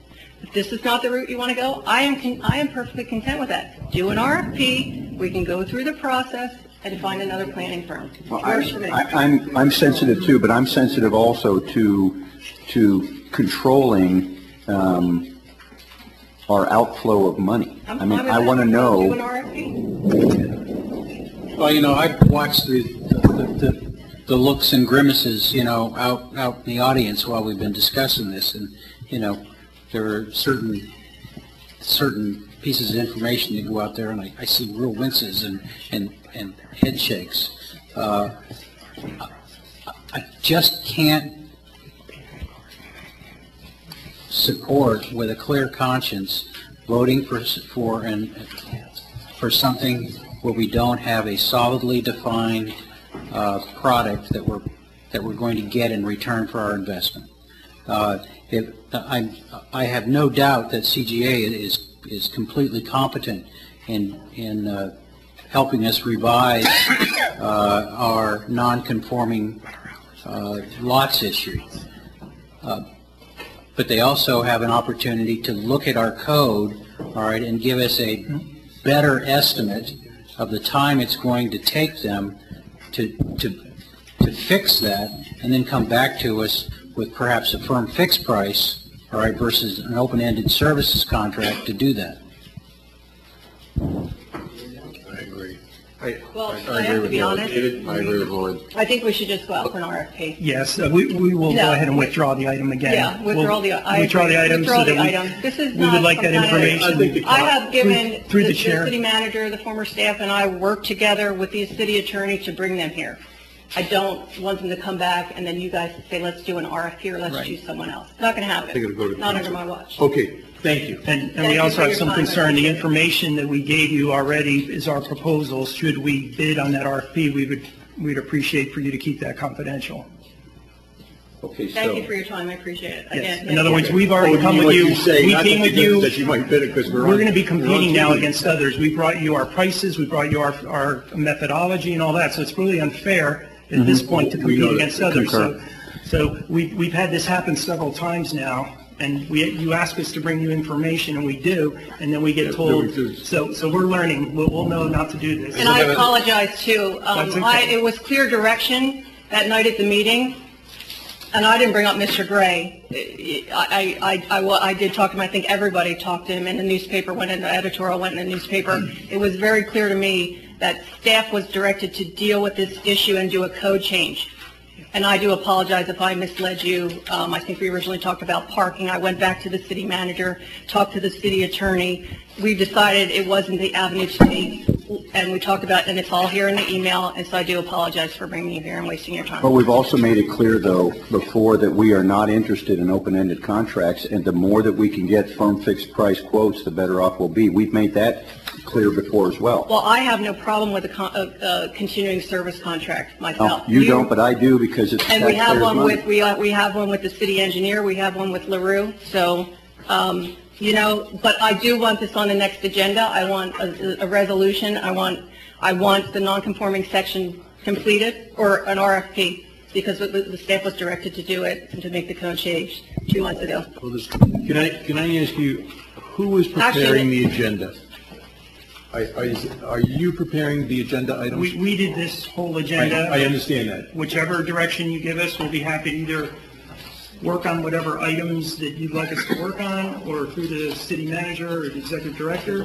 But right now, everything you see here, we actually put Let me together. ask the board, do you want to work, is it best to work through Ann? Because we're trying to figure out who sets the agenda. Go from Ann's the executive director. Ann's the executive director, and we will work. Typically, though, you don't do it that way. You work with the staff to do it. Well, Mr. Chairman, the way this really was is we prepared the agenda, then went on to Ann. And the best avenue we can take is let us continue to draw up the agenda. We'll forward with your executive director, and then she will confirm with the chair. Okay, and what did we just put in here? What did we just put in here of what we want to see on the agenda? I can't remember. Do we want to send that to the executive director? I mean, information that we want on the agenda. Is it going to come to you or to Ann? It should go to Ann. Some items are for the city council agenda, and the ones that you deferred are going to go back to the CRA agenda. So we'll just do everything through the interim city manager and have her decide how to funnel that out. Is that okay? Joe? Yes, Ed. You know, I misread what the facade grant stuff was, what we're going to talk about facades. This is just whether we want to have a program or not. So I'd rather just go ahead and take care of that this evening, because I don't think it's a big discussion. Okay, before we do that, though, I'd like to discuss how how we're going to get by this number 11. I would like, that's what we were just discussing. Who's going to do this? Who's going to make these non-conformances go I think away? it's going to have to go to the council. Well, I was going to suggest that we have the city manager bring us back a proposal for how she thinks this is most effectively done. Yeah, because she worked with John. The non-conforming section of the code? Yeah. Well, who else? CRA council, probably. We don't have, I have it right here in writing, we don't have the staff and we don't have the I'm not expertise saying to that do she it. says that the staff can do it. I'd like to know what her opinion is on whether it's an RFP for firm fixed price, who the alternates are, who the alternatives are that are out there. I would like some research done to take a look at what the ways are that we can go about getting this done. I would be glad to do that if that's your direction. Okay, but I want to make it clear that in May, we gave direction to make the code change. And Mr. Beadle has spent time on this. It may be done. Maybe half done. City manager, yeah. It may not be done. Let's make it happen. I have a request from Ed to resurrect agenda item number 9. I think that's going to take some time, Ed. I don't think so, Joe. Okay, I hold don't, on. because right now we're in such a state of uncertainty about spending money. I would move that we stop this facade grant program immediately, and, I second that. With that said, we have someone who is interested in developing or redeveloping the corner lot of DeSoto and Jackson who has come to us. This is why this is an issue. We didn't bring this forward. I didn't bring this forward. They didn't bring us forward. We have someone interested in working. A1A in Jackson? I'm sorry, South Patrick Drive in Jackson. In Jackson. So basically, they came to us, a potential person who's going to revamp the building on the corner. So and I'm going to say that the facade grant program is a limited grant of $15,000. That's what they came to us for. So I don't know if you want to give background on that, Ann, but it wasn't something I brought forward or they brought forward. It was because someone in the community, or maybe outside the community, wants to come in here and invest into that property and came forward to the city regarding the facade grant. So I just want to let you know that the person's out there. I'm fine either way. I don't want to continue it as a program on the books. But then, Ann, you need to contact this potential property developer and let them know that the program developer no wants longer to make a exists. specific proposal to us for a specific piece of property that they would like us to, I mean, that's legitimate use of CRA funds. I don't want to make it a routine thing where like, as it's been in the past, it's kind of like administratively approved, they've just spent $30,000. I think everyone has come to the CRA. Actually, the CRA board and then to the CRA, all facade grants. So you still have, the board has final say. So it's not something that John Stone said, you want $5,000, here's $5,000 for a monument sign.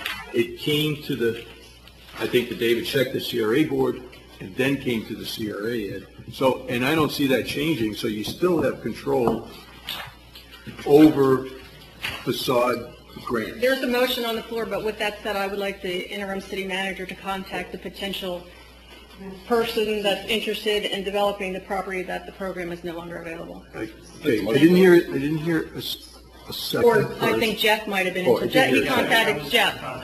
He was in contact with Jeff, so just let them know that the program's not available.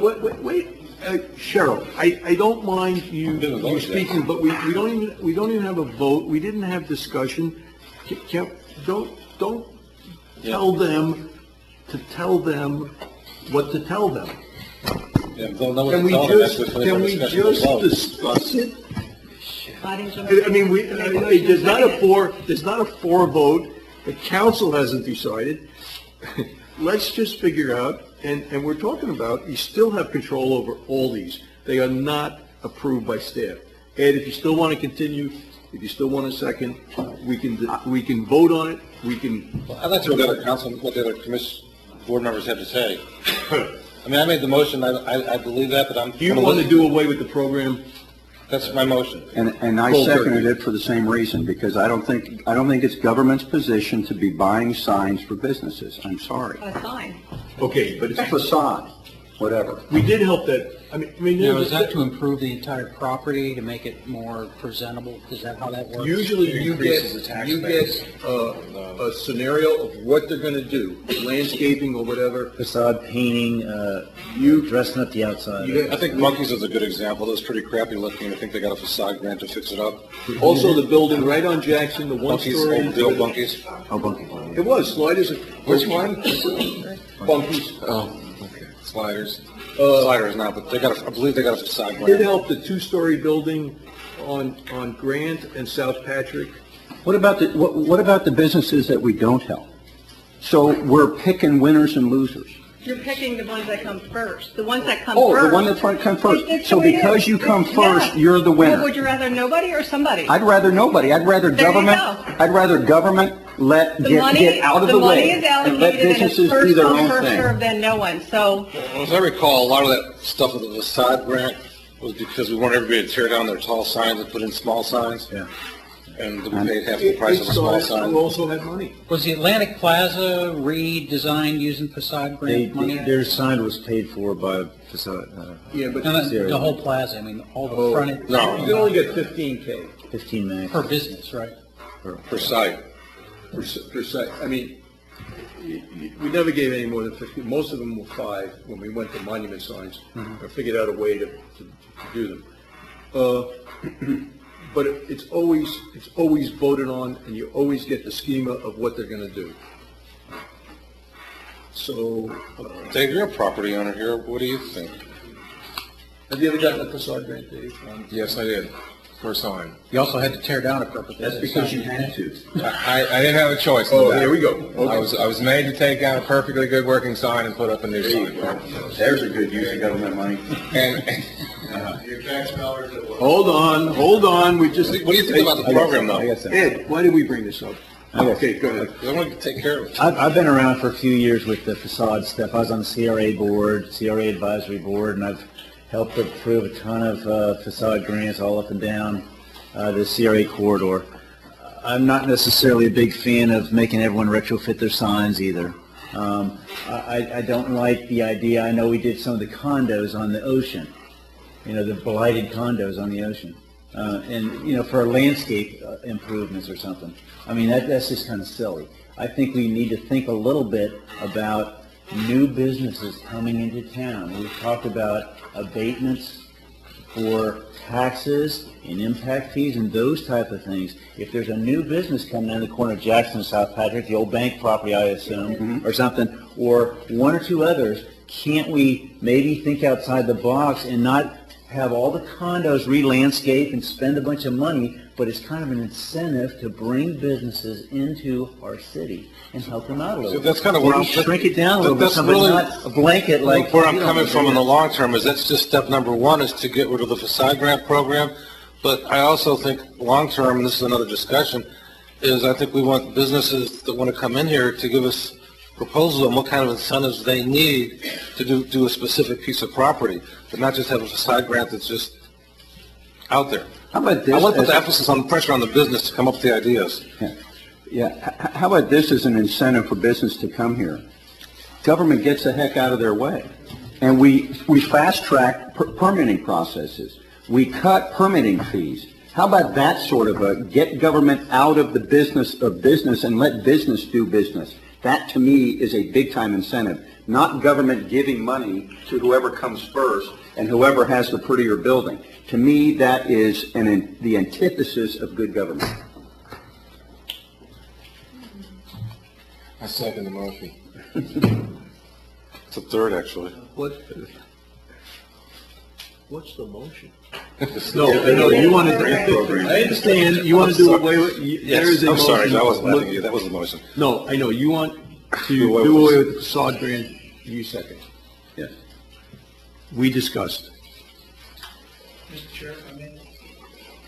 Just as an informational, the program that was designed, presented in the backup, does not include signs, does not include painting for painting's sake. It's to upgrade to the city's architectural code and for landscaping up to the city's code. It's not to add fluffy stuff. It's to make sure everybody meets code. You have a landscape code that was adopted at some point with no provision for amortization, so those who existed before don't have to put in anything. So this program was designed so that you can get those, incentivize those people to meet current codes. And again, the facade program also designed so that they would meet the current architectural standards. It wasn't designed to just willy-nilly just give money to somebody to make an improvement. There was some standards there. It was, I mean, the standard was to make people do what we wanted them to do. That's the issue. And that's what I don't we like set the about standard. it. I don't like the architecture. That's another discussion, but I don't like the architectural standard approach that we have. But we talked about it. Let me get a public opinion. There is a motion and a second on the floor to do away with facade grant program.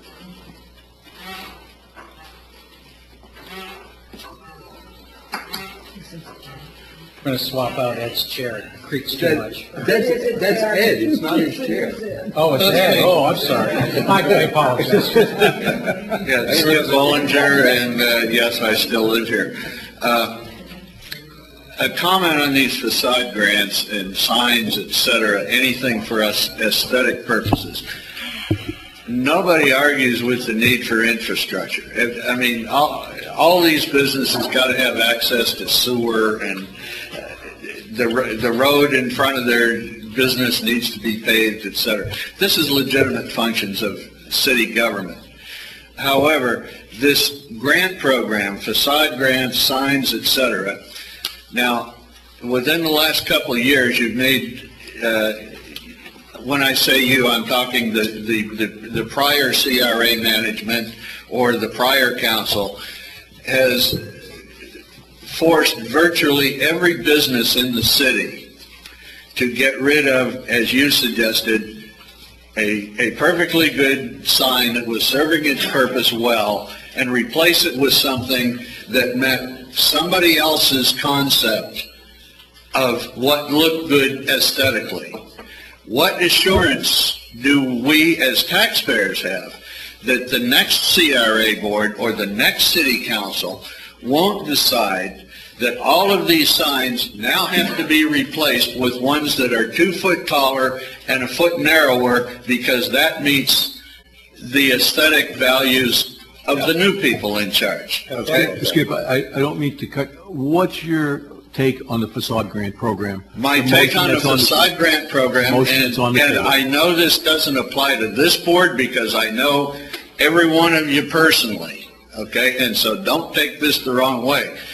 The facade grant program, as allowed by 163, gives the appearance to those who may not know you people like I do, gives the appearance of a government panel rewarding those so favored to spruce up their business at taxpayer expense. And may I remind you that these funds, all this TIF money that goes into the CRA is not free money. It's money that is diverted from other purposes, most probably the general fund, and the burden on that general fund is not diminished. We still got to pay the police, we got to pay the fire. If we spent all the money on putting palm trees for somebody else's condo, that's money that has to be replenished by the taxpayer by an increase in the millage rate. But these grant programs have the appearance of the sitting body being able to reward their friends with government largesse at taxpayer expense, and that is just plain wrong. Thank you. Thank you. Thanks. Good. Sir.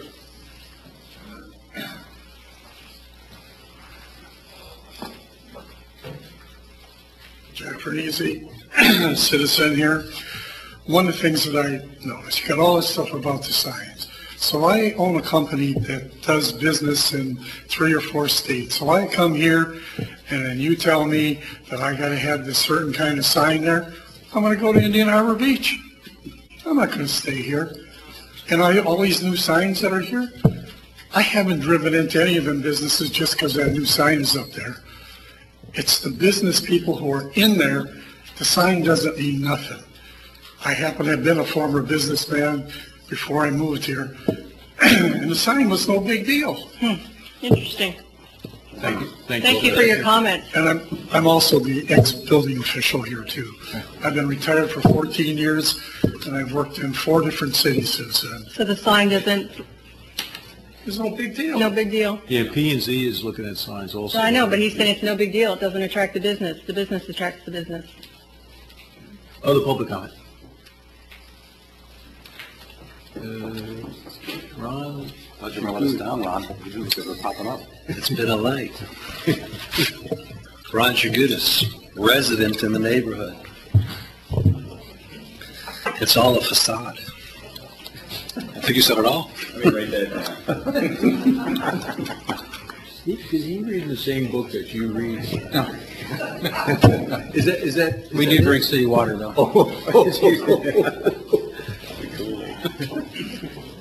I guess I can raise a facade in different ways.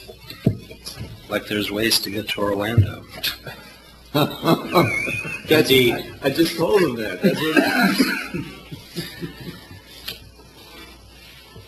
I think the signage, when you drive down A1A, does look better.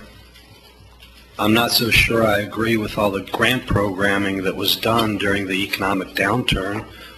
I think the program needs to be looked at. Many businesses had to cough over money to match this and were forced into it that perhaps broke their backs. And I don't agree with that issue.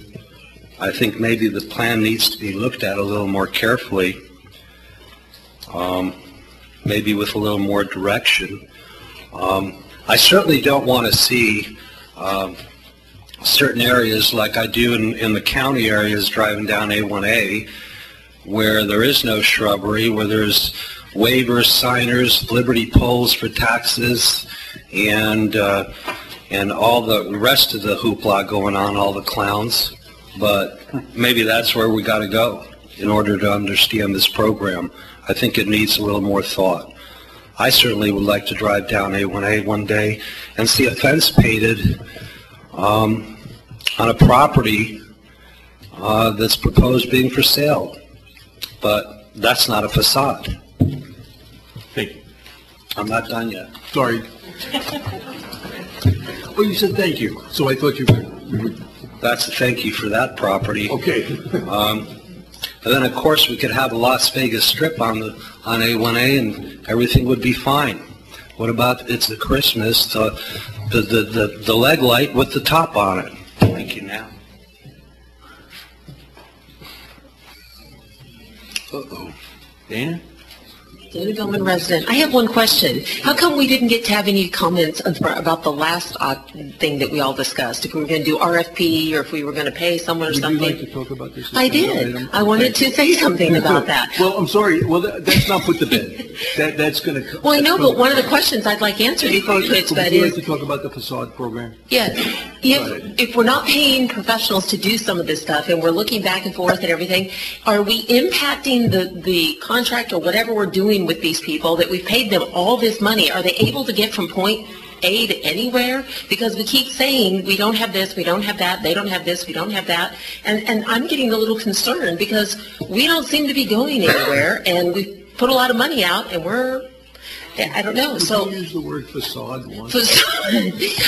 Yes, I happen to, much to everyone's dismay, I happen to like our signs in this city. I don't think people should have had to tear them down, but this isn't about signs. This is about facades.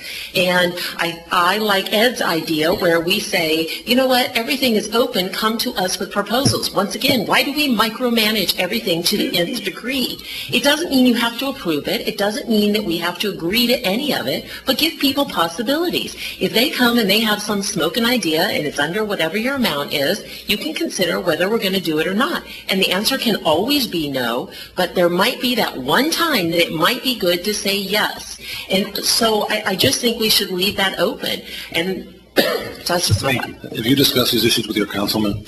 I never speak to that. He has no idea how I feel about any of these items. Thank you. Sounds like my house. Is there anybody left? Public comment? Anybody? Okay, let's bring it back. I just want to say, and I'm not trying to, I do know that a lot of people do add incentives. I know airports give free landing rights. They give new businesses that come in something. I like what Scott's saying. I think before you deep six this, you need to have something else in place to take care of some other types of businesses. You know, I mean, they do. They waive landing rights for a year to bring in business, and we need to do something. Well, I think what we do is we open it up to businesses to come propose. But the business proposed, and we're shutting the door. We're saying they came to us for the facade grant. Well, we're just saying there's not a particular facade grant program.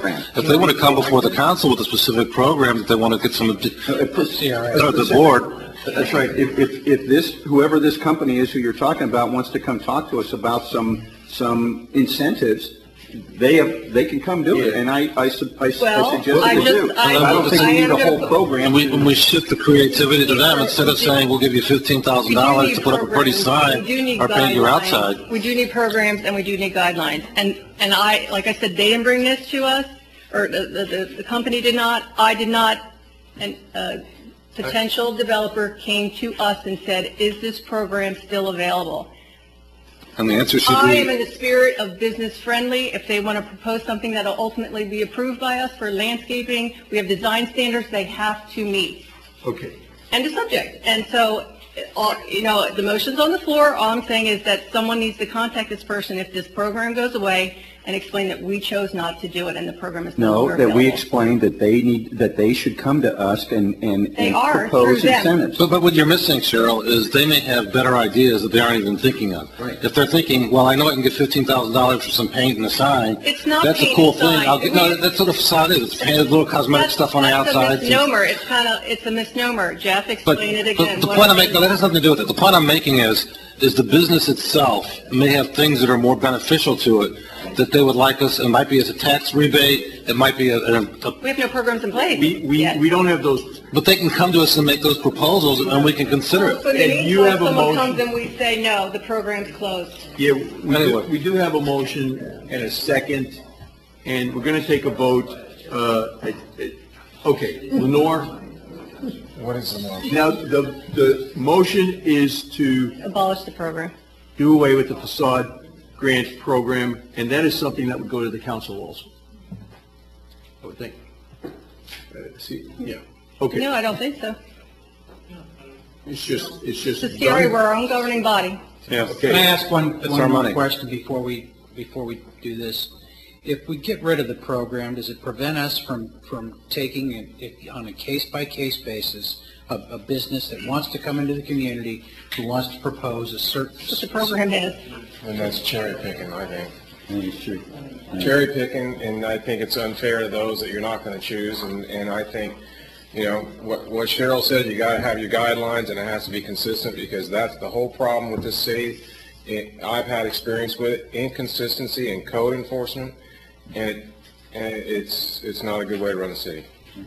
If you're going to make the rule, you can't cherry pick and say, I'll give you $15,000, but your next door neighbor I won't give him. Well, we still have that. That's still what happens under the current thing. What I'm saying is you dump the program, and instead of trying to pull people, instead of saying, here's a plum out here, come and take it. I want to say to the businesses, you tell us what plums you would like. Because the purpose is, and I do think it's within the CRA authority, the purpose of the CRA is to get the city redeveloped in the areas like this bank building that are cruddy looking, get it redone. What I'm saying is, instead of us telling them what we're going to give them, let them ask for what they want. They're asking for $15,000. And we don't, no, anyway, it's on the floor, Joe. It is on the floor. I just want to say, if we vote, say we deep six it, okay, we come back with a different thing that we want to do August 9th, and we approve it for September 9th, or for September something, so we're about... Staff with another program and abatement program? What we're saying is, maybe facade grant it is, but we do want to order a business incentives. Jeff, I'm sorry, what's the status of this potential developer that contacted the city? Where is he? She? I don't even know who it is. Mr. Chair, they contacted me to keep asking what's going on. Okay. That's where we need guidelines. Well, see, they didn't put it, well, no, they have the guidelines are there now. They could have put in a request. We could have been considering a facade grant application from that developer today. That developer chose not to put it in. The program's out there. It's on the books. It's not there. But the developer may or may have better ideas on things that we can do to help them. I have a hard time believing somebody's going to buy a building that prominent and leave it cruddy looking because they didn't get a facade grant from the city of Satellite Beach. I just don't see it happening. And I don't mean, can we make an effective day on this? I mean, you're going to make it effective 27 June. Can we make it an effective 16 July? Sure. There's money in the budget for facade grants. Well, because if this person wants to put it, you're saying, I don't think that they knew that they had a suspense of You have to buy the property. 6 o'clock. You've got a month. What they're doing is they have to come in with they have to apply for a building permit and they have to meet certain requirements. All they're asking for is assistance to pay for these things that they're going to have to do anyway. Well, that, an effective date, we still, as a CRA board, have to approve anything that they come in for. I would say July 30th. And that to me is cherry picking. This whole thing is cherry picking. To have This property is in the CRA. to have a company come into us and say, give me $15,000 so I can improve my building, and we say yes, okay, because I like what you're going to do, and then the next guy comes up and says, give me $15,000 because I want to improve my building. We go, no, we don't quite like what you're going to do. That to me is government cherry picking. That's right. How about this? How about government get the heck out of the way and let business do what business wants to do with their building? Seems how it's already in the budget, why don't we? And don't, I was going to say, don't quote me on that. I want to make sure that we have money left in the budget. If it's in the budget, if it's in the budget, then why don't we, if we decide to end the program, why don't we end the program on September 30th? At the end of the fiscal year. That's reasonable. And not put any money, That makes sense. more money into the facade grant. And then come up with and take it something out of the else. budget. No, I can go, I can amend my motion to say that we'll end it effective September 30th. It makes sense to align it with the fiscal year. There is money. And what I would like, I don't know if we can do this, I'll amend the motion to do that. I think, you know, what Cheryl was saying is these guys can't put it in because they got to buy the building and get building permits and all this other complicated garbage. Why can't we, I don't know if we can or not, but why couldn't we approve a facade grant now, today, contingent upon them getting all the building permits and buying the building? Because right now what Cheryl is saying is, and this is kind of what Dave was addressing, is they're coming into a deal of great uncertainty. I have to buy the building, I have to have a site plan, I have to have a building permit, and then I get to go to the city council to see if they'll give me $15,000 towards it. That's crazy. Why can't we approve these things up front, contingent upon them meeting all those requirements? If they buy the building, if they get the building permit, then they get... Because what about the next company that comes in and asks for the same thing and we say no? Now, who's picking winners and losers? I'm a little that's why I want to terminate it, Greg. I just think the end of the fiscal year... in the CRA, and that tax revenue goes back to pay for CRA projects, which is redevelopment. This person wants to come in and redevelop this building. This is what this money is for. They're redeveloping it for investment and to make money. You don't seem to grasp the concept of what redevelopment is. You don't seem to grasp the concept of what government is. Oh, government, I do. You do. Well, it doesn't seem like that. You know, why would somebody spend several $100,000 on a building to make it look like crap so they can't resell it? Exactly. Or get tenants for it? A business is going to make their building look as good as they can make it because that's what they do, or they should want to. That's a technical word, by the way. You want to... The facade grant program. I want to terminate the program. Dave proposed an amendment, which I'm amenable to if there's a second to that modification. I don't know how that works. You said 30 September. Yeah, end of the fiscal year. Okay, now there was a second, but the second may not be seconded. Yeah, because I don't want to. Okay, is there a second to that? Okay, well, if it's going to take the second away, then I'm not going to agree to the amendment. Well, my agreement to modify that was subject to Greg's, I guess, also accepting it. Well, my point is if it's not right, it's not right now, just like it won't be right on 30 September. We have a motion to do away with the facade grant program 27 June, and a second. Lenore. Member Allison?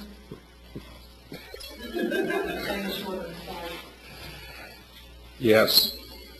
Then nobody gets them, period. End of subject. Okay. Member Dean? No. Member French? No. Member Rhodes? No. Member Mill? Correct. Member Billman? Yes. Member Kimber? Yes. Member Galante? No. Facade grant program stays. Is there another motion to, with the date of 30 September? I'll make a second motion to eliminate with an effective date of 30 September. I think that's okay. Anything? Okay. I second that. I do have a second. No, we've already had citizens' comments on the whole thing. Lenore, we have a motion, facade grant program, 30 September. Member Allison? Yes. Member Billman? Yes. Member Dina? No. Member Rose? No. Member French? Yes. Member Timber? Yes. Member Coleman? Yes, motion passes 5-2. Chair, if I may. Yes, sir. Chair, just caution, now that you've taken that action, there is no facade program at the end of the fiscal year. Also, we need to be careful with, on the new format that you're proposing and formulating, which you're going to put together. You will not be able to entertain any applications until that's adopted in your new plan. Because only the facade program is in the plan, not this new, have people come to us and make proposals. We're going to have to formulate that and adopt it in your new plan. You guys are writing the plan, right? We will take your recommendations on that format that you would like and how you want to administer that. We'll write it into the plan so that we can then entertain, proposals. Can you bring us some language at the next meeting?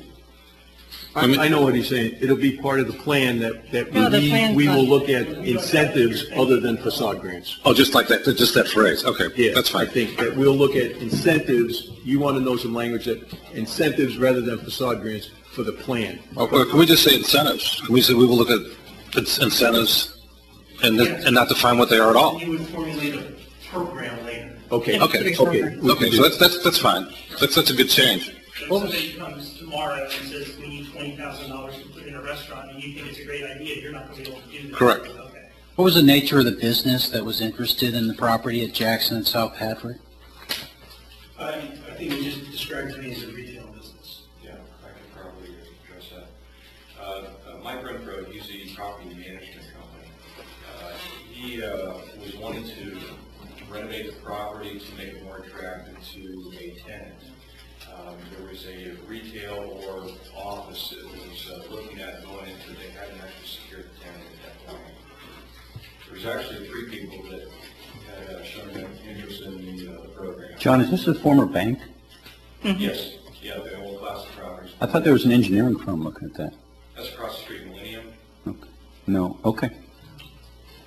Mike, so if I understand this correctly, it's the owner of the building who wants to dress it up, all right, to bring in somebody else to rent the property. Correct. That was the discussion I had before I moved forward. And it'll come to the council.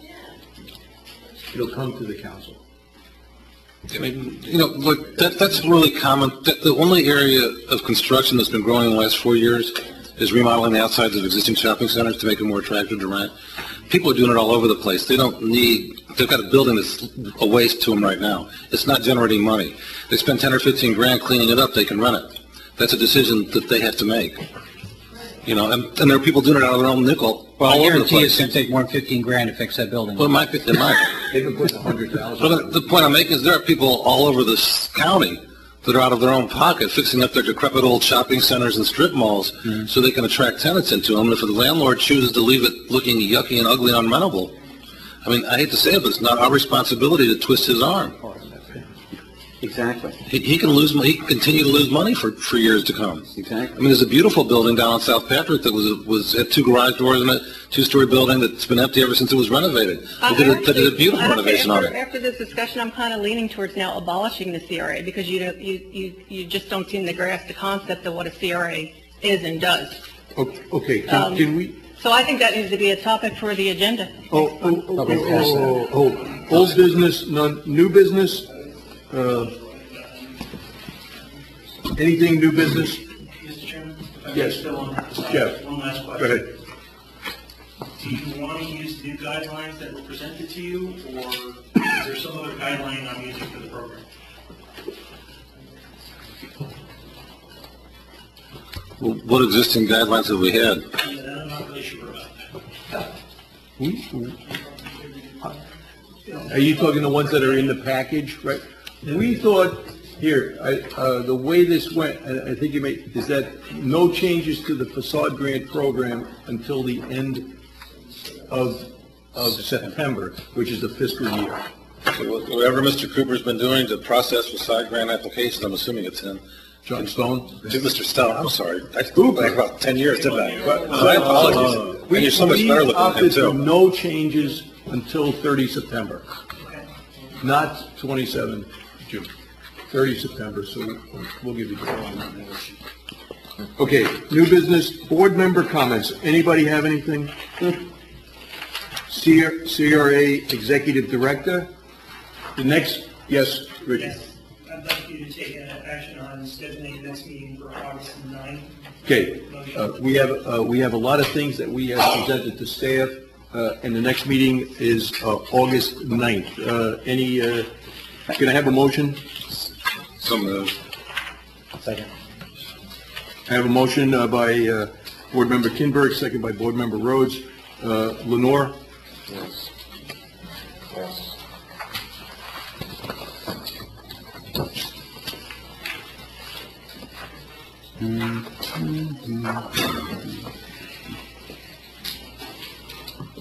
Member Allison? Yes. Member Jones? Yes. Member Martinez? Yes. Member French? Yes. Member Rhodes? Yes. Member Kimball? Yes. Member Vaughn? August 9th, 1800, 6 o'clock. And after that, we're on autopilot for the second Thursday, right? Third Thursday, whatever it was. It's the second Thursday. On autopilot after that, we don't... Yes. Okay, anybody have anything else? Thank you very much for coming. Thank you. Let's go home. It's just good. See you